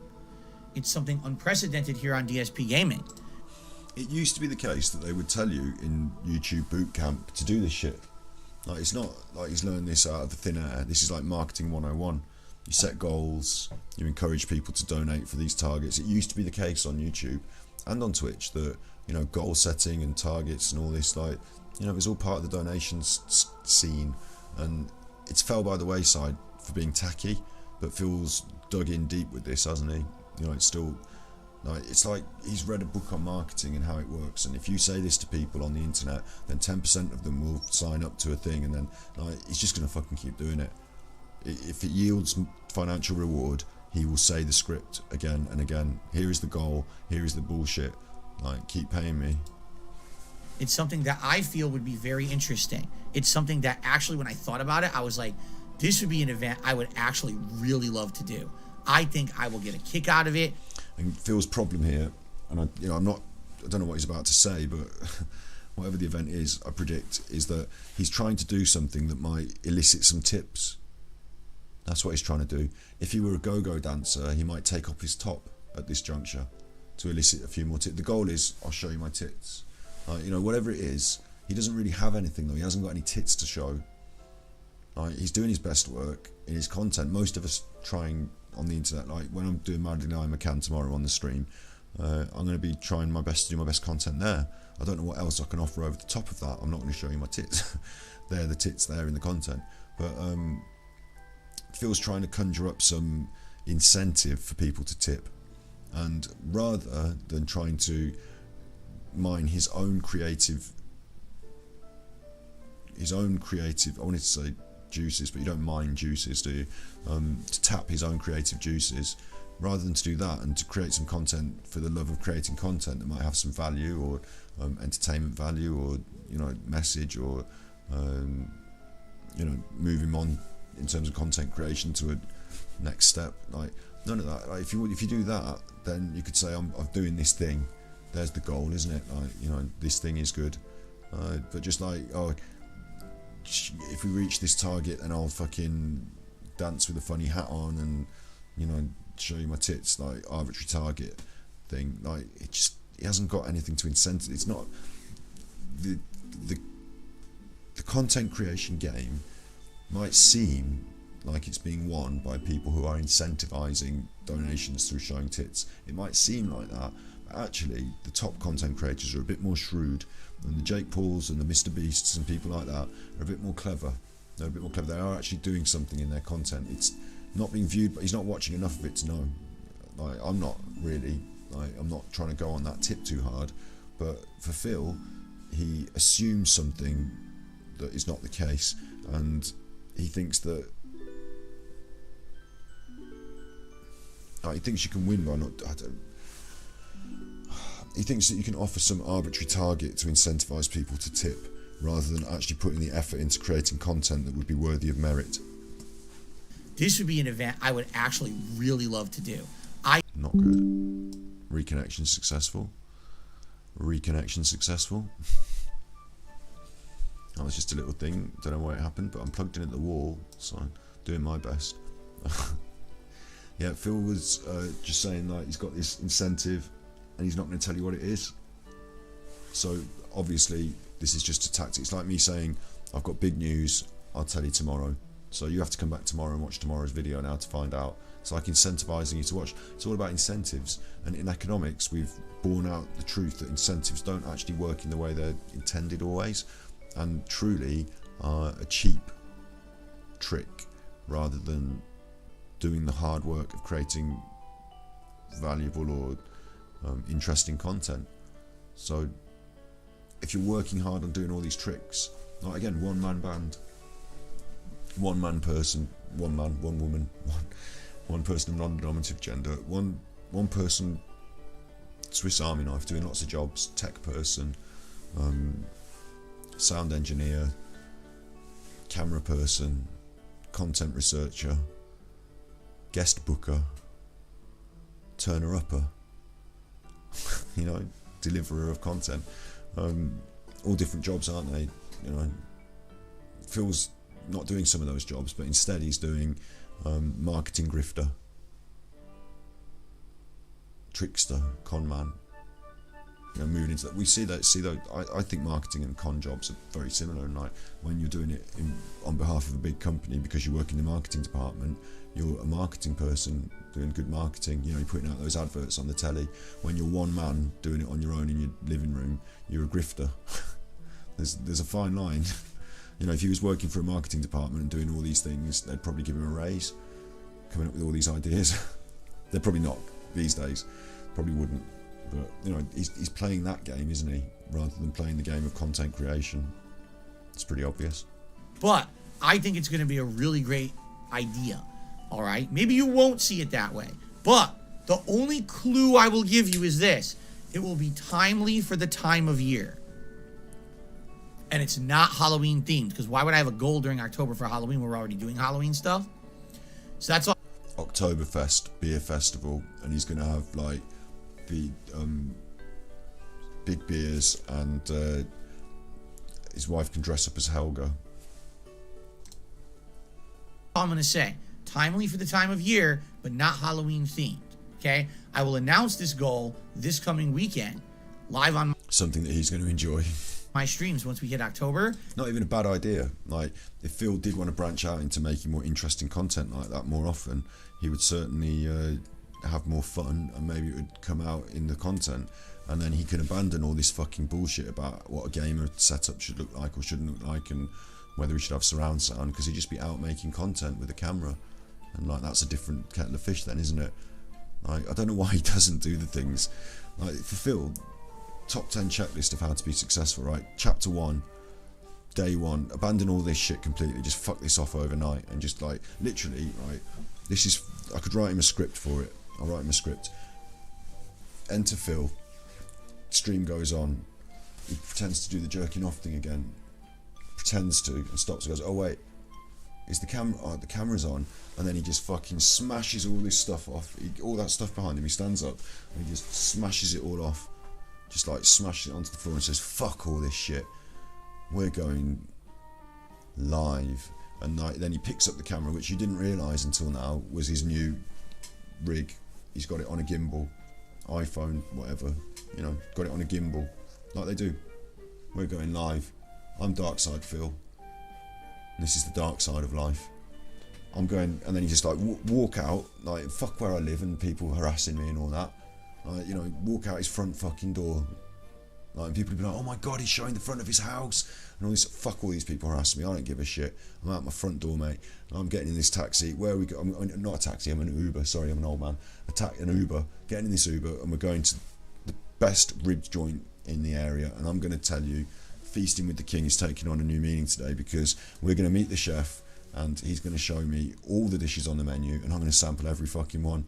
We're going with my wife Kat and our 2 friends from, if they've got any friends, and let's get going. And like, you know, they've all got, maybe another person can have a camera, you can have an editor involved if you want to edit the live stream later, and then they're off and they're away and they're having a chat, and you know, we've got so and so in the chat saying this about ribs, and like, you know, someone on their phone could be following it. You know, the dark side of life, we feel just going absolutely off the reservation, off the cuff, living it up. Right, there's episode 1, scoffing all the ribs, having a great time. Like, that's the way you stick it to the trolls as well, living your best life. I mean, I'm vegan, so maybe we'd have to go to a vegan restaurant, but for Phil's script, you know, then on the way back, right, he's like, don't think this stream is stopping, we need to get this camera charged, we need to like get home and get this camera on charge, because I need to use the phone. We're going to be switching over to my other rig in this trashed room now. Yeah, he enters the trashed room, smashing all that off, and he's like, right, we don't need any of this, because open the closet, and he's set up a new camera. Oh, like the light spills out the closet, probably, you know, the neon light spills out the closet. He's got a new camera, new rig, bang. And what are we playing? WWE Champions. It's WWE Champions time. And he does the meme and says the thing, and he says, I've put about 80 grand into this game over the years. I am King Whale. There's no fucking better game. There's only 4 people better on this game than me, and they're all from Japan. So I'm the top American on WWE Champions. I'm the best gamer, and I'm a top whale. And now, from now on, you pay pigs, and you should use that word. So you need to start doubling your tips, because King Phil is going to be pumping them into WWE Champions, and you are going to see the most dirty, disgusting, gratuitous WWE Champion streams you've ever seen. We're going to be pumping money into this like it's the defense budget of the US. We're going to be pumping more money into this than Vladimir Putin's missile factories. We're going to be pumping money into this so hard that I'm going to refrain from using a sexual analogy there, but you know, he should, and probably one that's quite risque and getting people talking like, oh my god, he said something a bit edgy, and you don't care anymore. Like, he's doing the WWE Champions, and people would pump money into it. They'd be like, oh my god, he's the king, he's spent so much money on this game. Like, if you go to like other streams on gacha games, like on Genshin Impact, I guarantee the top streamers will have everything. They'd have probably pumped money into the game. If you go to the top Diablo streams, it's a fucking pay to win nightmare. The top people have got like 100 grand in their account paid in. That's how you're a whale. That's why you're a top streamer. You go to Richard Hall, Richard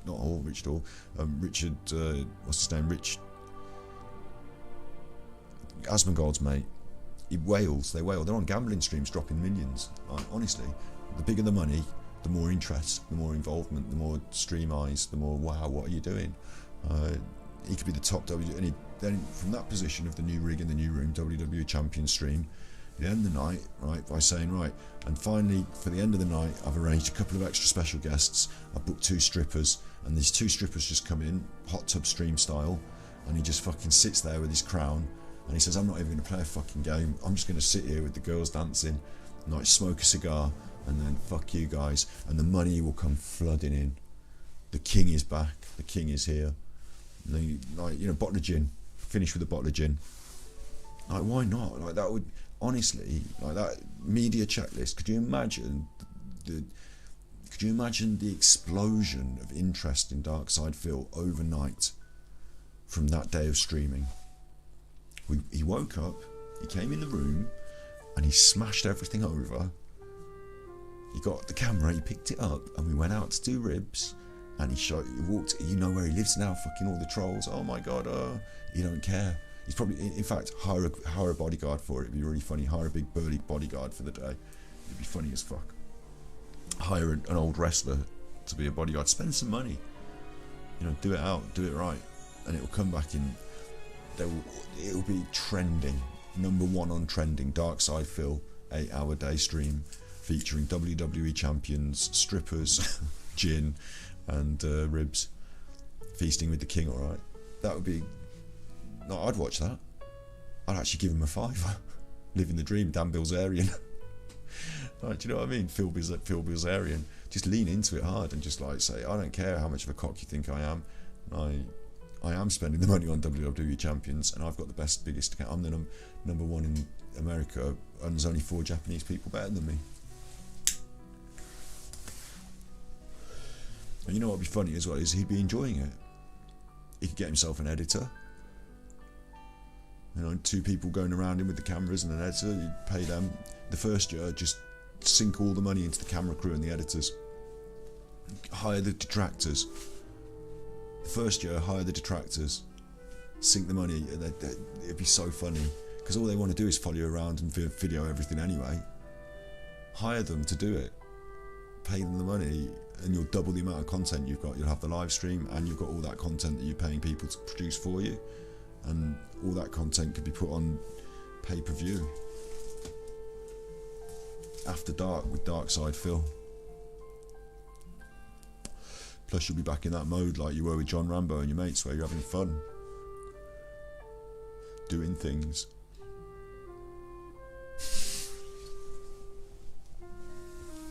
Could you imagine if tomorrow's stream, instead of doing Madly I McCann, I smashed everything over and introduced my nan's friend who's a stripper. Paint stripper, mind. Paint stripper.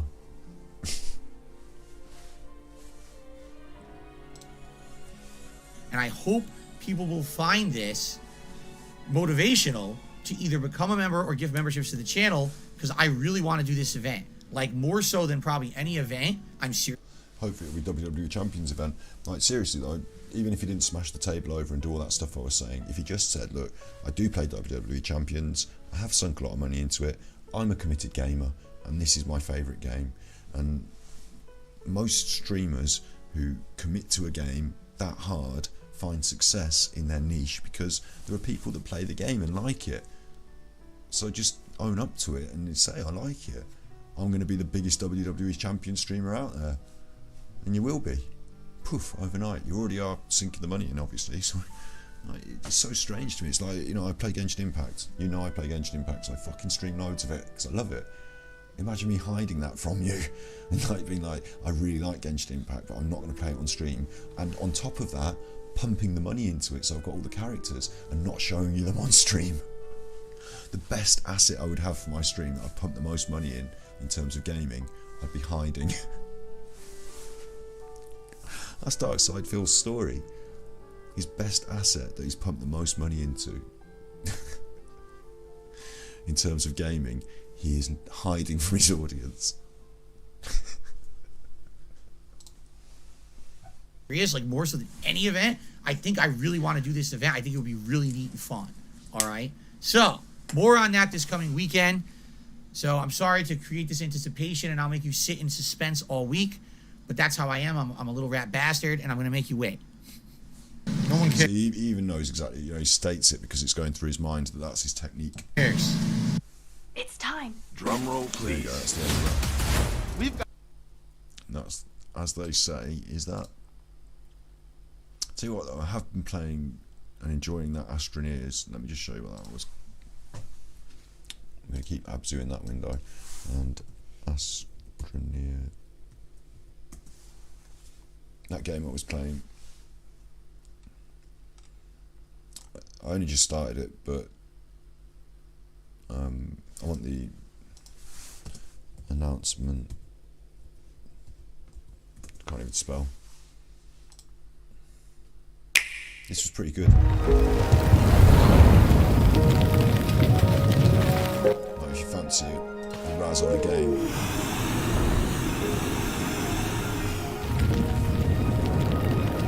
If I knew what I was doing. Now look, wait.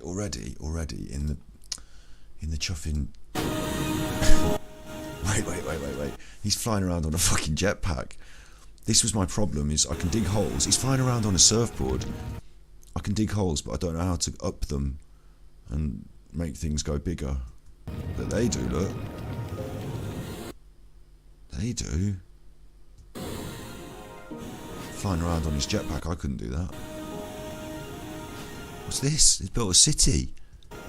Look at this. What the fuck's this? What I was doing for the last 2 hours on this stream, well, I was 4-hour stream now, what I was doing was just sucking up minerals and trying to build a fucking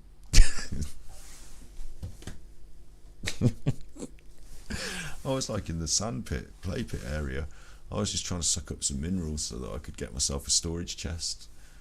That was why I didn't manage to do that. Died a couple of times. This fucker's got a jetpack and Sim City going on. Wind power, look, wind power in the background. What's going on? There's a buggy there. There's a fucking rocket. That's the habitat they're taking off.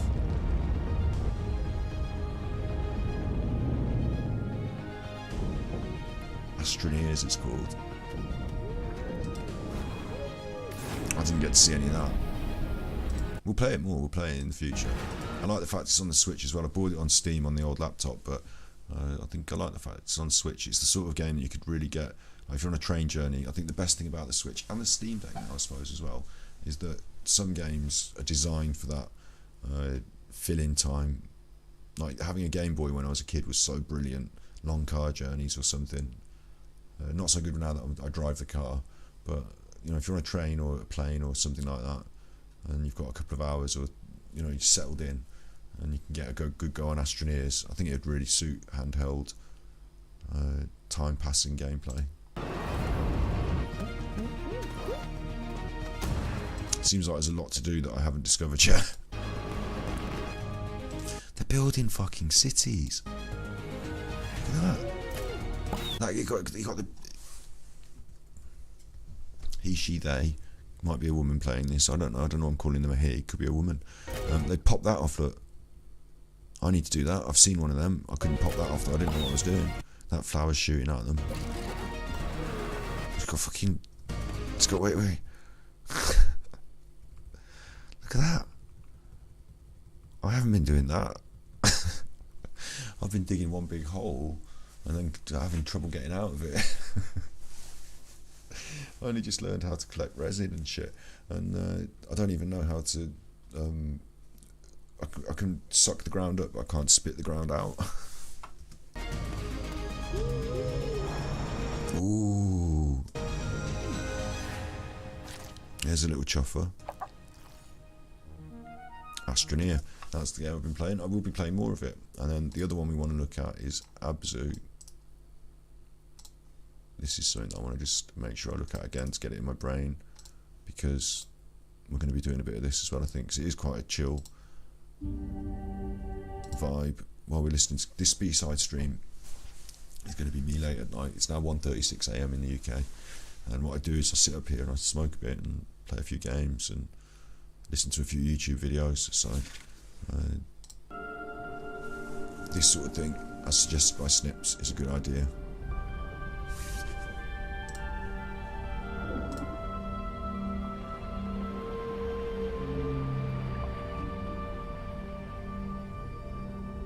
Sort of chilling experiences that we can do that I don't have to. Like, what I really liked about ASTRONEERS is that if I wanted to just sit there for 20 minutes while my ASTRONEER just stood there not dying, like nothing was going to kill me and it was fine. I didn't have to eat any food, I didn't run out of oxygen. I could just sit there and chill for a minute while I was listening to Darksyde Phil or saying something. Like, you've got your own pace that you can take through the game. So I think that's really nice. There's no pressure, and obviously, you know, all the resources are out there. You just have to go and do the stuff. So, like, I remember one of the game developers that I put in the documentary said they didn't want to have a fail state in the game, so that people don't feel angry. Like, you know, if you keep losing, like in Elden Ring, when you die, you're like, oh, I'm cross. In Fortnite, when you get shot, oh, I'm cross. In that, I did die. I fell down a hole. Oh, I'm cross. But really, like, it's a much more calm, relaxing pace. I don't have to fail. You know, it's not like a pressure situation. So I was really pleased with Astroneer today. We will play more of that. I'm gonna get myself a jetpack. Right, now it's time for me to go night-nights. So you be good, my little podcast. Just been turning myself into one of those detractors tonight, didn't I? Bit of a Darksyde feel. Detractor. I like watching that being said podcast. I hope we can get Steve onto our show in the future, near future. And so it's all been good in the hood. Thanks for stopping by. You be good, my little podcast. If you can't be good, you're naughty.